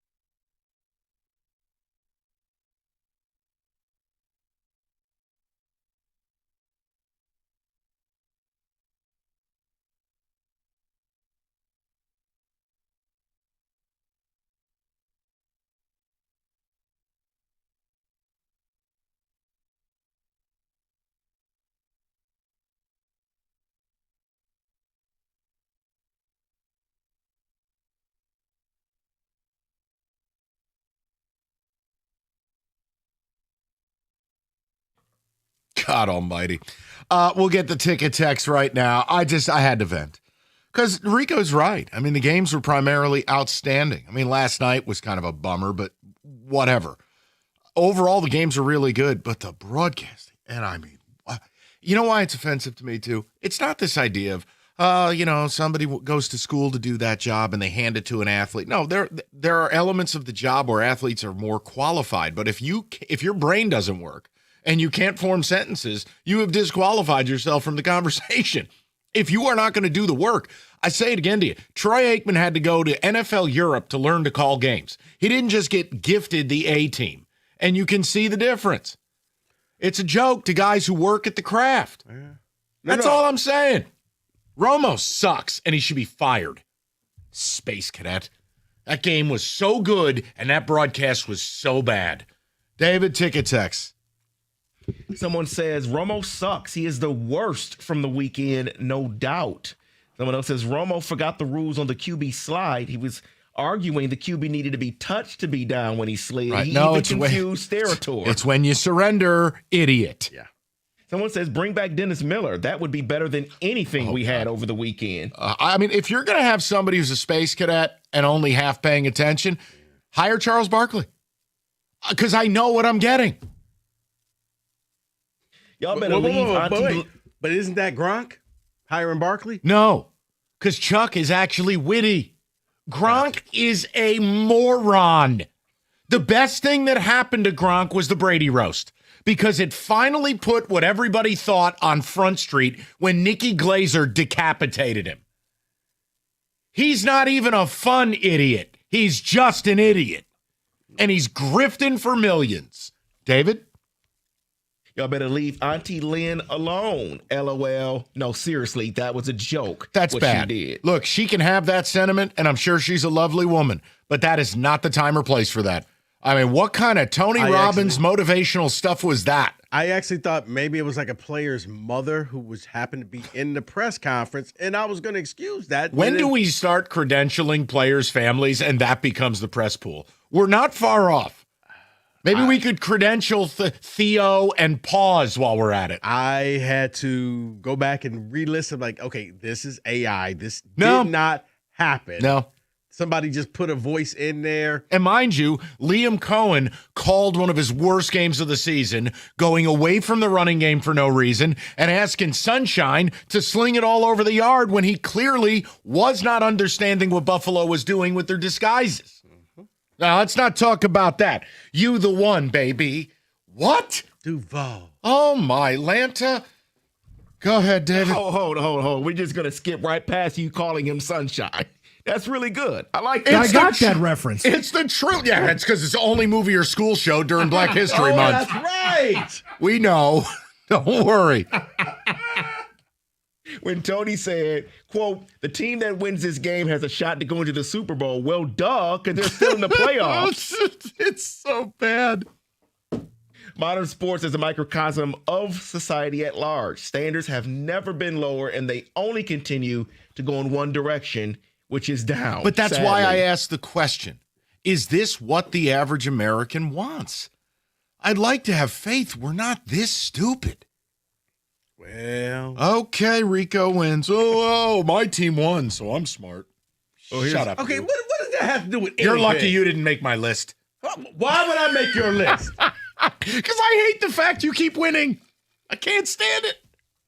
I don't get a bonus check. At least when Kittle died, I thought the nightmare was over. Nope. Hey, you know what? Tell A.J. Brown to catch passes. Boy, something is wrong here. And by the way, how about Strahan with all this pearl clutching? Mike, you played for Tom Coughlin. Tom Coughlin would punch your mother in the face. Yeah. And Strahan's up on TV. Dude, do me a favor. Go back to Good Morning America, because you've gone soft.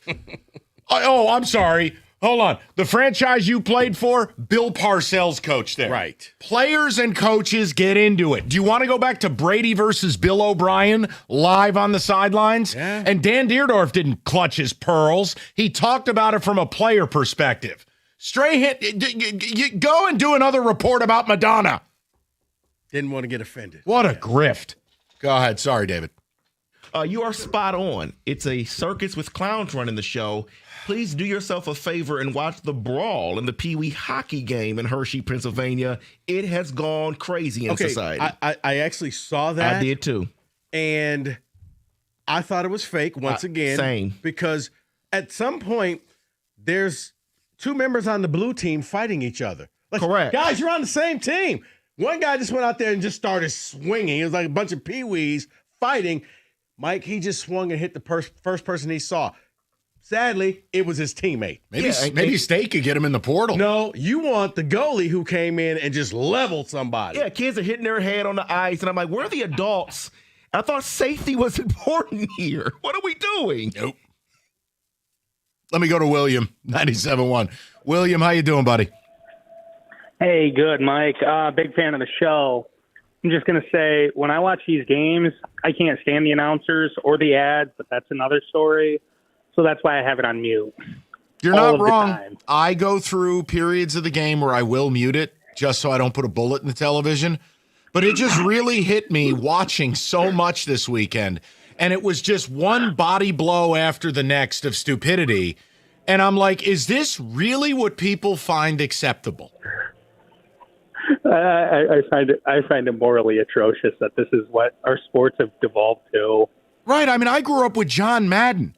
It's not like John Madden was Socrates, but he understood the art of entertainment and information. And you could watch a game, and sure, there would be comic book, whaps and pows and all the rest. And then it boom, and then it hits him like that. But and then he does that. But it made sense to me. Tony Romo is like a burnout. I can't even believe it's real. He's a bum. Oh, he's awful. I mean, Gronk's even worse.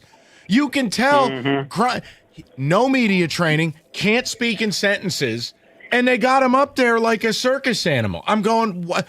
Is anyone looking at this? No, but Mike, are you shocked?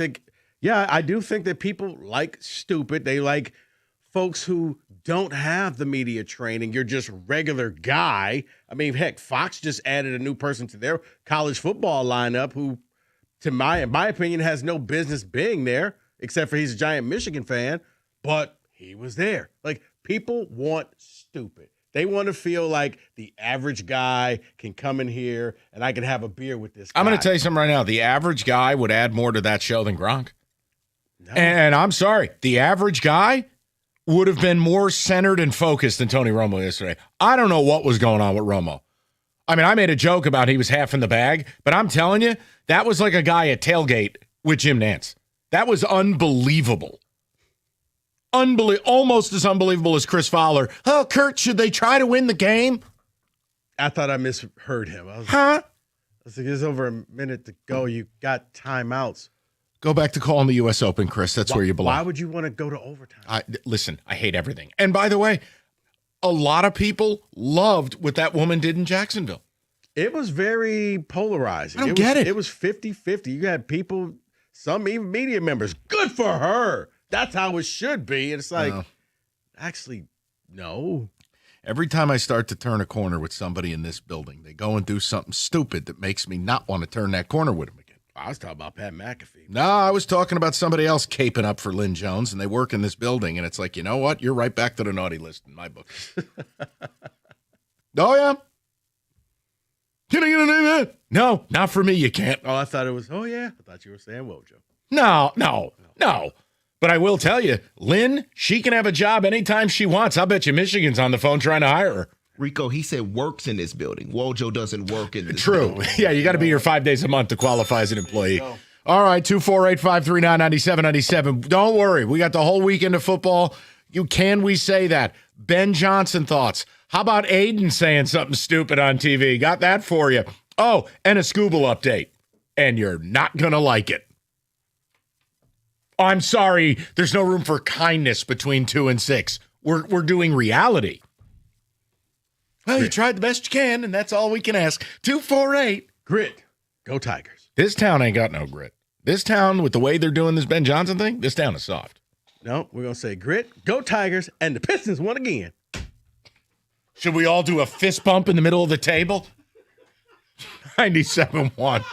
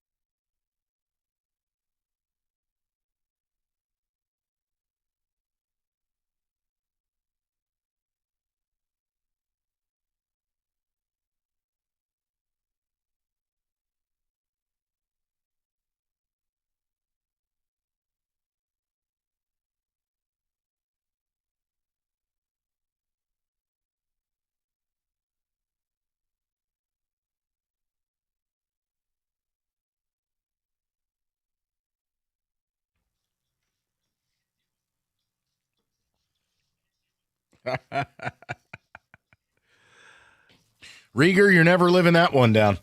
But that's all right. You cash that check, buddy. Yeah.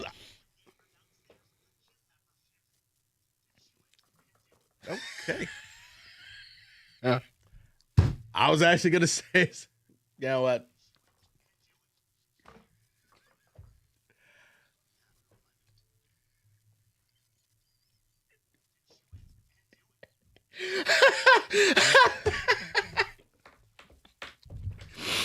Oh, man. As I was going to say, Yeah. lost in all of this shuffle in the break, Greg Olsen. Who's the most qualified and he has got been bumped down because of Brady. Like, I love Greg Olsen games because he brings entertainment. He brings knowledge. He's like, excellent. This guy, like, he makes truly, Burkhart better because Burkhart is trying to make up for the fact that Brady is Dracula. So now Burkhart on a 4-yard run, he's screaming and yelling left Brady and right. had to show you the breakdown of how to throw a football in the wind. Yeah, thanks. Okay, then we'll You go don't to the want people. You want the inverted C.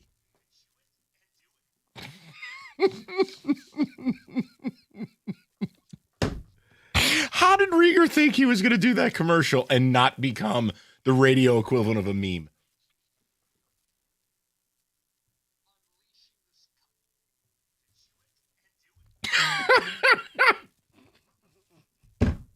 To the people, shall we? To the people. Let's go to Teddy, 97.1. Teddy, what's good, buddy? Mike Rico, hello. How you doing, boss? I'm doing good.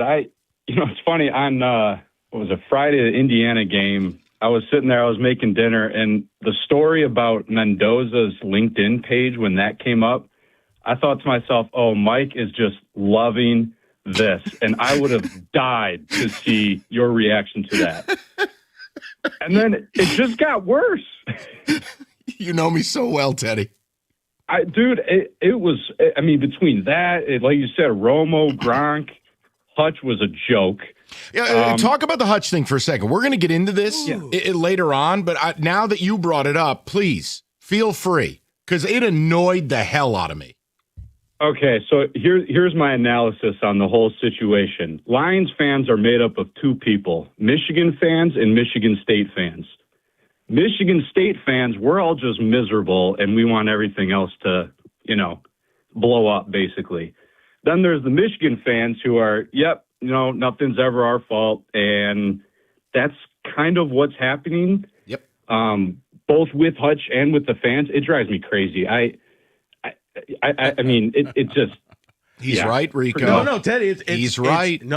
It's funny that you say that because I thought I was the only one that kind of like, is nothing ever your fault? Is there an excuse for everything? And what did we say? Yeah. What did we say all year, Teddy? Right? When I was bringing up Dan Campbell's remarks, Kelvin Shepard's remarks, Jared Goff's remarks, now this Hutch thing. It's all giving you a window into how they're actually thinking inside that building. Yeah. And I'm sorry, until they look in the mirror and realize they didn't do a good enough job, they're not going to be able to correct that. Teddy, that's a joke. It hit me after the Pittsburgh game when Hutch came out and blamed the refs. The intervention of the exactly. officials. And the thing, too, is like, even with Brad Holmes at the beginning of the year or Dan Campbell, the we're good right now, like all of that in a vacuum, all right, fine, it's whatever. It's PR, it's whatever, you say whatever. But when one stacks up against another, it's like, all right, something is wrong here. You earned that one, brother. Right. Teddy, you call anytime you want. I appreciate it, pal. And shout out Mendoza's LinkedIn. Yes, you nailed it. I was just waiting for the Mendoza interview after the game. Okay. Yeah. I watched to try to give him another chance. I hate him. He was very respectful. I hate him. I'm going back. I grew up a mile away. I played volleyball on the beach in Miami. World Hunger games. World Hunger or Mendoza? I choose World Hunger. He is some form of outer space Kirk Cousins. He's going back home. He's like, hey, I played pickup games at the IM, beach volleyball. I'm going to take it a step further. Mendoza's interviews, he rehearses them in the mirror to himself like Patrick Bateman. I don't think so. Yeah. I just think he's genuine. No, I don't. He's Kirk Cousins 2.0. He's genuine. Synthetic. Oh. There's something is wrong here. What would I do for your Giants to pick him? Yeah, but see, this is the difference. You don't understand. I can hate the player. I root for the helmet. Gotcha. No, I just want him to win because think about that. At that point, you would have him and Jameson. Oh, my goodness. I'm fine with it. Right. I would just go to those press conferences to hear those two talk. Good.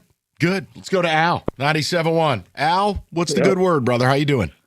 I'm doing great, man. I just want to say you're complaining about like the TV guys over the weekend. I don't blame you. I agree with you 100%.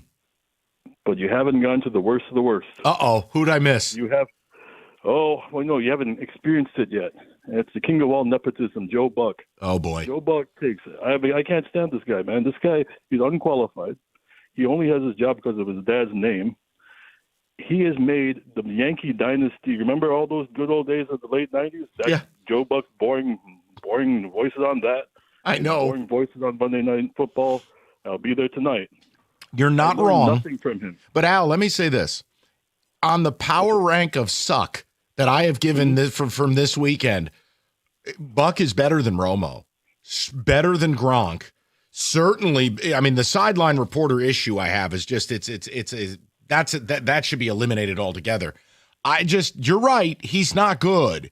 But, man, the stuff we're talking about is intergalactic bad. Chris Fowler asking, should they try to tie the game or go for the win? You jackass, they have 2 timeouts in almost a minute.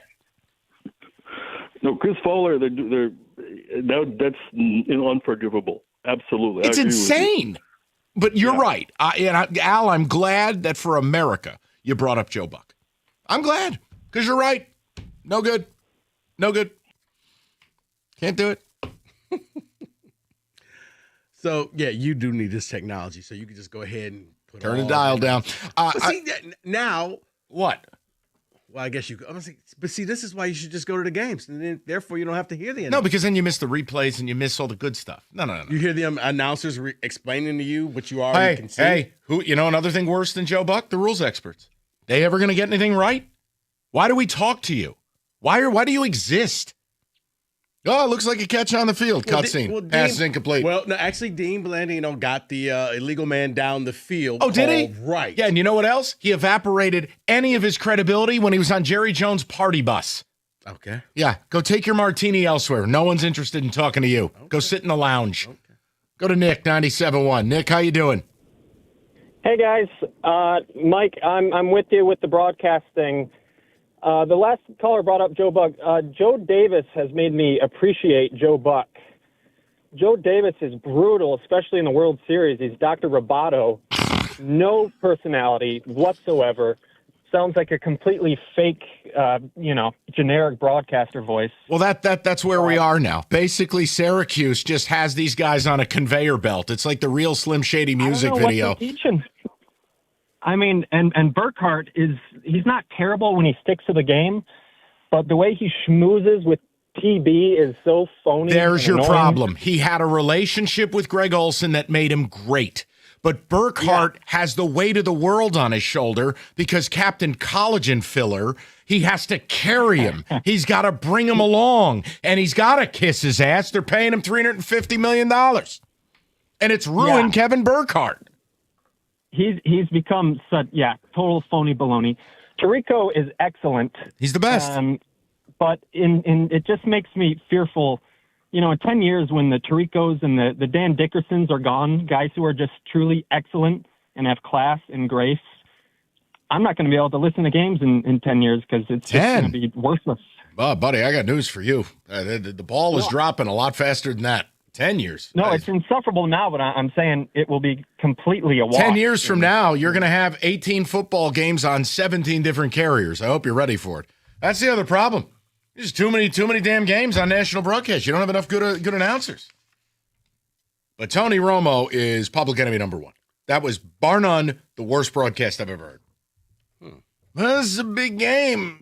Who wins as chance football? But if you have a bunch of broadcasts, won't you just take the best of the best? And if you're a peacock, you go get Tirico. No, you go get Nepo, baby.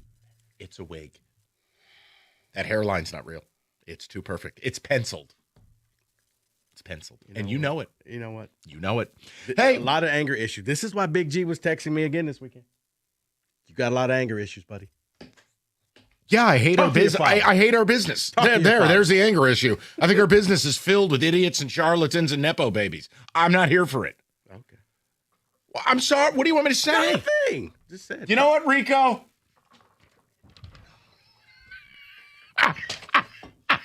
You think you had problems? Big G had problems this weekend. I had to help solve those.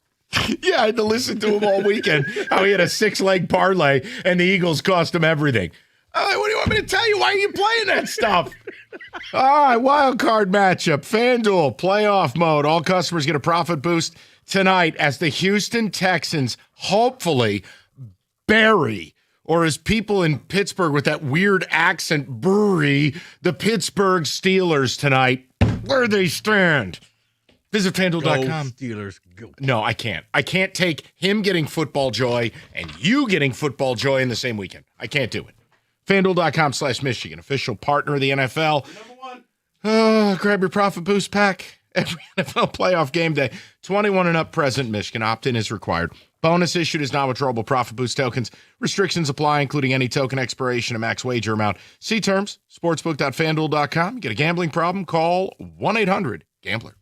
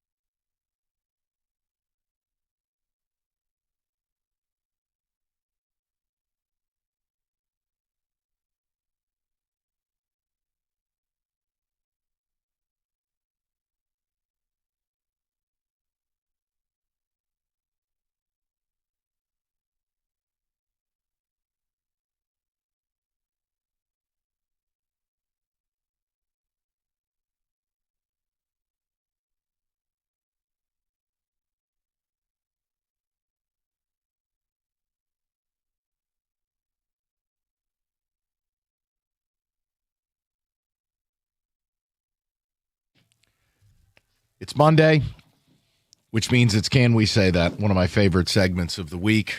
Music, Rico Beard.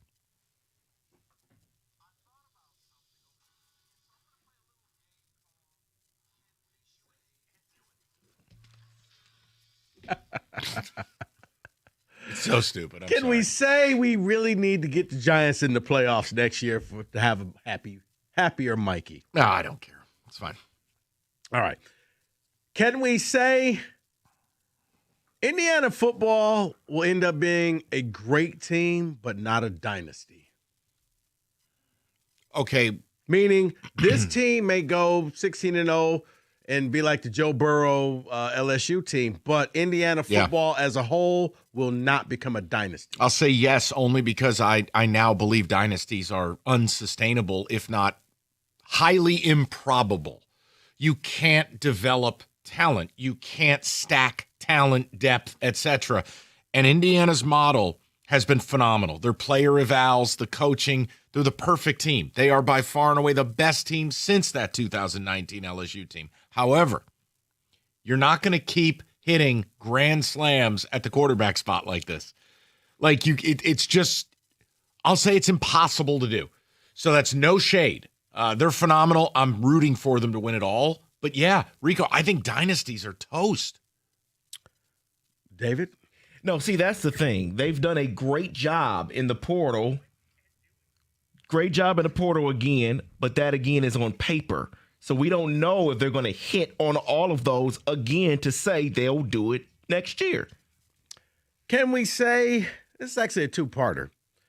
Part one, can we say Dante Moore needs to go back to Oregon and not throw his name into the NFL draft? Okay, on being ready, yes. The problem, the NFL is quarterback hungry, and the top 3 teams in the draft need a quarterback. If you're going top 3 in the NFL draft, you kind of have to go. Now, if you're confident in yourself and you think you can get $5 or $6 million to stay in that system, maybe you don't want to play for the Jets, you could. But Rico, you're talking about a 4-year guarantee with a 5th-year option. It's hard to turn that down. Is he ready, though? Absolutely not. Dante's not ready. Good kid. He's just not ready yet. Well, the part two, if he stays, Dylan Raiola just committed to Oregon. Should he do what Dante Moore did? Yes. Sit for a year. Off a broken leg? And let Dante run the show next year. And you know what? Go to physical therapy for all your weirdness. You're not Patrick Mahomes. Stop it. This is Dominic Raiola. Dylan Raiola. He plays sports.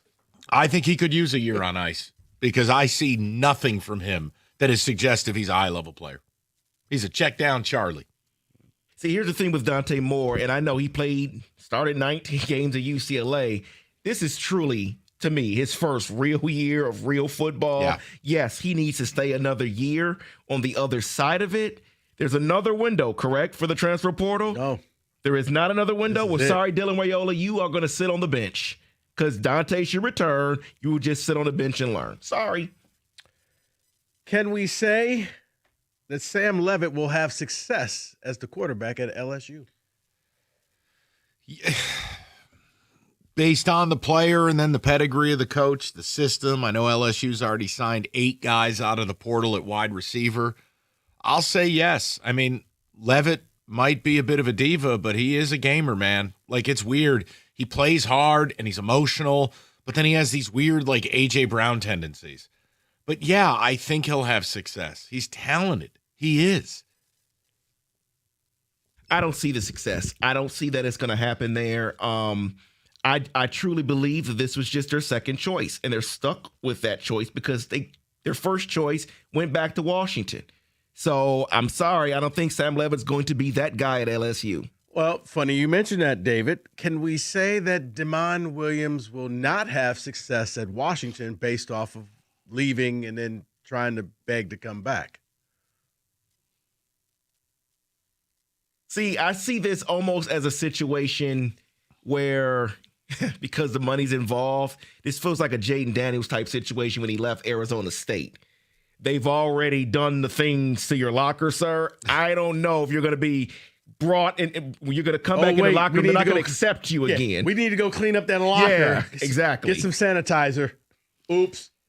The only reason I would say he's got a shot is he has all offseason to fix the damage that was done. And I do wonder if players now, maybe they don't even care about each other. It's all business all the time for all of them. So maybe they just view it like, hey, he was just handling his business. He's back in the boat with us. Let's go. Old school? Oh, no, he'd never be allowed back. Okay. Speaking of quarterbacks, as one pro quarterback, can we say Bryce Young will be a good quarterback in the NFL? No. That's ridiculous. I just can't. I can't do it. I just can't. No, he's not. No, he's not. He'll Great be pocket-sized story. Sam Darnold. I can't do it. I'm glad he looks better from what he was early in his career, but no. Maybe Sam Darnold wins the Super Bowl. I don't know. If Sam Darnold wins the Super Bowl, anything is possible, as Kevin Garnett said. So sure. Okay. And the way the NFC's looking, they might actually do it, because I'll tell you. He played pretty good. No, he did not. That's, can we say that? 97-1.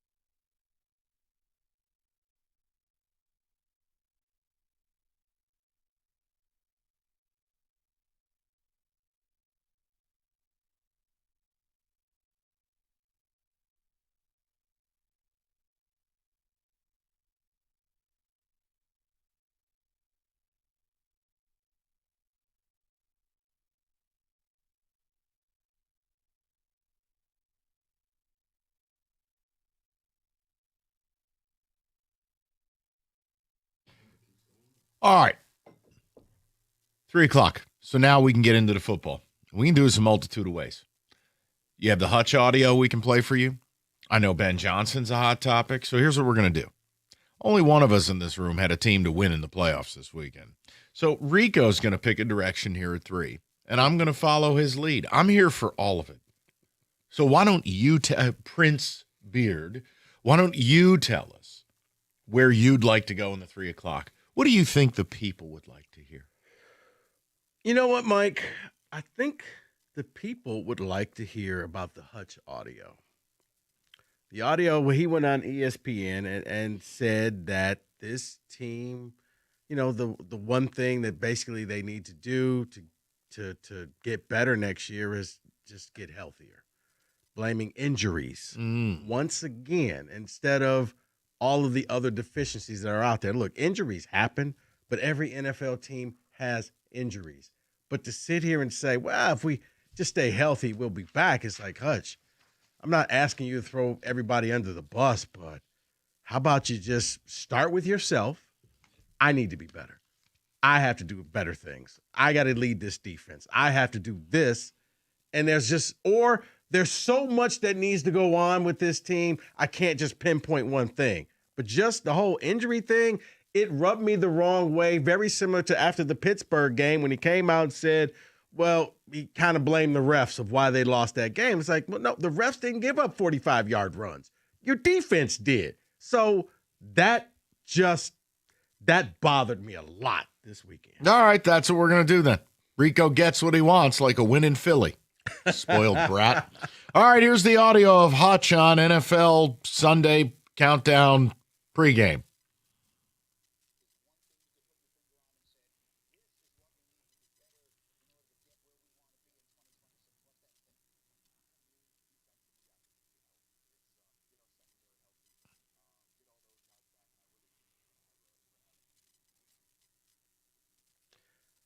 My goodness. Okay. People, let me ask you a question.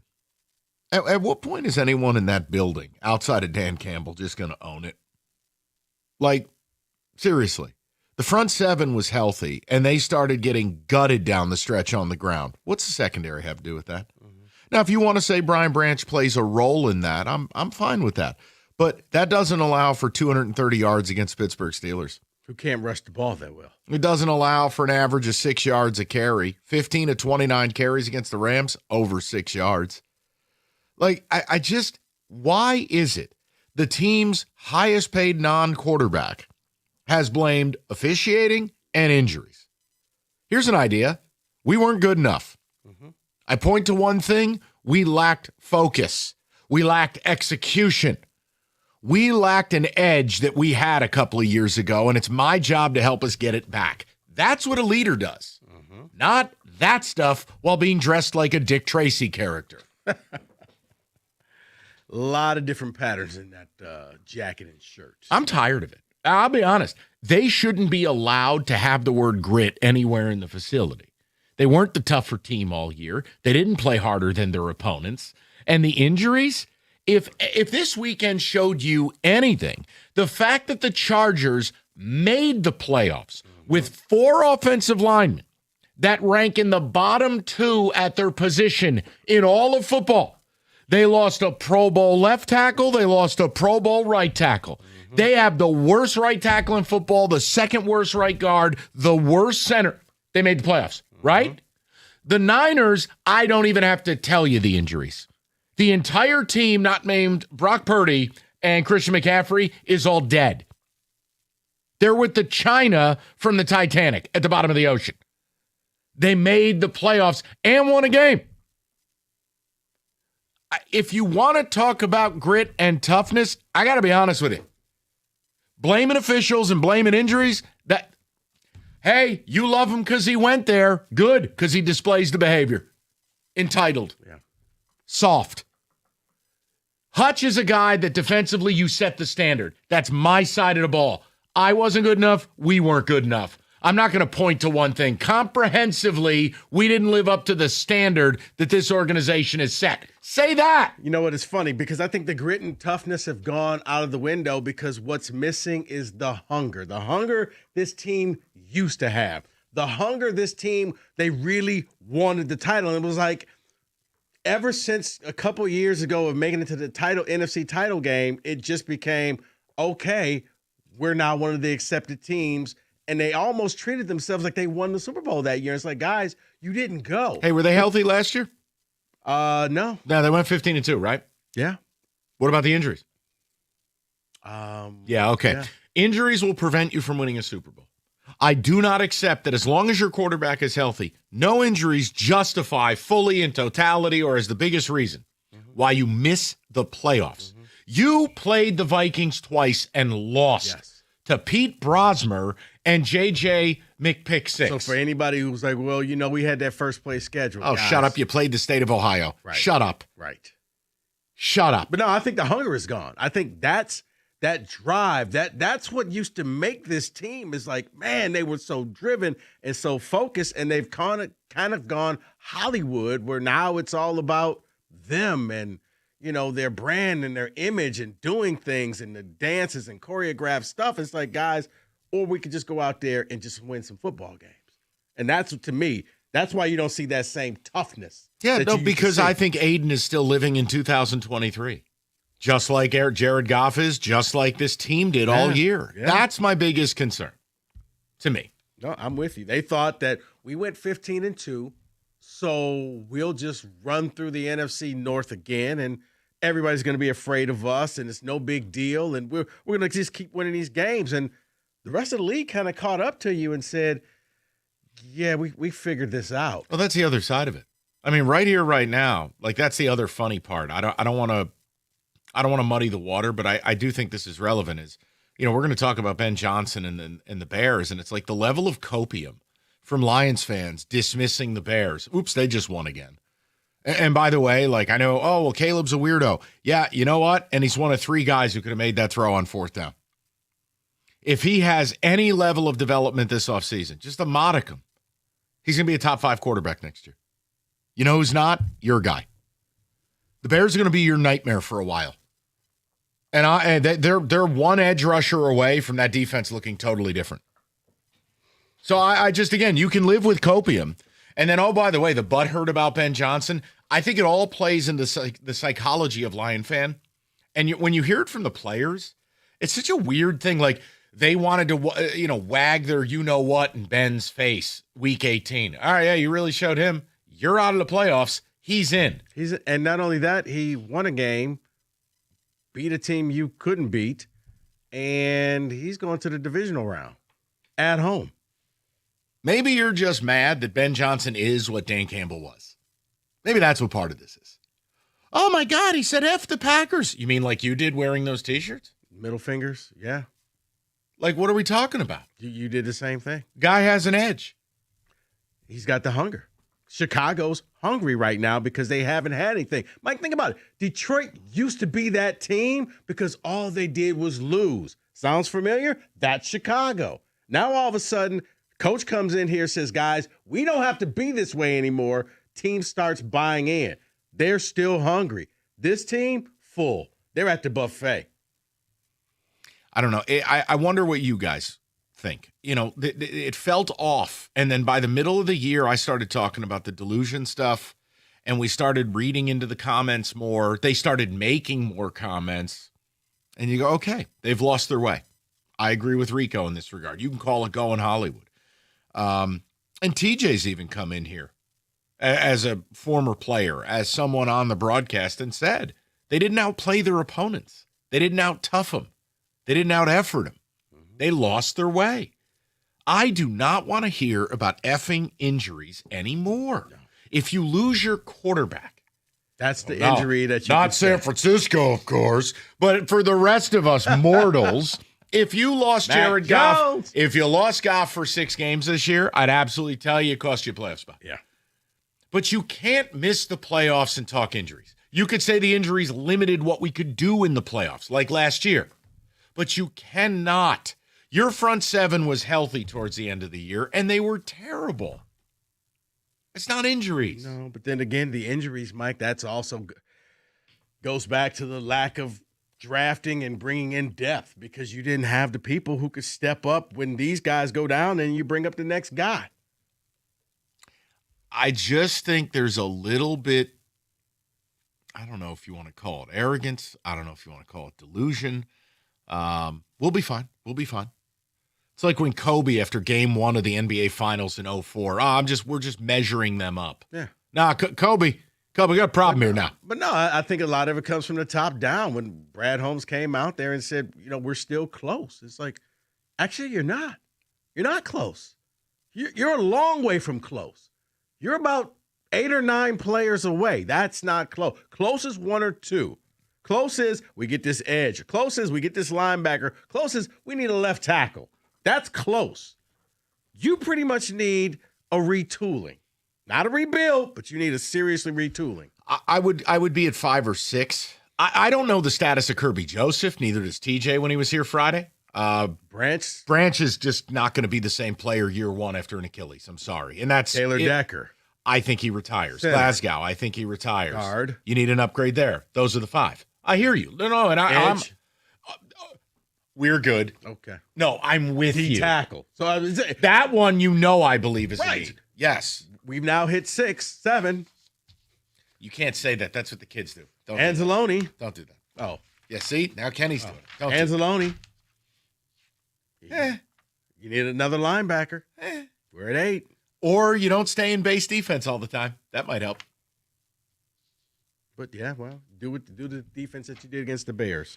Well, you mean where they waited until the season was over to use exclusive zone when they couldn't go man-to-man? Because they had to beat Ben. Got it. IRS Collection or Audit, Abraham and Rose successfully specialized in resolving all types of tax problems. Over 30 years. Extensive experience. It means when you're facing a collection or audit, you rely on one firm. It's Abraham and Rose, Maurice and Jerry. Look, Jerry used to work for the IRS. They know their plan. They'll get ahead of it. They'll advocate for you, and they'll go on the attack. It's abrahamandrose.com, or you can call 248-539-5040, and you'll never have to deal with the IRS again.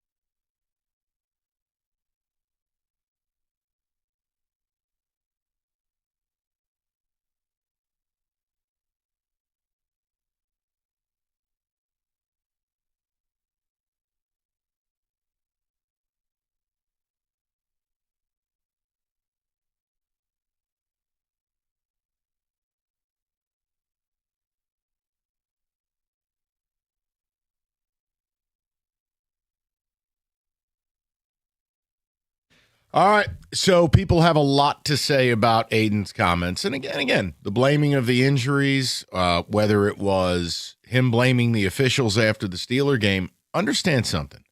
When you're in a leadership position, you, whether you realize it or not, whether you accept it or not, you are speaking for everyone in your organization. And what have we talked about? There's an overriding theme with this franchise that they are not who they were. Kelvin Shepard, hey, if you take away the good plays, we played great. Well, Kelvin, you don't get to do that. And second of all, you're wrong. You know what? He'd be a great sideline reporter. Right. But you're also wrong. That quote came in the Rams game. No, it wasn't 2 plays. 15 of their 29 rushes were for 6 or more yards. You didn't play well. Dan Campbell, we're good. Going into the intervention from the officials. Okay, Aiden. No, it wasn't the officials, brother. How about you gave up 250 yards like you were playing Nick Saban's Alabama? No. All the way to the injury trope. And if this weekend showed you anything, the fact that the Chargers made the playoffs with that offensive line, with those injuries, starting running backs dead, their top tackles, which are their equivalent of Sewell and Decker, gone for the season. Guys, the Niners went into Philly where you lost and won, and I wouldn't say with half a team. It was their 7th, 8th, and 9th linebackers of the year. It was no wide receivers. Ricky Pearsall's dead. George Kittle died in the first half. No Nick Bosa. No Fred Warner. Did Shanoris Lenoris Bedoris play? He did. He made a play, and he's turned into a really good player. The point is Diamador Lenore. Shanoris Lenoris Bedoris. I'm tired of hearing about the injuries because all that is copium. Look in the mirror. Your coaches didn't do a good enough job. Kyle Shanahan showed you what elite staffing does. Shanahan's elite, Salah's elite as a DC. And they willed it. They made it happen. You used to have that weapon. You had Ben Johnson. That's how you went 15-2. Because while it's usually players, not plays, elite coordinators find a way where it becomes about the plays. And you even saw that in the final game against the Bears where all of a sudden Shepard changed the defense and said, okay, what if we do this? And it worked. The Bears looked just like, okay, I don't know what this defense was, and it took them to the end of the game before they finally scored 2 touchdowns. They need an attitude adjustment in the offseason because I don't think it's just about getting healthy. I don't. No, it's not. David, go ahead. What's up, buddy? See, there's a couple things here. You guys are very good at what you do because you all just hit some things on the nail. Mike, you mentioned it. The language that's being spoken, yes, he's a leader. He speaks the language of the front office or what's coming from the building because the fans told us this last year. Remember when he was parading around during the NFL honors, asked a question about an edge, Myles Garrett questions came up, and he said, well, I don't think we can do that. And people called up and said, well, he must know something, right? He must know something within that building. He must have had a conversation. Didn't know if they had the money for it. Same thing is happening again. And I saw people, and I know I wasn't here last week, but I saw people debating language again last week after Brad Holmes spoke. Oh, well, Brad Holmes wasn't the one that said we're good. It was Dan Campbell. But the language is being spoken because the actions of Brad Holmes said we're good versus the language of what Dan because Campbell Dan said. Campbell had to speak for Brad Holmes. Right. So it's all interrelated. They are a company. The messaging comes from the company. So that's all. I would just like more of, look, we weren't good enough. We got to get back to it. Well, Brad Holmes was more of there's stuff happens. You guys just don't know what happens behind the scenes. But, things happen. I don't want to get into it, though. I really don't. Neither do it's I. above your pay grade. No, that's really what he comes above your pay grade. You guys will never understand it. No, here's what I understand. I understand Brad, results. It's not that hard. No, again, find a music artist who says they worked really hard on their album. Right. It sold 400 copies. I really don't care how hard it worked. It didn't chart. Your record deal is null and void. Right. You now work at Staples. Well, we try. I don't care. What? You're exactly Oh, right. I thought I said something wrong. The look on your face, I'm like, wait, did I just hurl a curse word? No, it just takes me back to my younger days. I made beats too, but guess what? I'm not Jermaine Dupri. Okay, I'm Noted. not. Well, you're much taller. I tried though. I much tried. taller. Okay, let's get All right, babyface. Wow, I know this is great. We learn something new every day. All right, let's get to the people. We will go to Joe, 97.1. Joseph, what's good, buddy? Hey, guys. How's it going? Good. Hey, Joe. I'm going to try not to get a little bit ranty, but it all boils down to Brad Holmes. If we told you at the beginning of the season that Aiden Hutchinson and Al-Quadin Muhammad would both have like 12-plus sacks, we would all say, yes, I'll take that. But we all watched this season. That's what happened. And this is what Brad Holmes is going to sell to the fan base with the short-term memory that they have, and they're not going to remember how these games actually played out.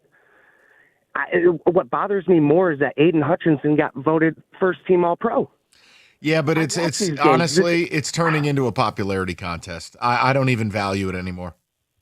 I just don't.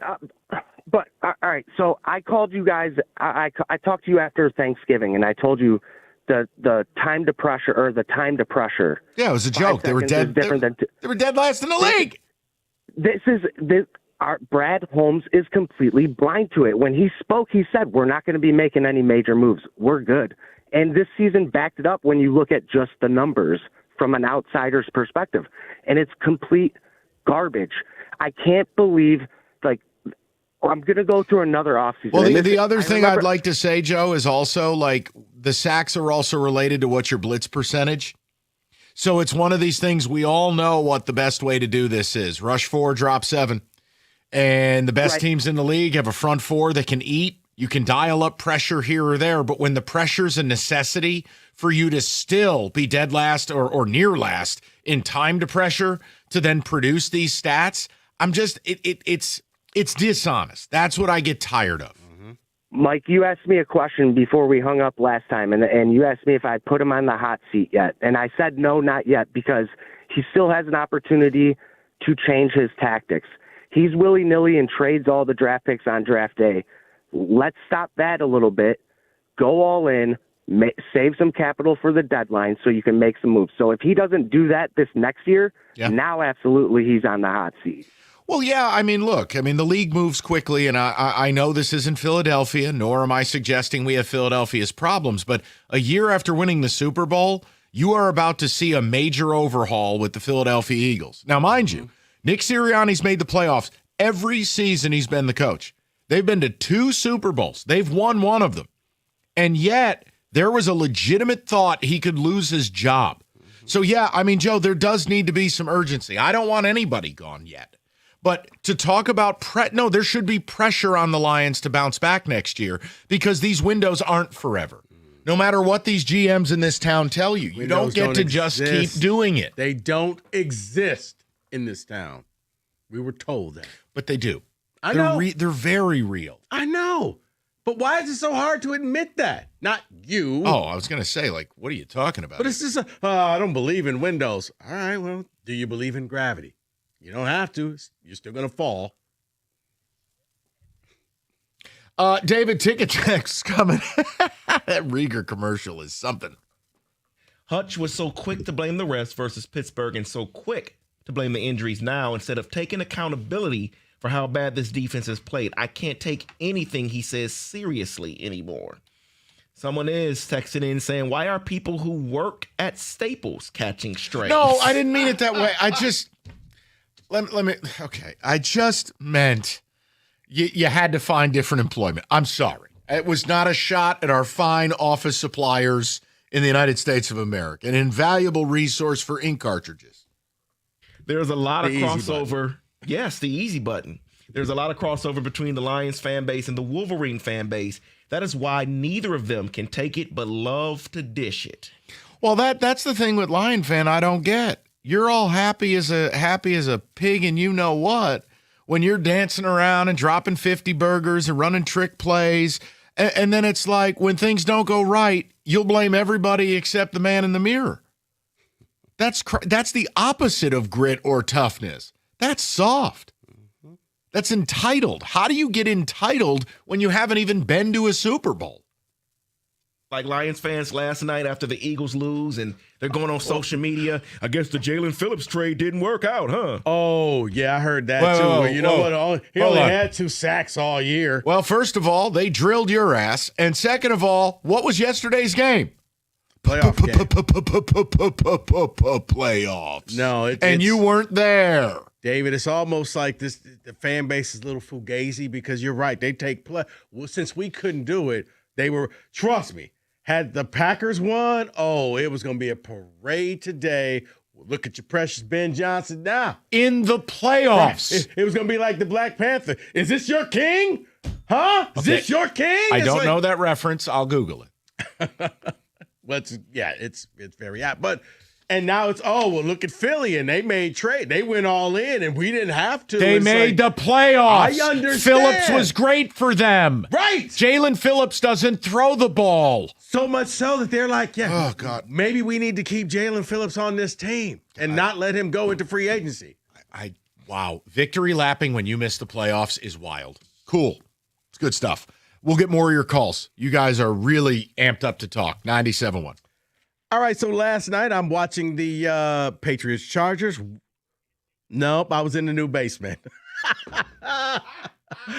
Matrix basement took a totally unfinished basement from me and just tricked it out. And guys, they can do the exact same thing for you, and they can do it right now.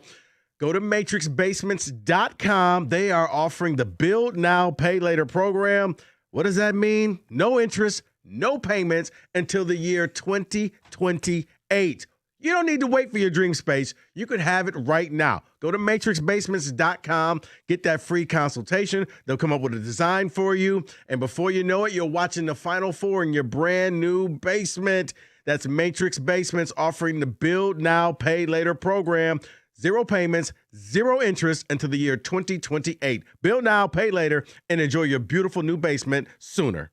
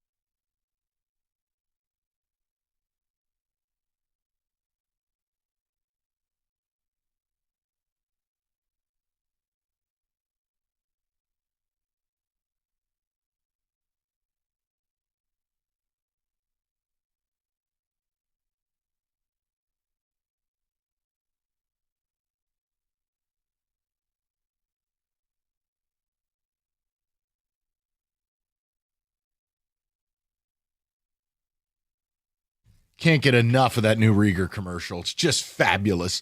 Let's get to the people. Hutch was on the pregame. What was the biggest thing? Of course, he's on TV too. Huh? Commercial. Oh, what one isn't he on? The whole point is, he said the biggest thing, get healthy. Are we still doing this injury thing after what the Niners did yesterday? I mean, you got to look at the Chargers. There is no way that football team should have made the playoffs with the worst offensive line in football because all their starters are dead. But they did. So can we stop with the injuries and just say collectively, this coaching staff and this team failed? Collectively, you failed. The injuries would prevent you from winning a Super Bowl. There is no way the injuries did not cause you to lose to Bob Brosmer. I'm not here to hear that. The injuries did not cause you to give up 5 billion rushing yards to the Steelers. Like, be better. What injuries on offense do I have to listen to? If you mean to tell me you can't have a single injury on offense or it all falls apart, then maybe your quarterback's not any good. And that's coming from a Goff defender, a guy who says he can win a Super Bowl. You're the ones making it. Well, we lost Sam Laporta. How about the Packers?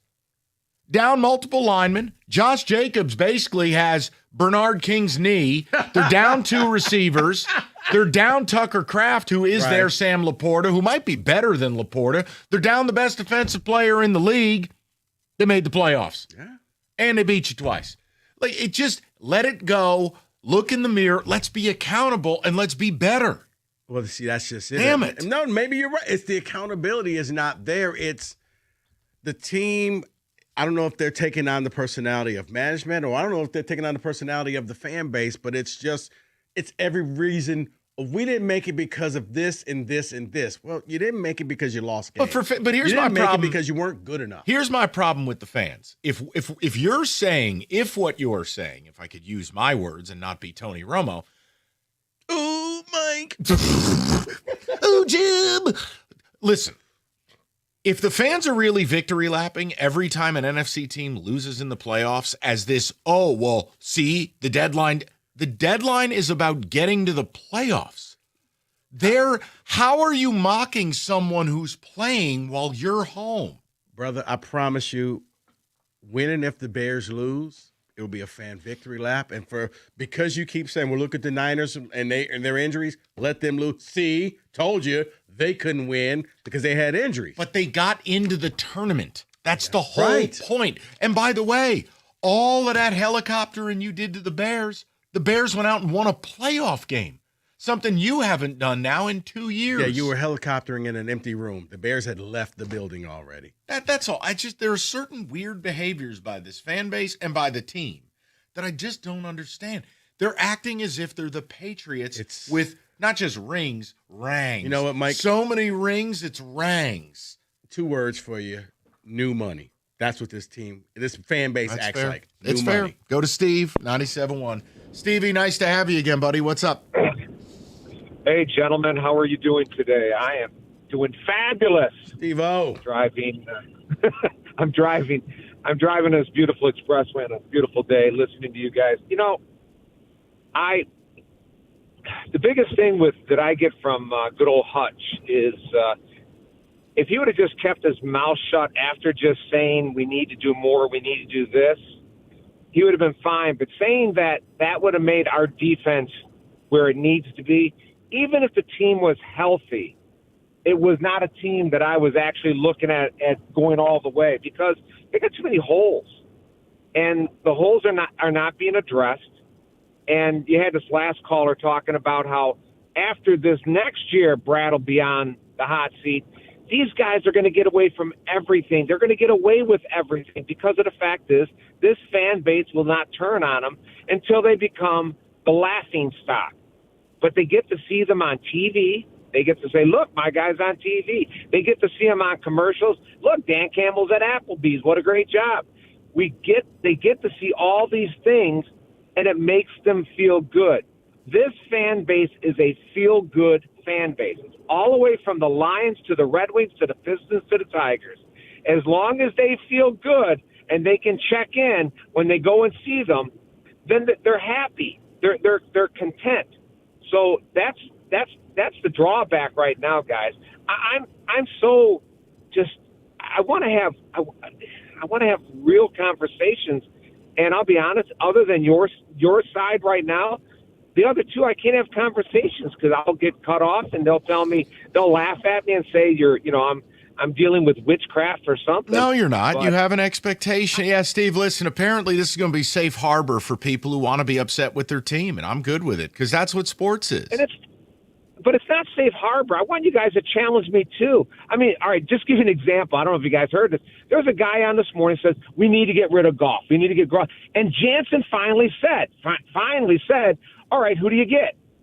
And the guy was, like, mumbling.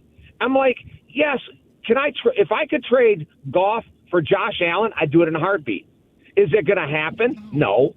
So let's get away from fantasy land, right, and have have get real to reality land. And that's the whole premise, Steve. Like when I bring up certain things, look, you're going to have to restructure Goff's deal, and that you have to go all in if you're going to jump back into a Super Bowl window. You know, when I bring up the Aleem McNeil stuff, that stuff, yeah, no, I would get hung up on other shows. Exactly. But Aleem was god awful, question, and I could save $25 million if I moved him. I'm not a doctor. I don't know the prognosis. I'll just tell you, if that's what he is, I don't need him here. Well, you can see when the guy, I mean, for the sake of argument, you can see when a guy walks with a limp, he's got a bad knee. You don't have to be a doctor to say, well, or, only I can say that he's got a bad knee. This team has got quite a few issues right now, and they're not being realistically addressed. If I don't see it, I'm talking about even beforehand, we got to see something. You cannot just go in and say, we're going to wait till the draft. No. Because you guys have already mentioned it. The left tackle, I mean, even if he does come back, what do we have? We don't have a very, very good left tackle. And then I'm going to disagree with you there. I think Taylor, how about this? Right. Taylor Decker outplayed Penei Sewell this year. Ask anybody who watched the games. Sewell had a very down year by his standards. I don't care whatever NFL honors awards he gets. Sewell knows he didn't have a great year. He got the all-pro. Decker battled all year. I thought he played really well. Oh, no. All right, but let me ask you this now. Who has a greater chance to grade up even higher, Sewell or Decker? Oh, Sewell. No question. It's Sewell, right. Yes. But Decker, every year, he's going into his 13th season? I mean, the legs can't take it for so long, and we're asking. Steve, I'll just tell you this. A lot of my prognosis of how I feel about this team, because we're up against it, I'll be very specific. I need a decision from Taylor Decker. You're much better if he's back than not. I just don't think he's back. And it's going to be about Kirby Joseph. I need someone from that organization to say with a straight face he'll be back for OTAs or he'll be back for training camp. And no one has said it. What Brad said was, well, he can just rehab now and not have to worry about games. See, I think they're telling you without telling you, Mike. Well, then guess what else is a need then? Yes. Safety position. Secondary, really. No, I mean, look, you have your starting corners. Amik Robertson's gone. Mm-hmm. Amik Robertson is going to be like the David Montgomery of the defense. They're both gone. Okay, so Demo's gone. So you get Terrion Arnold. Which I don't know if he's good or not. Ennis Rakestraw. That's an idea. That's not a real person. So that's why I said Ennis Rakestraw is like a code name for a military operation. So your entire secondary. Rico, that's where I'm saying to Steve is like, listen, when we talk about how far they have to go, these two things, my left tackle and my single source of turnover creation, I need to know what those guys are going to be here. Look, if Taylor walks away, you could slide Sewell to left tackle, draft a right tackle. That's possible. Right. But they need to go to free agency because you know what I don't want? I don't want a young center. I want a veteran center. Because that was clearly, they had so many issues. What if you use that for your first pick? I'd have to look at, you're not wrong. I'd have to look at the draft. I mean, I'm not anywhere near mock draft season. Please, God, don't start doing that to me. Please, can we wait till February? 248-539-9797. We'll get more of your phone calls as well. And I do have an update on the Skooble situation, and I think it's very interesting. There was a report this weekend that shines a potential light on something, and it's going to upset you. I think it'll upset you. Northville Lumber. largest Trex decking outlet in the country, and Northville is Michigan's Trex Superstore. They stock all colors of Trex decking, railing, lighting all the time, and they have the lowest prices. So whether you're a builder or a do-it-yourselfer, you can count on Northville. They're going to have everything you need when you need it. Call Northville Lumber today or just stop by the showroom. Take home some samples. It's Northville Lumber, Michigan's Trex Superstore. Go to northvillelumber.com. That's northvillelumber.com.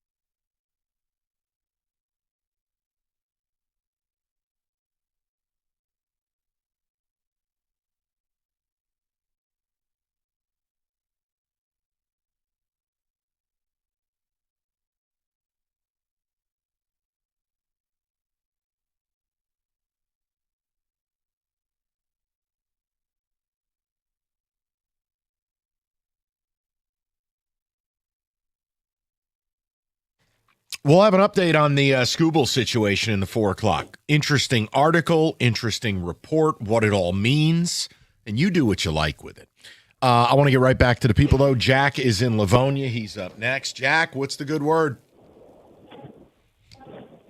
And Jack, you there? All right, Jack might be in the checkout line at the pharmacy. We'll get back to him later. Let's go to our man Dre, who's been very patient.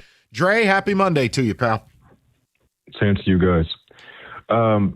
So, look, I think you're being a little bit obtuse with this. I mean, earlier in that same interview, Hutch was asked, well, what went wrong down the stretch this past season? He said, well, we didn't play good complementary football, all 3 phases. You know, in one moment, I'm paraphrasing, but he was saying different times in each game, we didn't execute enough. He took accountability. So I think you're being a little bit obtuse with just when he was asked a pointed question, they said one thing. Yeah, and when he was asked about the biggest thing, right, he went to injuries. And that's why we're using that. Yeah, and I get it. I'm just saying, I don't think that he was being totally making an excuse. Even in the early of the season, the Steelers game, I think it was the same post game where he brought up the referees, which I agree with you guys. I don't like that kind of talk. I'm with you. But he also said people love to tempt the Niners, which they should, what they're doing. He was like, well, yeah, we're banged up on defense, but look what the Niners are doing. He said that. So it's not like he's been totally, clueless and never taken accountability. That's not true either. And I don't get the same read as you do, Mike. I think you're more – look, me personally, I listen to you every day. I have since I was 17. I'm 31 now. To show you how old you are. Oh, my. Thank you. Hold on. Let me go dig a hole and jump in it. Good Lord. No. I think you've allowing your frustration with all these good teams locally to kind of bleed over, man. I mean, look, I don't need them to say what I like all the time. I go by action, right? And so they're in a different scenario now than they were when they first started in terms of how they talk. When they first started, all these guys, St. Brown and Aiden, they were a young rebuilding team that didn't do anything yet. They were scratching and clawing just to become respectable. Well, they're no longer there. No, of course, they're not Super Bowl champions. We all understand that. But they're not going to talk the same now because they're not in the same state. They're in a different state. But Dre, hold on. But Dre, shouldn't they still talk the same because they haven't reached the ultimate prize? So therefore, it's nice that we're here, but we still got a ways to go. We still got to get to the Super Bowl. We still have to win that Super Bowl. And they kind of seem like, well, we're just good with where we are right now. Everybody loves us and we're winning games and look at us and we got commercials now and we're all famous. Now, I what you're saying is they should still sound hungry. And I don't get to read they're not hungry. I think it's more or less like, and this is where it's dangerous for them. And then I agree with you guys. To be successful, you have to have a high degree of confidence. Even you, Mike, you're like this is how you approach your show every day. Yeah. You have to have a high degree of conviction and confidence in your process and how you do things. Now, at the same time, you do need to have a bit of self-awareness and to be able to check yourself at times, to self-correct. I think the way they talk and the way they look at things is that, look, we have a process, we have a way of going about things, and it's gotten us to this point, which is a good feat in context of where they were. However, what's key is, okay, you have to have the self-awareness to look at yourself, okay, yeah, you got to a certain point, but are you still doing the right thing? So I don't get too caught up in like they're cocky, that they're complacent. I look at a guy like Dan Campbell, man. Nothing about Dan strikes me nothing else but a guy who wants to win. That guy is a general. He's a leader. I don't look at him as a guy that doesn't burn to win. Same thing with a guy like Aiden who gives 100% every play. I wish he'd get there a little bit quicker. God knows his moves are slow as molasses, but but he has I don't amorize a dog. These guys want to win, man. Now I don't question the desire. I think it is. How do I put it, Dre? Let me center in on one thing you said because I think it'll bring it right back around. My frustration with these teams is they're good, not great, and you've nailed it. Is I get tired of teams who are good thinking they're great, or Bingo. I get tired of the smartest guy in the room stuff. Like you can do that when you've got a trophy case. None of our teams have that. So I can own it. Am I deeply frustrated? And this will sound like so ridiculous to some people, but it's because they're not hearing what I'm saying. I'm deeply frustrated with all of our teams because, they're happy when you give them your money, But what do we get? Did I miss the parade? Did I miss the Sports Illustrated commemorative book I could buy? Like, Dre, you're right. I'm deeply frustrated because, everyone's fat and sassy being good. I don't give a damn about good. I don't give a rat's ass. I want championships. I'm with you. I think we all want to. That's what we all want. I think what's happened too is that even though they're all are good, to me they're not all quite in the same place, and they all don't need the same things to get over the top. I'll tell you that the team. There's two teams that should be as all in as it gets: Lions and Tigers, and neither are doing it. Okay. I think you'll say Tigers. ESPN wrote it today, Dre. ESPN did this off-season ranking thing. Did teams get better or worse? And they used analytics to do it. The Tigers got worse. And they're like, literally, ESPN's comment is, we simply do not understand the Detroit Tigers. The time is now. Where are you? That's ESPN. That's not the bad people here at 97.1. So, yeah, Dre, that's the one for me.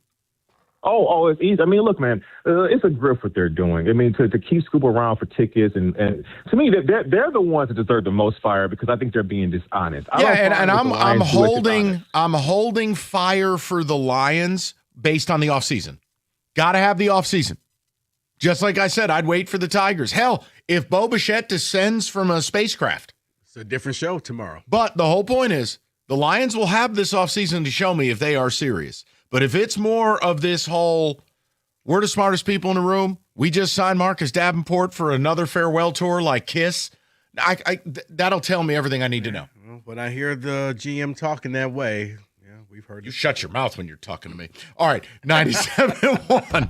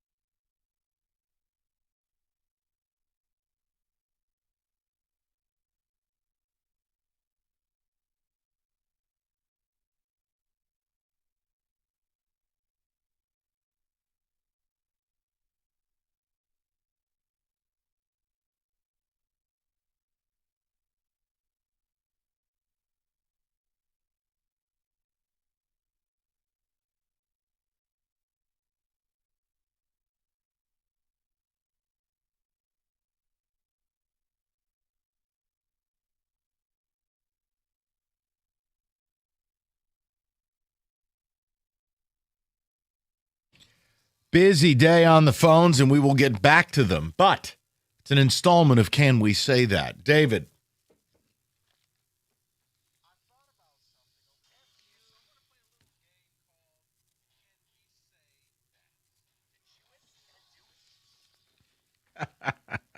That Rieger commercial's never, ever going to be forgotten. You ain't All kidding. right, go ahead, Rico. Can we say A.J. Brown will not be an Eagle next season? Mortal certainty.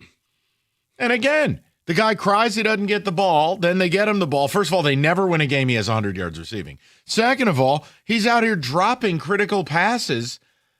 And I love how everybody caped up for him, acting like Sirianni was way out of line. I think the city of Philadelphia was Nick Sirianni screaming at him. Mm-hmm. Yeah, no shot. Got to go somewhere else. It's over. Bye-bye, AJ. It's good to know you in Philly, but you're done. Yeah, Steelers could use a receiver. I'm good. Yeah, no? Okay. Can we say Green Bay should make sure they retain Matt LaFleur? No.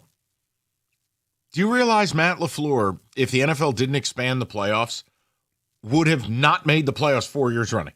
Yeah. They played for the 7 seed and lost. 7 seed, 7 seed, 7 seed. And they blew a 21-3 halftime lead. And with 5 minutes to go in the game, do you know the win expectancy for the Packers was 97.6%? At a certain point, you're not the guy. Right, but you get Micah Parsons back next season, and your defense is going to be a lot better. Okay. Look, Parsons went down, Mike, and they were treading water. Do whatever you want to make the playoffs. It's a coveted job. I'm tired of looking at the guy and his over-manicured goatee. I've had enough. Just bottom line, why? What makes him special? Why am I bringing him back? What successes am I having with him where I go, oh, my God, I have to extend him? Right now, I'd fire him and call John Harbaugh and put him on a hot air balloon. Exactly. See, he's 3-6 in his playoff career, and you have to understand the franchise of Green Bay is about winning championships. 3-6 in the playoffs doesn't do that. Bye-bye. After watching this weekend, can we say the Rams will not be in the Super Bowl? I'm nervous.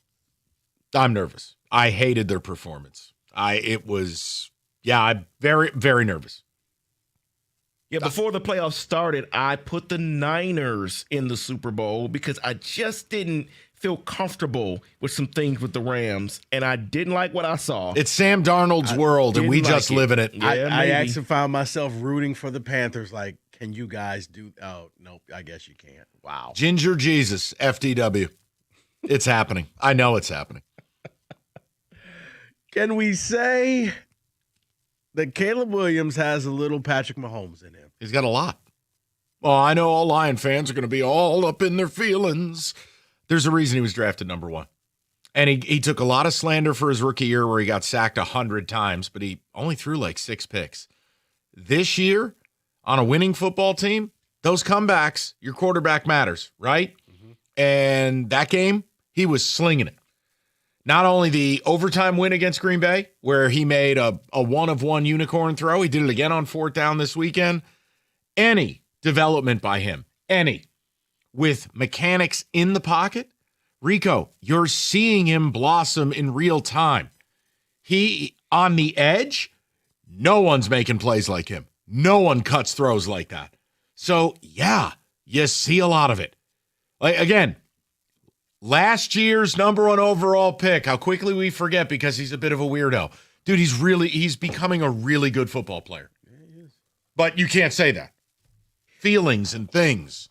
Well, everything you said is correct, Mike. The only problem that I had with it was just because I hate Chicago. Got it. Because what they did with his throw on 4th down, superimposing the Jordan logo to it, that part personally, I was like, I can't. Okay, I'm unaware of that. I can't do that. Superimposed because the way he posed when he threw it, they froze it. It kind of looked like the Jordan logo. So I was like, on that, I can't do, but everything else about it. Look, sure. I also loved the fire on the sidelines, and I loved his post-game interview. Showed maturity. It showed a focus. Less of the weird crap. You better hope he doesn't develop. You better hope he doesn't get any better than this, because if he does, he's top 5. Well, and now you got to deal with that for the next decade. Speaking of that, let's stick with one of his teammates. After this weekend, can we say Colston Loveland will be a star in this league? Stud. Superstar. I mean, Ben Johnson launched Sam Laporta's career You're not allowed too. to say that. Yeah, well, I'm saying it. You know where he went to school and where he's playing. He's awesome. Yeah, you mean like how I had Mason Graham as my number 1 overall player in the draft, and I wanted the Giants to take him? Only losers that are sub-Grunk IQ use that against me. I'm fine with Wolverines. It's the pros, right? I don't care. You could have gone to Satan Tech. I'll draft it. Carve out little holes in the helmet for your horns, as long as you're good. Fire up Sparkies. All right. Loveland is a superstar. He looks incredible in Ben Johnson's offense. The verticality, his athleticism, phenomenal. Absolutely phenomenal. And I love Colston in college, but I did wonder. I'm like, you're taking him over Ty Warren? I had the same doubts. Yeah. Ben Johnson got it right. I got it wrong. He's the fit for that offense. I don't know if he got it well, but Tyler Warren, once Daniel Jones left and got injured. But he fits what the Bears are doing. I mean, so like, hey. But that's why you, to your point, and we always talk about this during this season, mock drafts don't matter. No. Because you're looking at, this player's great, but it matters what the team thinks of you. And how you fit with and how what the you team fit. does. Yes. His athleticism is jumping off the screen. Middle of the field, can't stay with him. Great hands, too. Yeah. Great hands. Can we say Josh Allen will literally and figuratively carry the Bills to the Super Bowl? After what I watched, I'm convinced. I mean, his hand was busted up. His knee was busted up. The world's longest tush push. Evaluated for a concussion. He's got no receivers. I mean, poor Gabe Davis. Knee injury ended last year. This year, he's dead. He's done. His career's over. And all he does, go win the game. And that's against a good Jags defense with an Italian defensive coordinator. What a disgrace. But yeah, I quit. You can't beat him. He's a Marvel hero. He's ridiculous. That tush push, what the hell was that? I'm glad you said that, Mike, because it feels like Hulk. It feels like he has the gamma rays. Because what I didn't understand is he's holding his knee, and I'm looking, oh man, this is not good. And then they come back from break, and he's looking at film. I'm like, that means he's coming back. What is happening here? He's amazing. It was unreal. No, he is. Can we say that Kyle Shanahan should be considered for Coach of the Year? Yes, and I hate you. It's ridiculous. And I mean that as a compliment. It's utterly ridiculous with the injuries everywhere. For him to be producing that type of offense, those critical moments where you don't have anyone. They had players on the field I've never heard of. He dials up the trick play at the seminal moment. Of course, it works. But look at the explosives they generated. Oh, we're going to start the game with a 58-yard. Like, he's just an offensive genius. And that's why I don't accept the injury stuff. But again, they won't win the Super Bowl. But they're here because they have elite coordinators. Kyle being the offensive, Salah being the defensive. Coaching matters. It's what was missing from the Lions this year. It is. Bringing Salah back was just perfect because they're sitting there. To me, they're co-head coaches. They're sitting together. You see them standing there. They're really good, and it does pain me that he's going to get probably Coach of the Year. What Salah's doing with that defense, it makes no sense. Well, he's already got a bunch of offers. Like people want him to come interview for a head coaching job. So I think this was he deserves one and done. And I also don't. His resume says he got fired. Yeah, he was the head coach of the Jets. That's part of your paycheck. Like the Jets could make Vince Lombardi look stupid. Can we say that it may be time for the Chargers and Justin Herbert to part ways? No. Listen, I understand the narrative. His worst playoff loss was the first one. They blew a 27-point lead against Trevor Lawrence, Doug Peterson, year one. Rico, I said this earlier. If you, like for all these nerds who love PFF, go to the Chargers O-line, 4 to 5 guys rank in the bottom 2 at their position of every player in the league eligible snaps. They lost Pro Bowl tackle on the left side, Pro Bowl tackle on the right side. Their center's the worst center in football. At a certain point, I don't know how you can get by that. Defensively, I thought they played well. Offensively, here's where I'll knock Herbert. What are you doing late game? Running around. They're not speeding it up. Next year is going to be a very big year. Ask me next year, if he doesn't win a playoff game next year, We'll have a different conversation. Okay. Mike, everything you said was great for this team and for this year, but scoring 12 points and throwing 4 interceptions in last year's playoff game had nothing to do with that offensive line. I'm with truly you. think that he has a problem. Okay, but hold on. Jared Goff did the same damn thing last year. No one's talking about getting rid of him. I understand that, but this is 3 playoff games where he decided, well, not decided. Playoff losses when Brandon Staley's your head coach don't count. It's science. Kenny, look it up. Write that one down. Look, the bottom line is it takes a really special player to get that carcass in the playoffs. It did. Now, I'm with you. He's got to win one soon. Can we say that Ben Johnson's aggressiveness will cost them a playoff game? Yes. He went out of his mind in the first half of that game. Out of his mind. Own 32. Ben. Yeah. But guess what? Sideline reporter asked him the question. Equally defiant. We're maximizing possessions. What we have to do next. Yes, it's going to cost him. You can't play that way all the time. So, I mean, it was fun for the moment, but no. Finally, David, this one's for you. Can we say that Mike Tomlin needs to win this game tonight, or he may be losing his job?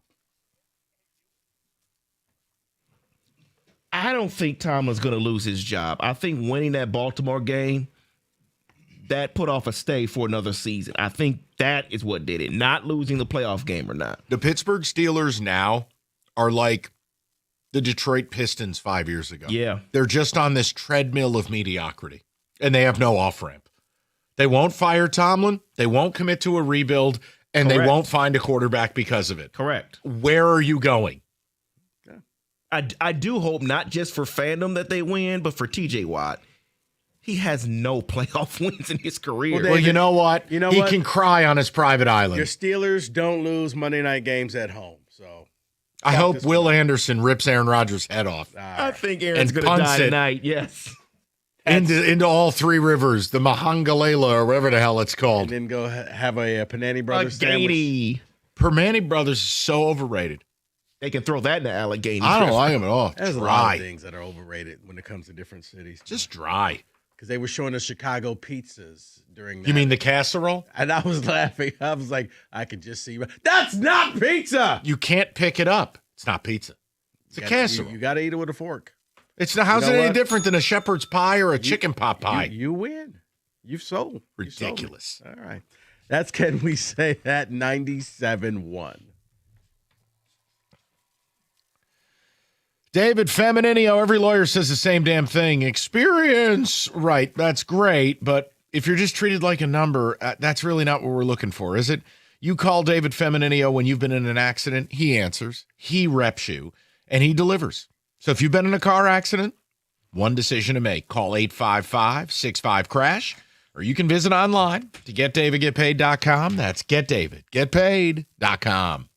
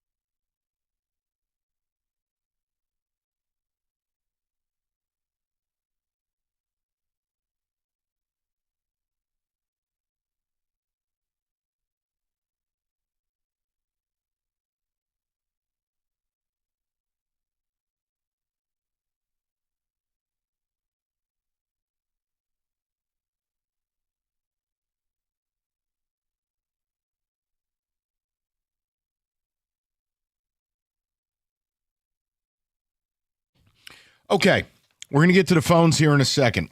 One thing we've been talking about, what did this weekend show you as a Lions fan? And we can talk about some of those takeaways. One of them, Aiden Hutchinson was on TV. He was asked, what's the single biggest thing? He goes, no, but just got to get healthy on defense, and then we'll have a complete defense, and we'll be fine. I don't think that's the case, and I'm tired of hearing that from that place. So we're going to get back to your phone calls, but I wanted to do this.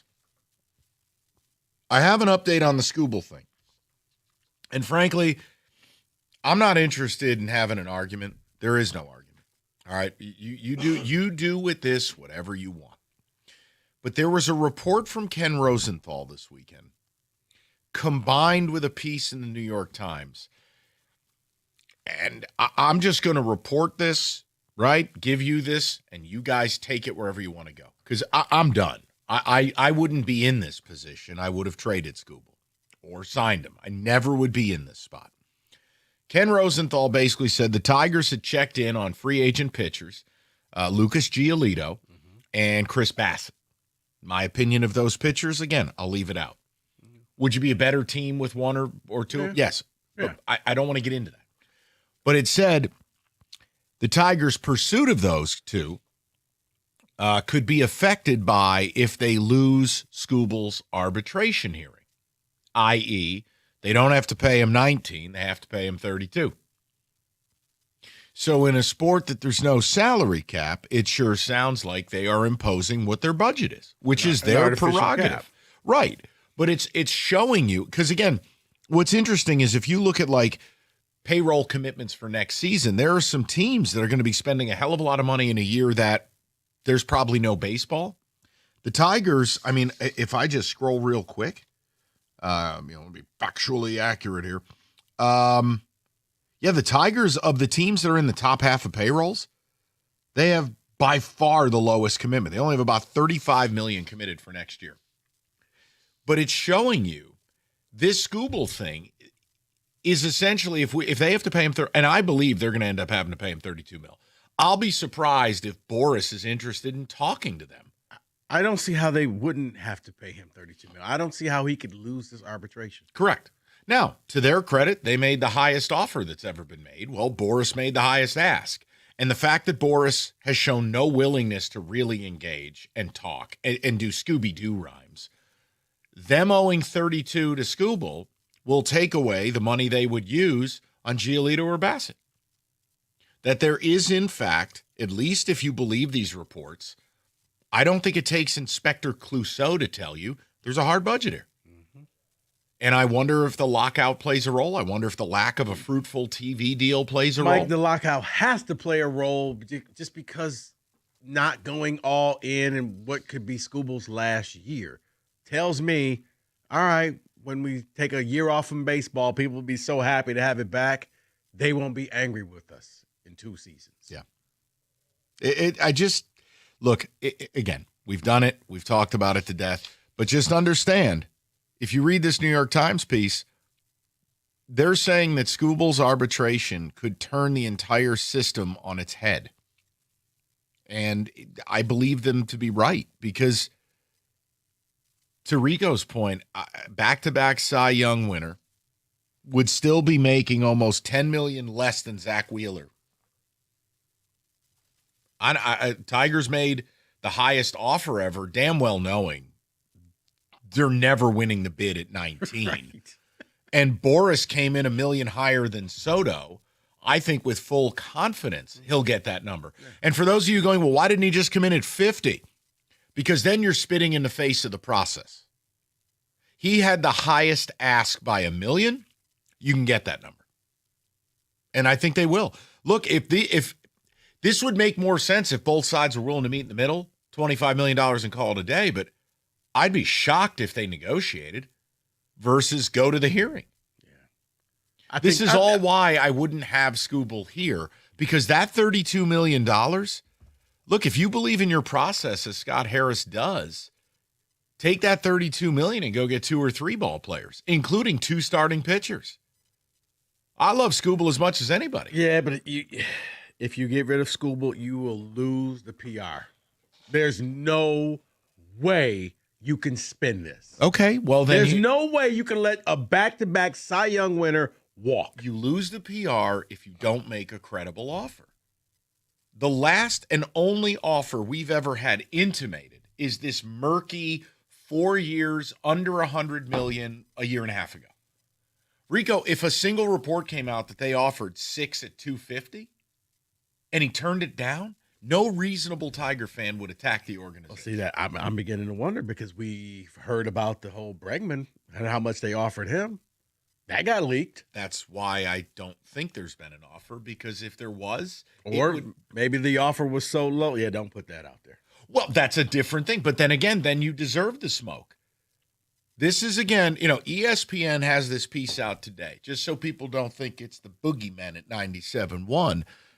ESPN put the piece out, and by the mathematics, the Tigers have gotten worse. Now, you could say the game's not played on paper. Respect, you're right. And they play in this homeless shelter of a division. They'll probably win the damn thing. I mean, they didn't last year, but you get my point. The whole idea is, in the run-up to this Skooble farewell, which it surely feels like, they haven't gotten better. That's deeply concerning to me, because Rico's point all along was, if you're keeping them, hey, let's rally up and get better. And they haven't. Mm-hmm. So, look, that's the update. You do what you want with it. I'm not going to yell about it. I'm not going to debate it. I'm not sitting here crushing the team. Every team's got a budget. The point is, if keeping Skooble was going to limit you so badly that you wouldn't go out and add another legitimate arm. I don't want to talk about Drew Anderson. That's a $7.5 million lottery ticket. Might work, might not. Guy hasn't pitched in the major leagues in, 4 years? 5 years? You needed a legit number 2 for everything to slot right. And let's face it, you really need 6, 7, 8 pitchers now, the way the league works. Mm-hmm. They didn't do that. They didn't get the middle of the order bat. I don't hate Kenley Jansen. I also am not overly optimistic he will repeat the best season he's had in 4 or 5 years. The point is, you did some things. I'll never understand the Gleyber Torres thing. Well, no. Whatever. And Mike, when it comes to Skooble, it also just, because of how things have gone down, what's his motivation this year? Yeah. Is he a competitor? Yes. Does he want to win? Yes. But when I got to fight for every nickel and dime, guys, I just won back-to-back Cy Young, and this is how you treat me? But let's also be fair. The man he is repped by has no intent on keeping him here. And I'm not going to Right, that's what I'm saying. So this year is just going to kind of seem like just this weird, almost forced marriage where we're together, but don't ask us which rooms we sleep in, because we're in separate rooms. No, it's fair. So there's your update. You do what you want with it. I'm not saying it's earth-shattering. I just thought the note about Giolito and Bassett was illuminating. And if you want to get all bent out of shape that they've got a budget, okay, that's fine. But look, man, the financials are the financials. You're one of 9, 10, 11 teams that no longer has a TV deal. You got a lockout staring down the barrel of a gun here. Yeah, it's a business. Now, if you have a fan running the team, you're willing to lose a little bit more money. But look, guys, I can just give you what it looks like reality is. It ain't like I'm going to get a look at their books anytime soon. No one ever sees the books of a major league team, ever. Right. Then you know look, the best thing that could happen for the Detroit Tigers is that there is no baseball in 27, and then in 2028, we come back with a fundamentally different system to where they can better compete within realistic parameters. Do you understand that the Dodgers pay more in taxes than about 10 of the total team payrolls in the sport? The system is broken. No, it's broken, but the Dodgers will say, but we have trophies, so we don't care. I understand that, but I'm not on KTLA, nor do I care. Right, I I'm making a point here. Right. The system is fugazi. It is. And the best hope for the Tigers is that the system deeply changes, because they don't have a lot more runway to go payroll-wise. Rico, they're not carrying a $250 million payroll here. They're not. And they're in that, in that 160, 165 range. Let's make an assumption Skooble has a part of that, because again, a lot of it is on projection. MLB payrolls are a disaster as far as like figuring them all out and percentages, and this is allocated for arbitration. If he wins his hearing, it sounds like they won't be able to go get another pitcher. That's a pretty brutal outcome. No. That's Ken Rosenthal. Again, doesn't work for 97.1. So, get mad at Ken and his bow ties. 248-539-9797. Back to your phone calls next. 97.1.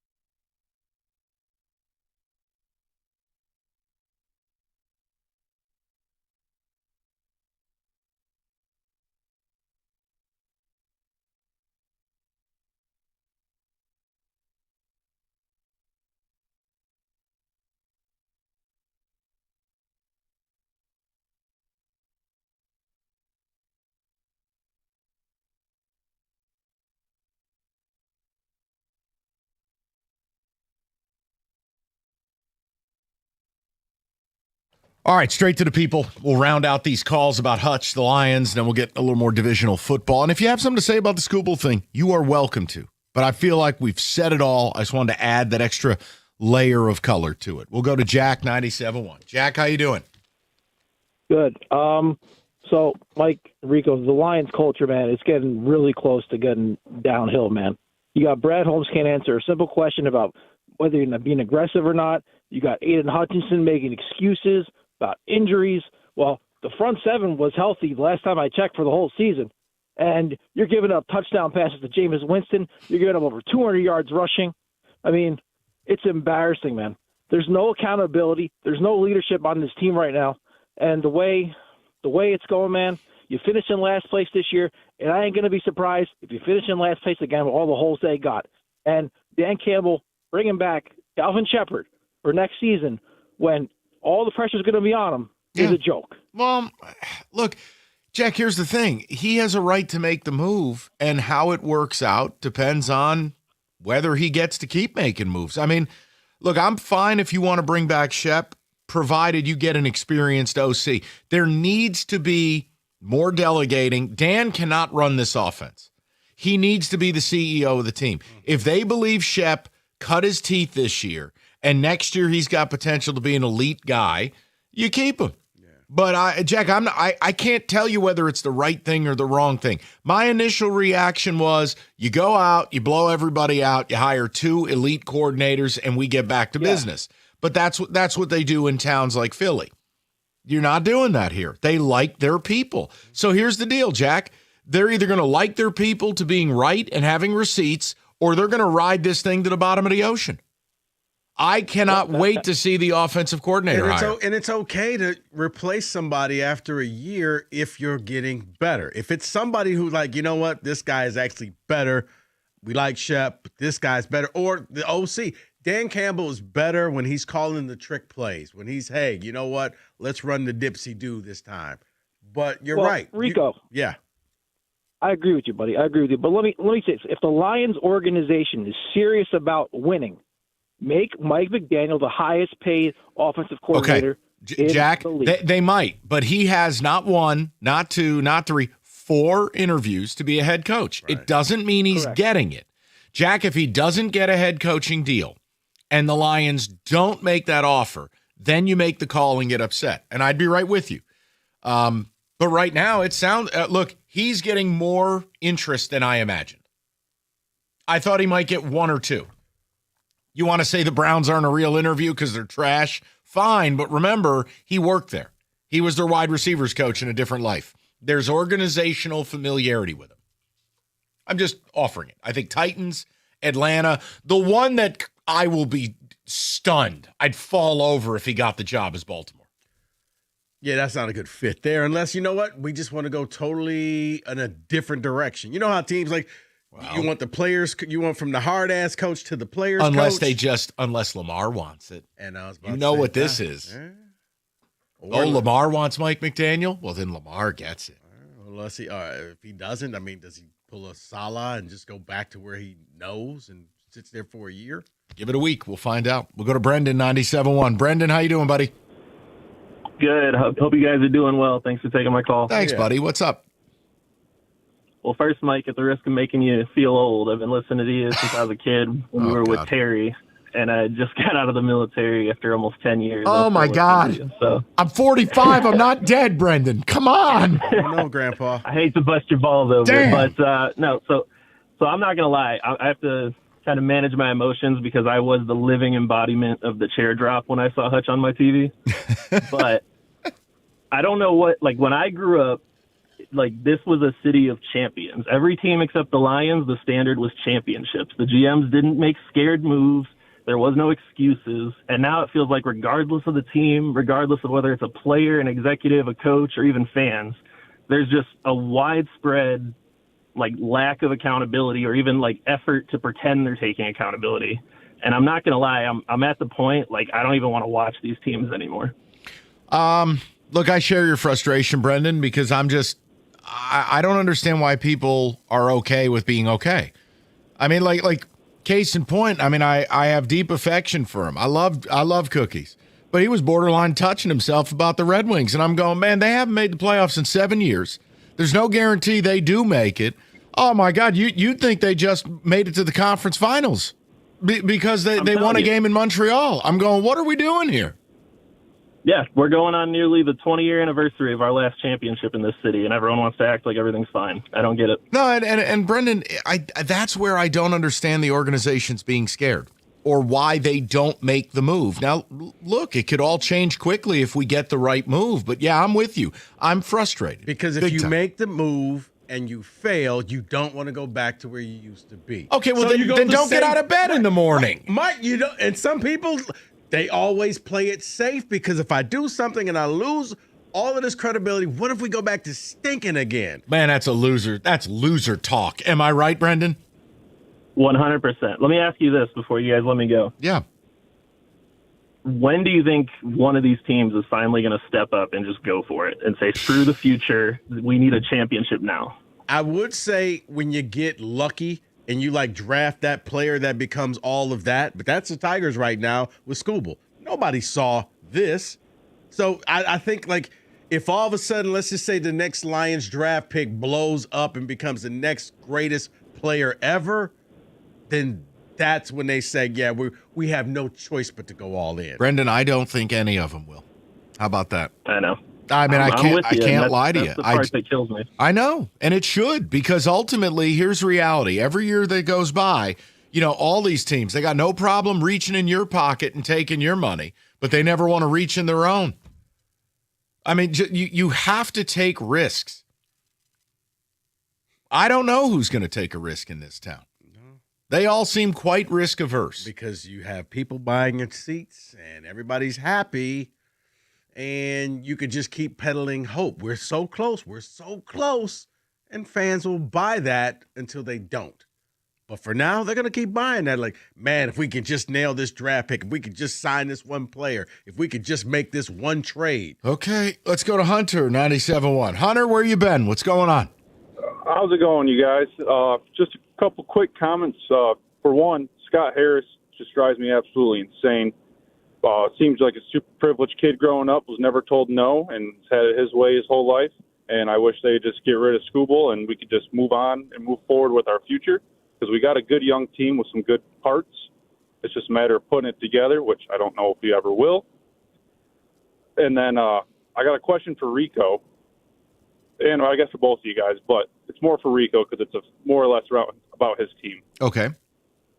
So I'm sure, at least Rico, because I know you don't have social media, he's seen the little conspiracy theory about the 49ers in the practice field and the result of injuries that potentially could be because of where their practice field is located in terms of some energy. I was listening to an NFL podcast. Some low-level energy. Yeah, it's an electrical plant, and there's research that does something to soft tissues and cartilage and stuff like that. Yeah, Hunter, it was an interesting discussion. It was an NFL podcast. I'm not going to say which one, but no, Hunter, I'm up on this. It was enough that had me thinking, okay, maybe you guys may want to move or get a field, you think? Get a practice facility somewhere else. There's just and what got me, Hunter, is apparently the players joke about it.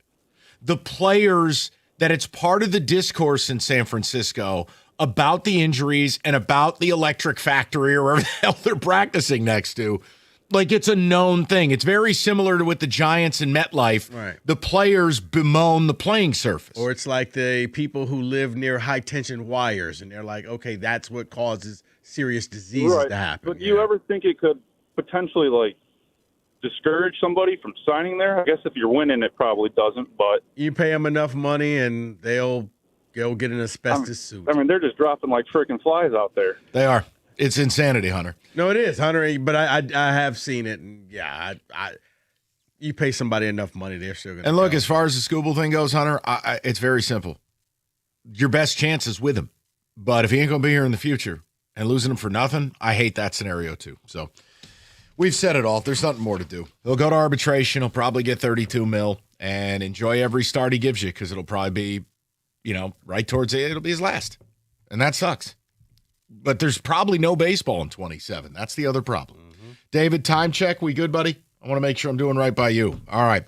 Moran Chevrolet, Michigan's #1 selling Chevy dealer 2 years in a row. How do they do it? Well, it's not magic. They just make certified service and car buying simple. They don't bust your balls. GM employees and immediate family members, you can lease a 26 Trax, $299 a month, $999 down. GM employees and immediate family members lease a 26 Equinox LT, $299 a month, $999 down. And again, straightforward pricing, no runaround, no nonsense. MoranExpress.com for all certified service as well, or stop by on Gratiot, just north of 15 Mile of Clinton Township. It's Moran Chevrolet, where you always get the best price, period. Chevrolet, together, let's drive.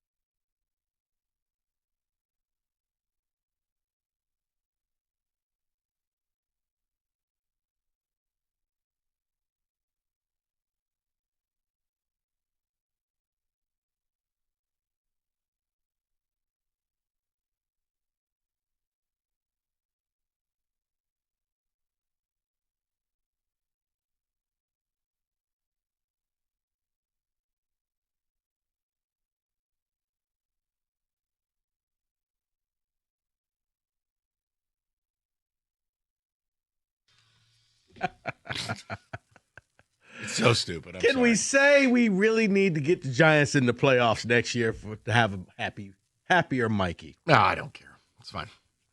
All right.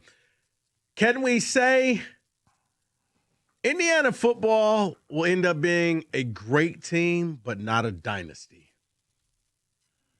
Okay. Meaning this team may go 16-0 and be like the Joe Burrow LSU team, but Indiana football as a whole will not become a dynasty. I'll say yes, only because I now believe dynasties are unsustainable, if not highly improbable. You can't develop talent. You can't stack talent, depth, etc. And Indiana's model has been phenomenal. Their player evals, the coaching, they're the perfect team. They are by far and away the best team since that 2019 LSU team. However, you're not going to keep hitting grand slams at the quarterback spot like this. Like it's just, I'll say it's impossible to do. So that's no shade. They're phenomenal. I'm rooting for them to win it all. But yeah, Rico, I think dynasties are toast. David? No, see, that's the thing. They've done a great job in the portal. Great job in the portal again, but that again is on paper. So we don't know if they're going to hit on all of those again to say they'll do it next year. Can we say, this is actually a two-parter.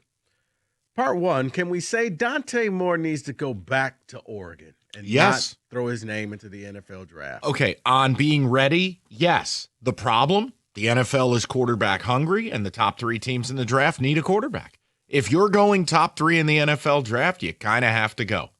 Now, if you're confident in yourself and you think you can get $5 or $6 million to stay in that system, maybe you don't want to play for the Jets, you could. But Rico, you're talking about a 4-year guarantee with a 5th-year option. It's hard to turn that down. Is he ready, though? Absolutely not. Dante's not ready. Good kid. He's just not ready yet. Well, the part two, if he stays, Dylan Raiola just committed to Oregon. Should he do what Dante Moore did? Yes. Sit for a year. Off a broken leg? And let Dante run the show next year. And you know what? Go to physical therapy for all your weirdness. You're not Patrick Mahomes. Stop it. This is Dominic Raiola. Dylan Raiola, he plays sports. I think he could use a year on ice because I see nothing from him that is suggestive he's a high-level player. He's a check-down Charlie. See, here's the thing with Dante Moore, and I know he started 19 games at UCLA. This is truly, to me, his first real year of real football. Yeah. Yes, he needs to stay another year on the other side of it. There's another window, correct, for the transfer portal? No. There is not another window? Well, it. sorry, Dylan Raiola, you are going to sit on the bench because Dante should return. You will just sit on the bench and learn. Sorry. Can we say that Sam Levitt will have success as the quarterback at LSU? Based on the player and then the pedigree of the coach, the system, I know LSU's already signed 8 guys out of the portal at wide receiver. I'll say yes. I mean, Levitt might be a bit of a diva, but he is a gamer, man. Like, it's weird. He plays hard and he's emotional, but then he has these weird, like, A.J. Brown tendencies. But yeah, I think he'll have success. He's talented. He is. I don't see the success. I don't see that it's going to happen there. I truly believe that this was just their second choice, and they're stuck with that choice because their first choice went back to Washington. So I'm sorry, I don't think Sam Levitt's going to be that guy at LSU. Well, funny you mentioned that, David. Can we say that DeMond Williams will not have success at Washington based off of leaving and then trying to beg to come back? See, I see this almost as a situation where, because the money's involved, this feels like a Jaden Daniels type situation when he left Arizona State. They've already done the things to your locker, sir. I don't know if you're going to be brought in. You're going to come back in the locker room. They're not going to accept you again. We need to go clean up that locker. Yeah, exactly. Get some sanitizer. Oops. The only reason I would say he's got a shot is he has all offseason to fix the damage that was done. And I do wonder if players now, maybe they don't even care about each other. It's all business all the time for all of them. So maybe they just view it like, hey, he was just handling his business. He's back in the boat with us. Let's go. Old school? Oh, no, he'd never be allowed back. Okay. Speaking of quarterbacks, as one pro quarterback, can we say Bryce Young will be a good quarterback in the NFL? No. That's ridiculous. I just can't. I can't do it. I just can't. No, he's not. No, he's not. He'll be pocket-sized Sam Darnold. I can't do it. I'm glad he looks better from what he was early in his career, but no. Maybe Sam Darnold wins the Super Bowl. I don't know. If Sam Darnold wins the Super Bowl, anything is possible, as Kevin Garnett said. So sure. Okay. And the way the NFC's looking, they might actually do it, because I'll tell you. He played pretty good. No, he did not. That's Can We Say That? 97.1.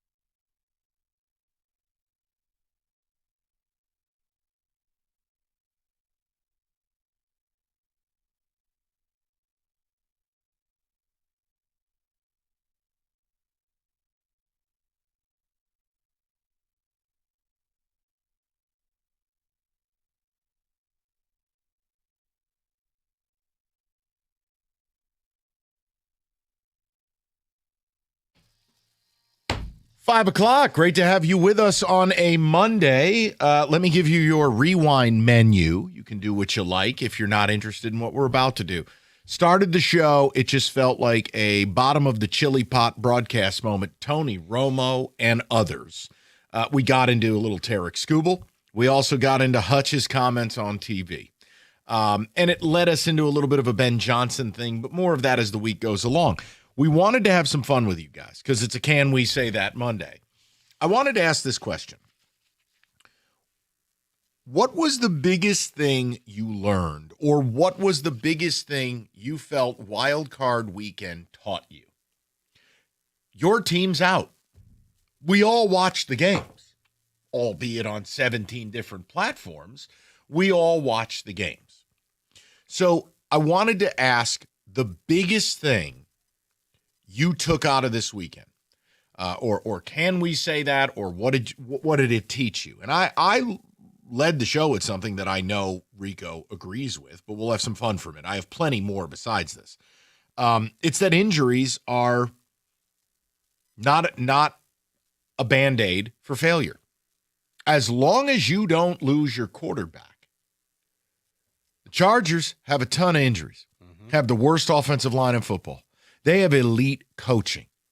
Yes, that includes me saying something nice about Jim Harbaugh. Jim Harbaugh is an elite NFL coach. Greg Roman is a really good OC. And Lord knows Jesse Minter is going to be a head coach.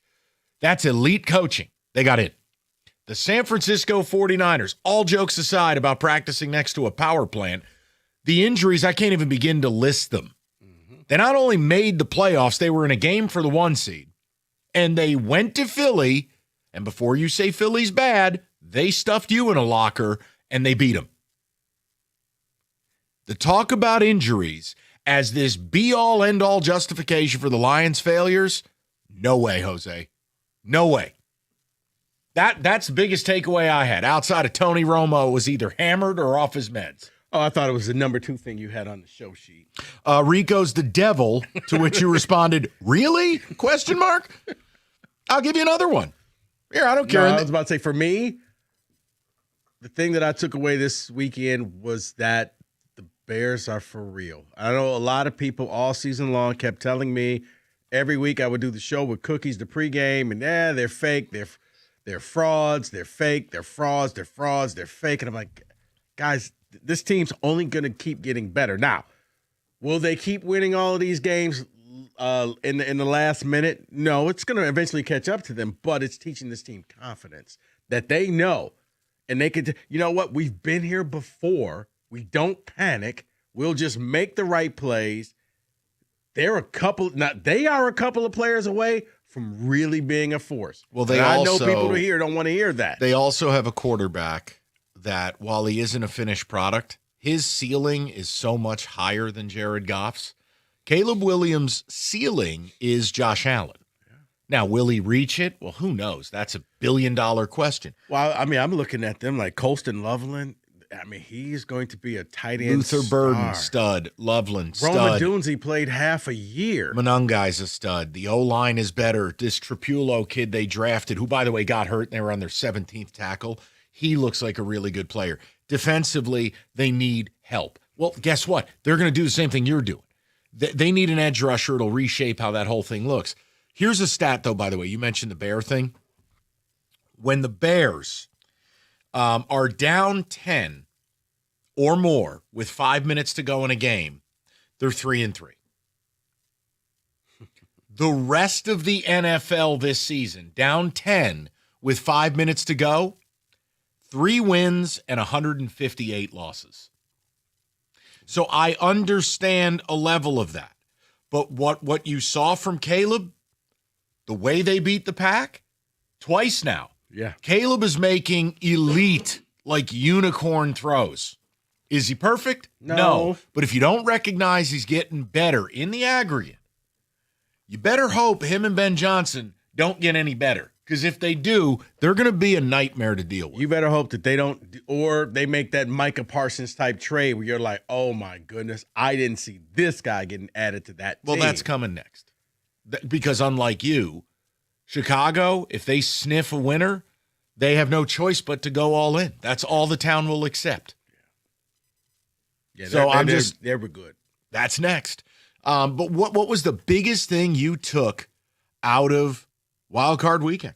Now, I'll give you another one. I mean, the obvious. Philly's dead.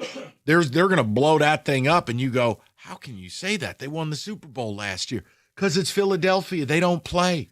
Now, they looked like the Philadelphia from 2 years ago where all the talent was there, never put it together. When you look at Philly, Mike, wild card, losing Super Bowl, losing wild card, win Super Bowl, losing wild card. Well, here's the other thing. That's their past 5 seasons.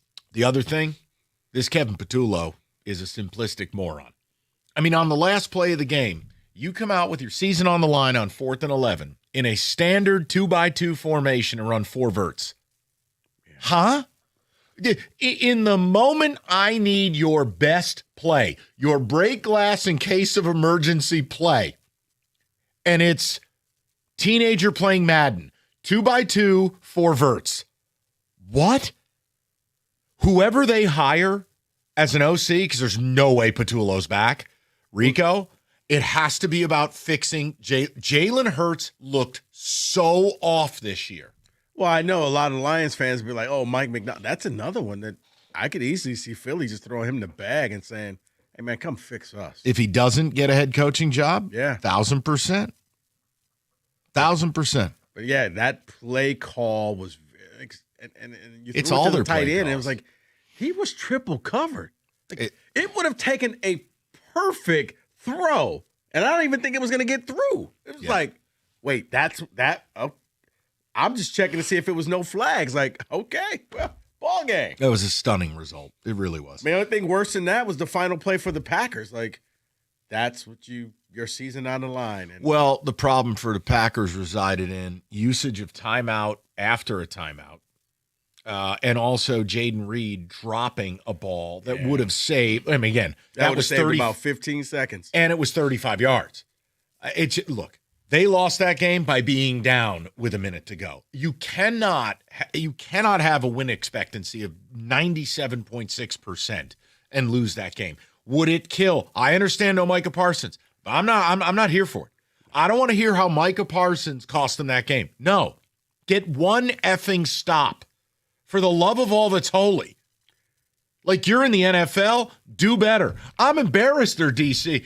I'm embarrassed for Jeff Hafley. If I have to hear how sweet he is, only guy who had a worse weekend was my cousin down in Jacksonville, Campanelli. I do not claim him as Italian. Disgraceful. So he's like Costa.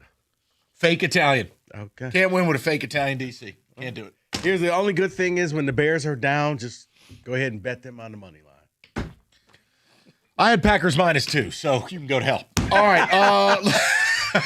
Hey, they were down 21-6. I'm stupid. I'm stupid, not you. I should have. I'm going to take a chance on this. I should have. You're right. I'm wrong. It's me. I'm the problem. It's me. David, ticket text. I'm going to give you the thing that I learned this weekend. And what I learned is that. Now, he's learned that a long time ago.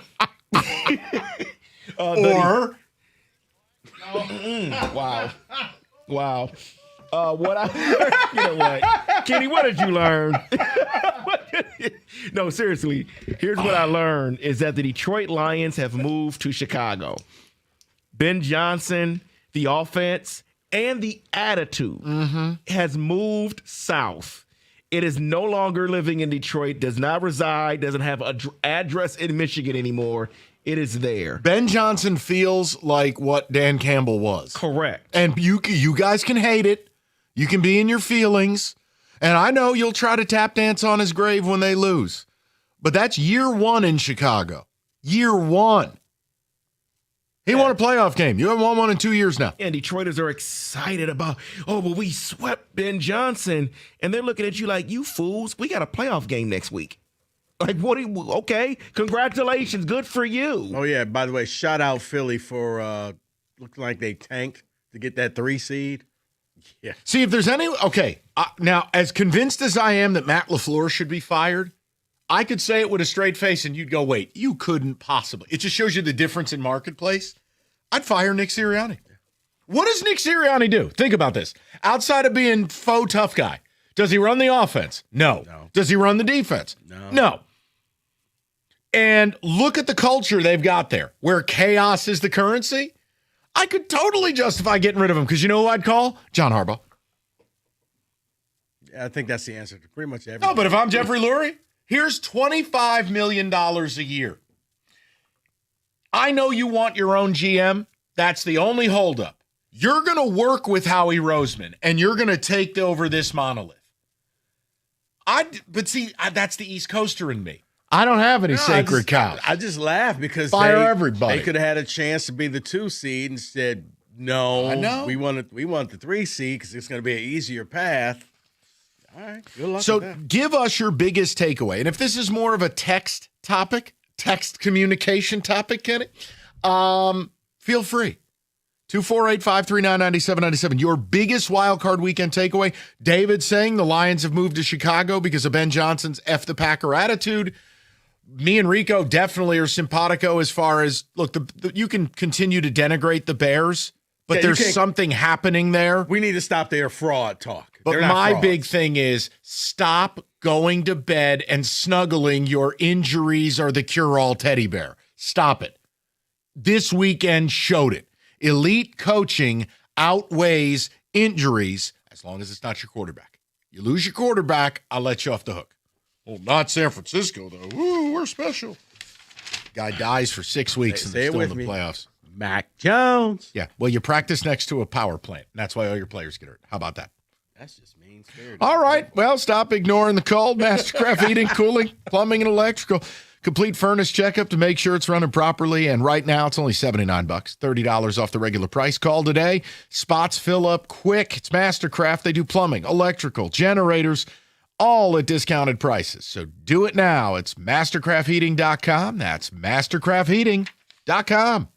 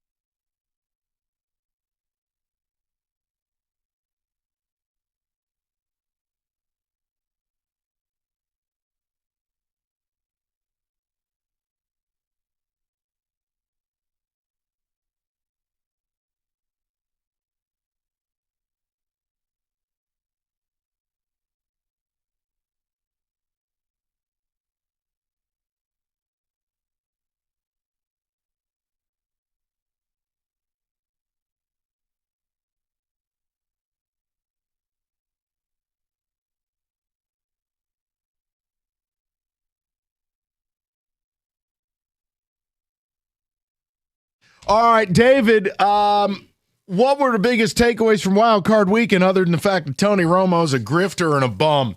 What do you have? Biggest thing is our coach is not capable of hiring good coordinators and that our GM sucks at his job. That's what I got out of the weekend. You're way over the top. Whoa.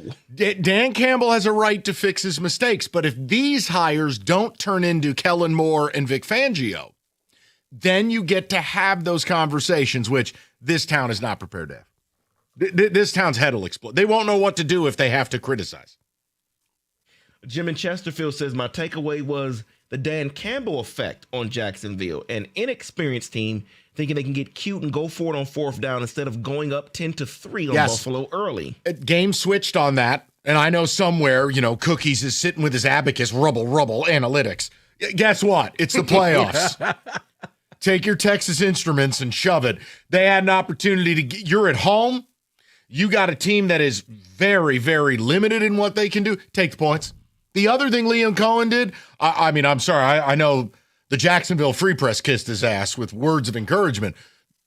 Run the effing ball. Every time they would do something productive in the ground game, here we are, shotgun, we're going to grip it and rip it, or as Rieger likes to say, and there's a punt. Liam Cohen got too cute. Bill's window is now. That's what I learned. And not making a Super Bowl will mean the end. That is from Rob in Owasso. Feels like it. It's a playoff with no Burrow, no Herbert, no Mahomes, no Lamar. Go down the list. Look at the Bills will go into every game the rest of the playoffs with a quarterback advantage. Don't talk to me. If you're Josh Allen, you have to beat Bo Nix. That was the game yesterday that, to me, they were in grave danger of losing. But the Jags were just more intent on losing it. That Jags defense, my God. Fire everybody. Here's what I learned. The Philadelphia Eagles have to get rid of A.J. Brown. He's a phenomenal talent, but he's a cancer, and he doesn't show up in the biggest moments. Yeah, he's gone full wide receiver where now he's look at me, I'm always unhappy and always looking to go to the next team. And if I'm Philly, where you want to go? We'll make the trade. Just give us 5 teams and we'll make it happen. My biggest takeaway is it was a mistake to cut Hooker. His mobility would have got us in the playoffs and still playing in the divisional round. I don't know, Mike, if you really – no, I'm kidding. I hate you. And I hate David for reading that. I said I was happy to have you back. I take it all back. You called me the devil, so. I did. You and your damn team. God. I root for your No, team. You don't. Shut up. Well, Justin from Milan did text off of that. He said, Satan Tech had me in stitches. I can't wait for Demon Jones to announce that he's transferring there. I'm just making a point. I don't care where players come from. When you go to the pros, I'll take every damn Wolverine I can get my hands on if they're good. Mason Graham was the #1 player in the draft last year. That's all I wanted. I don't give a damn you play here. My hatred is compartmentalized to the college level. You're in line. Byram wants to go to the Niners. Right. I'll take him. Amen. What, are you kidding me? What I took away from the wild card weekend was that the NFL is king. The games were entertaining and watchable. CFP has been a joke. I don't know that that's fair. I thought the Ole Miss and Miami game was excellent. I can't help that Indiana's old school Bama. Right, I was about to say, they're just better than everybody, so all of their games have been a joke. And you're done. They just go belt to ass. But again, that's Oregon football. This has always been Oregon football. Get them in a big spot against somebody physical. Oh, hey, guess what? Hey, Oregon. See you later. So you think Michael Irvin's going to be out there if Indiana beats Miami? Buddy, I'm concerned Michael Irvin has nothing else going on in his life. He's barking like a dog on all fours at a college football game. What are we doing here? Dude, you're 60. This can't be this important to you. It can't.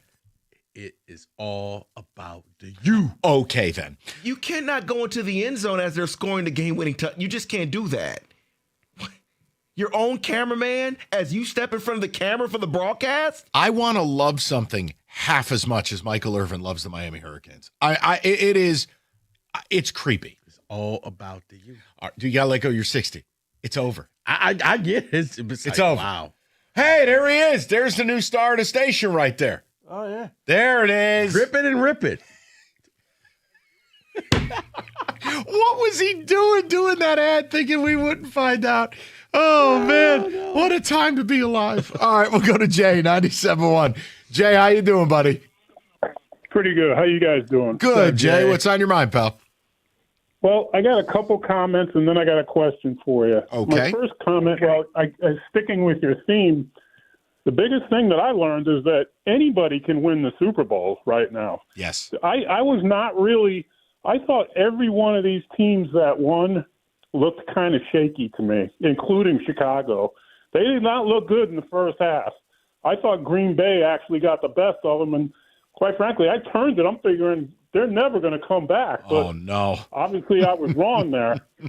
But my second comment is, I don't know if I know you caught the Indiana game. Yes. I'll tell you, I know what your feelings are as a center for the Lions in terms you want to go out and you want to find a veteran, pay him a lot of money. Yeah. But I got to tell you. You want Kugler? I was watching that center on Indiana. Kugler. That guy is scary. The kid from Notre Dame. I was like, whew. That dude is awesome. I mean, if you're going to go get a rookie, get somebody like him. I was super impressed with him. Yeah. I was like, wow. Look, you're not crazy. It's just a matter of preference. No, Jay, I wouldn't have a problem with it. I'll just tell you, when you draft a young center, that could take a couple of years. It's a really hard position to walk into the league and play it at a high level. Yeah, when you do that, you need some experienced guards, or at least an experienced guard to stand next to him and kind of talk him through the different formations and reading the defenses. And then my question to you is this: I'm not a super big Tigers fan, first of all. Okay. But the dialogue is always around Skooble. And I'll be honest with you, why didn't they? If I owned that team, I would have traded him. Get people who can put bat on ball and pitching. They need a lot more than just him. He's been around for 2 years, and they haven't won a World Series with him. Well, understand. So to me, the games he pitches, they're 20 games over 500, and the games he doesn't, they're 500. He is the only reason. Or how about that? I want to be fair. I don't want to chafe anybody. He is the driving force to them even being a fringy playoff team. So, no, Jay, I hear you, and I have said you're either paying him or trading him. They have chosen Bizarro Box C, which is we're going to keep him, yet not have a big offseason. And according to ESPN, not the bad people at 97.1, according to ESPN, Jay, they didn't get better this offseason. And you're going to lose him for nothing. Mm-hmm. So I'm with you. I would trade him right now, because when I read a Ken Rosenthal report that says their pursuit of Lucas Giolito and Chris Bassett is directly tied to whether they win or lose the arbitration case against Skooble. And chances are you're going to lose this case. Because it defies Moneyball to pay a pitcher $32 million. I also never would have paid Gleyber Torres $21 million on a qualifying offer. That's $53 million right there. I mean, they made that choice. I don't know what to say. So, yeah, they have one outcome where this works. Win, as Tom Berenger said in Major League, win the whole effing thing. Because other than that, it's an absolute disaster. Mm-hmm. And you will lose them for free. Yep, making the playoffs and losing them doesn't count.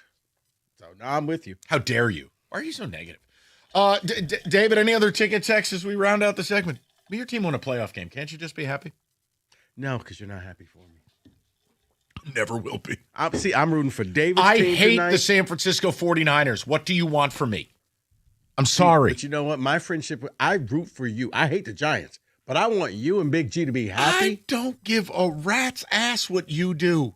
I'm out there celebrating like Jameis in the end zone. Joe Montana, Steve Bono, Steve Young ruined my life as a Giants fan. I hate that franchise. David? You know they're playing next year. We should go to the game. Is it in New York? Yeah. I'll get you really good tickets. Yeah, you coming? Hell no. All right. We'll send Big G. Hey, it'll be like COVID. You have a cardboard cutout of me next to you.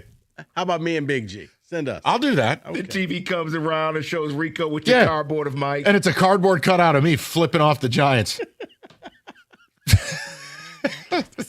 It'd be the truth. To hell with that order. One last text here says, takeaway from the weekend is the Lions need an edge specifically to deal with Caleb. Dude is a problem, and only thing stopping him is himself. I think what you really need against Caleb, though, you have to maintain your rush lanes, but you need an interior pass rush. You've got to flush him wide, force him to the edge. And yes, he makes. That's when he gets dangerous. Yeah, but Rico, my point is, having this pass rush out wide with no interior push, he can just step up and go. True. You got to make it harder on him. True. And look, even if you think you got him, you don't. He's got a Mahomes quality to him. He does. How can you say that? He's weird. Because he's good. And he's getting a lot better. Mm-hmm. Ben Johnson is going to turn him into a demon. Mm-hmm. It's disgusting. All right. Tell him about your basement, will you please? How about let's talk about the Chevy dealer in the area that's been leading the way. Hamilton Chevrolet and Warren, Andrew Pathak and the sales staff, they want to be your Chevy dealer because they're going to guarantee you the lowest payment on your next Chevy, period. They're going to find you every discount, rebate, and incentive to save you money. Get into Hamilton Chevrolet right now to start the new year off right with great deals on their massive inventory. The selection is best right now, and they're ready for immediate delivery, including the January Rico deal, a new 2025 Chevy Trax LT. Get this, $239 a month for 24 months. Walk into Hamilton with $995 down. You'll drive off with 10,000 miles a year. Guys, you know what I say. The best deals are found at 14 Mile and Mound. Just stop in to see my guys at Hamilton Chevrolet and tell them Rico sent you. Make Hamilton Chevy your Chevy dealer. Visit HamiltonChevy.com. That's HamiltonChevy.com. Chevrolet together, let's drive.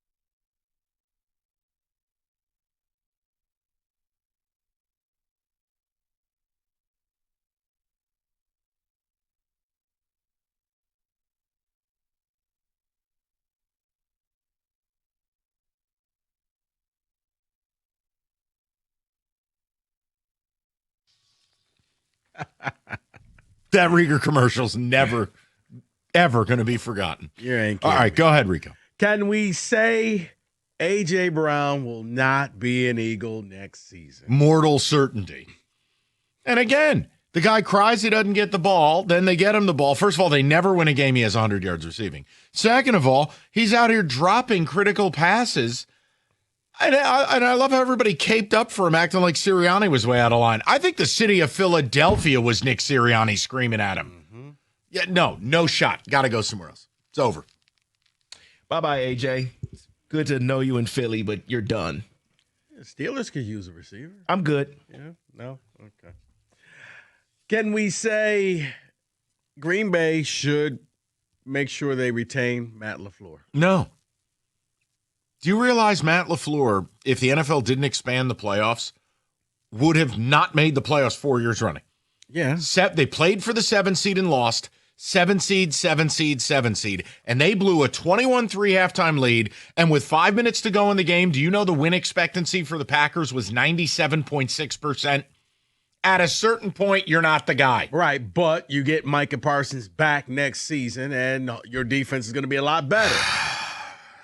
Okay. Look, Parsons went down, Mike, and they were treading water. Do whatever you want to make the playoffs. It's a coveted job.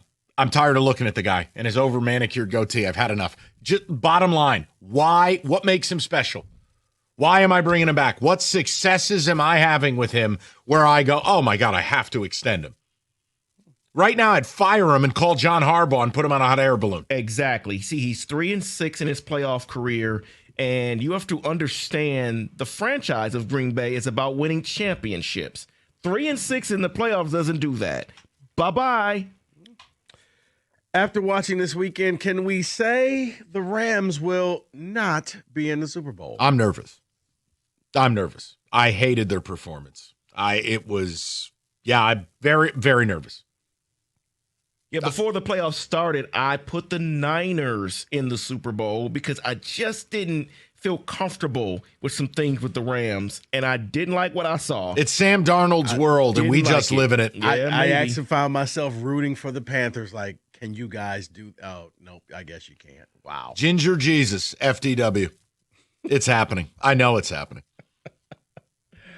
Can we say that Caleb Williams has a little Patrick Mahomes in him? He's got a lot. Well, I know all Lion fans are going to be all up in their feelings. There's a reason he was drafted number 1. And he took a lot of slander for his rookie year where he got sacked 100 times, but he only threw like 6 picks. This year, on a winning football team, those comebacks, your quarterback matters, right? Mm-hmm. And that game, he was slinging it. Not only the overtime win against Green Bay, where he made a one-of-one unicorn throw, he did it again on 4th down this weekend. Any development by him, with mechanics in the pocket, Rico, you're seeing him blossom in real time. He, on the edge, no one's making plays like him. No one cuts throws like that. So, yeah, you see a lot of it. Like, again, last year's number 1 overall pick, how quickly we forget because he's a bit of a weirdo. Dude, he's becoming a really good football player. Yeah, he is. But you can't say that. Feelings and things. Well, everything you said is correct, Mike. The only problem that I had with it was just because I hate Chicago. Got it. Because what they did with his throw on 4th down, superimposing the Jordan logo to it, that part personally, I was like, I can't. Okay, I'm unaware of that. I can't do that. Superimposed because the way he posed when he threw it, they froze it. It kind of looked like the Jordan logo. So I was like, on that, I can't do, but everything else about it. Look, sure. I also loved the fire on the sidelines, and I loved his post-game interview. Showed maturity. It showed a focus. Less of the weird crap. You better hope he doesn't develop. You better hope he doesn't get any better than this, because if he does, he's top 5. Well, and now you got to deal with that for the next decade. Speaking of that, let's stick with one of his teammates. After this weekend, can we say Colston Loveland will be a star in this league? Stud. Superstar. I mean, Ben Johnson launched Sam Laporta's career, You're not allowed too. To say that. Yeah, well, I'm saying it. You know where he went to school and where he's playing. He's awesome. Yeah, you mean like how I had Mason Graham as my number 1 overall player in the draft, and I wanted the Giants to take him? Mm-hmm. Only losers that are sub-Grunk IQ use that against me. I'm fine with Wolverines. It's the pros, right? I don't care. You could have gone to Satan Tech. I'll draft it.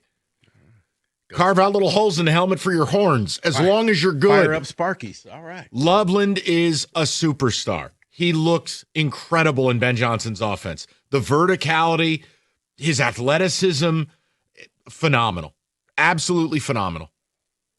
And I love Colston in college, but I did wonder. I'm like, you're taking him over Ty Warren? I had the same doubts. Yeah. Ben Johnson got it right. I got it wrong. He's Correct. the fit for that offense. I don't know if he got it well, but Tyler Warren, once Daniel Jones left and got injured. But he fits what the Bears are doing. I mean, so like, hey. But that's why you, to your point, and we always talk about this during this season, mock drafts don't matter. No. Because you're looking at, this player's great, but it matters what the team thinks of you. And how you fit with and how what the you team fit. does. Yes. His athleticism is jumping off the screen.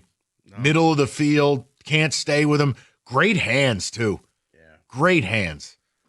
Can we say Josh Allen will literally and figuratively carry the Bills to the Super Bowl? After what I watched, I'm convinced. I mean, his hand was busted up. His knee was busted up. The world's longest tush push. Evaluated for a concussion. He's got no receivers. I mean, poor Gabe Davis. Knee injury ended last year. This year, he's dead. He's done. His career's over. And all he does, go win the game. And that's against a good Jags defense with an Italian defensive coordinator. What a disgrace. But yeah, I quit. You can't beat him. He's a Marvel hero.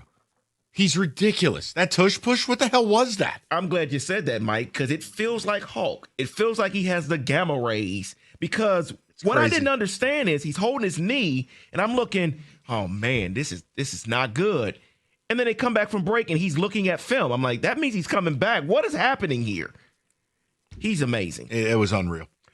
No, he is. Can we say that Kyle Shanahan should be considered for Coach of the Year? Yes, and I hate you. It's ridiculous. And I mean that as a compliment. It's utterly ridiculous with the injuries everywhere. For him to be producing that type of offense, those critical moments where you don't have anyone. They had players on the field I've never heard of. He dials up the trick play at the seminal moment. Of course, it works. But look at the explosives they generated. Oh, we're going to start the game with a 58-yard. Like, he's just an offensive genius. And that's why I don't accept the injury stuff. But again, they won't win the Super Bowl. But they're here because they have elite coordinators. Kyle being the offensive, Salah being the defensive. Coaching matters. It's what was missing from the Lions this year. It is. Bringing Salah back was just perfect because they're sitting there. To me, they're co-head coaches. They're sitting together. You see them standing there.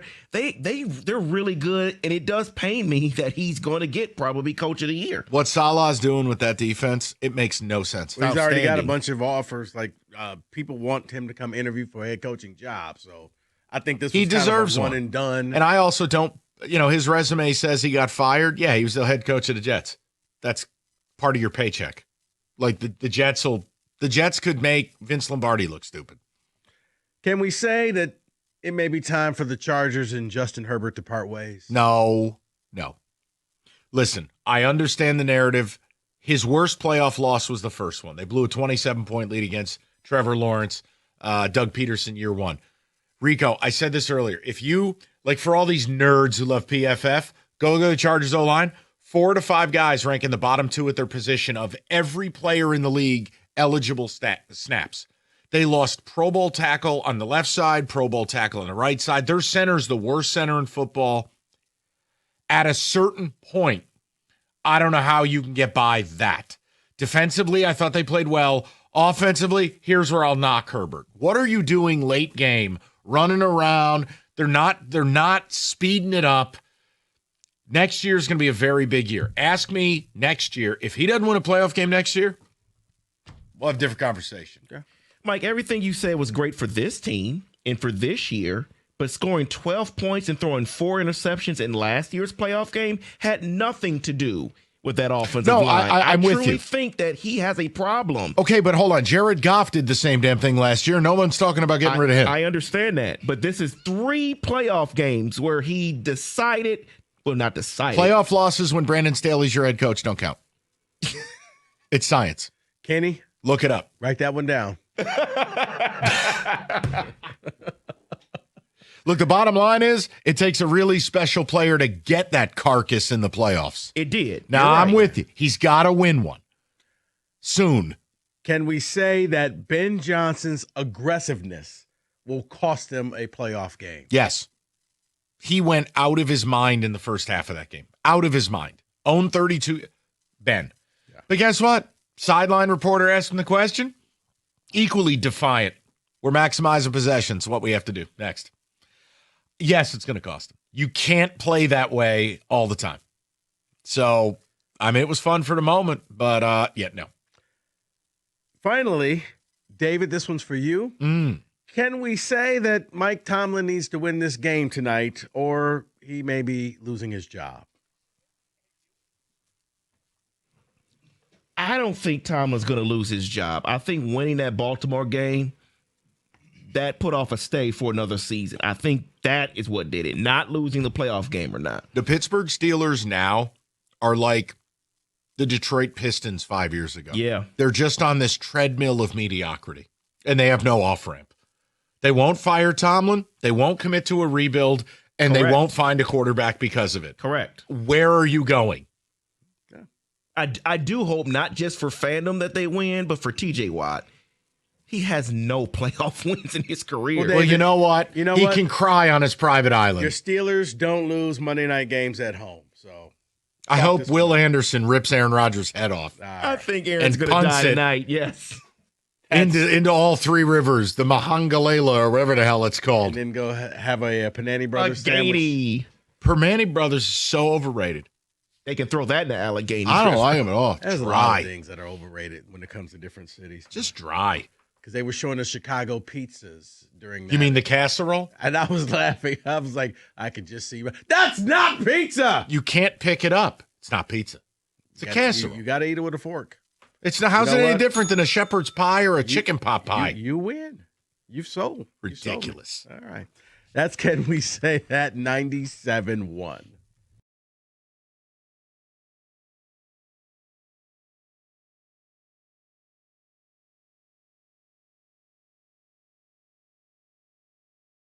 In Michigan, opt-in is required. Bonus issued as non-withdrawable profit boost tokens. Restrictions apply, including any token expiration and max wager amount. See terms, sportsbook.fanduel.com. If you have a gambling problem, call 1-800-GAMBLER. That's 1-800-GAMBLER.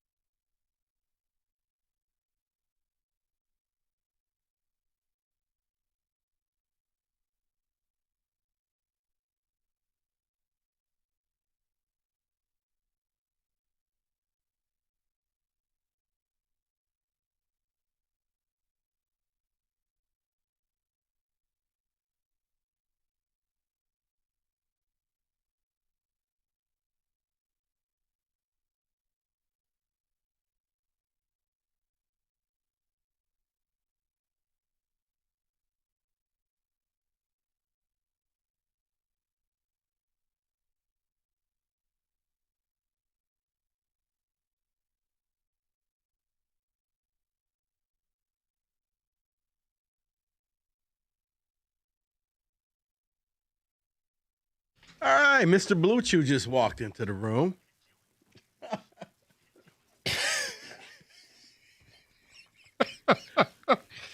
Woo! It's tremendous. If you missed anything, use the Odyssey Rewind. We touched upon a lot of different things. Mike's rant from the beginning of the show to the Aiden Hutchinson when he was on ESPN. So even got a little bit of Skooble talk in there as well. So if you missed anything, use that Odyssey Rewind. Rieger. Guys, I'm a little exhausted. Hell of a weekend. I bet. All right. How you guys doing? Can't wait for the second wave of this campaign. What are you guys talking about? What are you guys talking about? What am I missing? I did not have the chance. I haven't had the chance to listen today.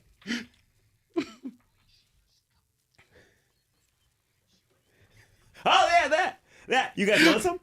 No. Yeah. Buddy, all I know have is the this. hookup. I don't hate anybody's hustle. But if you thought you were going to do that commercial and we weren't going to get our grubby paws on that audio, you're crazy. So, funny thing, I recorded a couple spots and I turned on Costa and Jansen this morning. And I'm like, I wonder when they're going to play. The first thing I hear when I turn on the radio was the spot. I'm like, uh-oh. And then I'm listening to you guys. It took all of 4 minutes to hear Chew It and Do It. Oh, which, Mike, by the way, is a phenomenal slogan. Yeah. Mike was like, hey, have you heard Rieger's new spots? No. Just take a listen. Yeah. Are you? There you go. Well, the other one is it's like PEDs for your downstairs, but legal. What are you guys talking about? There you go. Injuries. You know, this stuff helps a random Monday become pretty memorable. Listen. Just be up for the moment, Mike. That's all I'm saying. We're here for you. Any way we can promote you, it's great. And honestly, it made the drop board like that. I was wondering, I got two things. Instantaneous. Number one, do you guys need some? I got the hookup. All set. We're good. You sure? Yes. Okay. Second of all, I do wonder, will that make the Drops tournament? If I have anything to do with it, I'll take the next 7 months of my life to make sure it Yes! happens. That's all I really want out of life. The third thing is, I heard you guys talking about... It's a good drop. I still don't think it's going to be the winning drop. Yeah, I agree with you. Trust me, I got some time. But I did hear you guys talking about the... We've lost Mike. Go ahead, Rieger.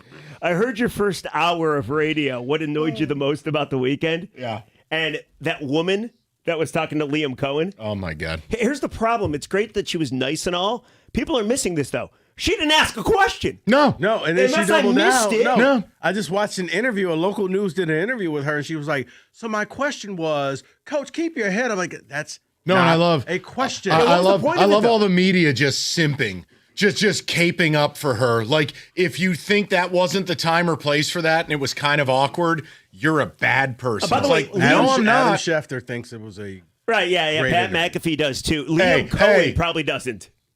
You see Adam Cohen's Schefter. reaction? It was like, what is going on here? I just don't get it. Like, so she just wanted to say she's covered Florida for like 20 years, apparently.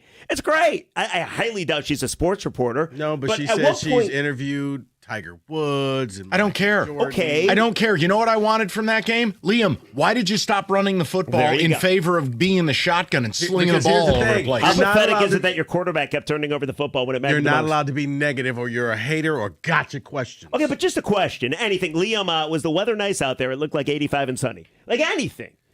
That was my big beef. Keep your head up, young man. I feel like Well, we get to come back Shawshank next season. Redemption and I'm red. This is a world I don't belong in anymore. Here's the other thing. I heard a caller call up. He was ripping on Joe Davis. I think Joe Davis is sensational. I think he's fantastic. Tony Romo is horrendous, though. That's right. I'm pretty sure Tony Romo, I think he could use some of that stuff, maybe. Maybe he'd be better. Romo put on one of the single worst broadcasts I've ever endured. Do you in think my Nance life. wants to kill Romo? The only- Nance is his professional. Yeah, 100%. I think any professional wants him gone But because he's a Romo disgrace. is so insulting because he gets paid all that money. He's got the dream job. And he doesn't do the work. Exactly. He's vanilla Gus Johnson. We They're heard both the report disgraces. a couple years ago. CBS was like doing Turn the his meetings mic with him. off. We'll be back tomorrow at 2. Rieger's about to, you know what he's about to do.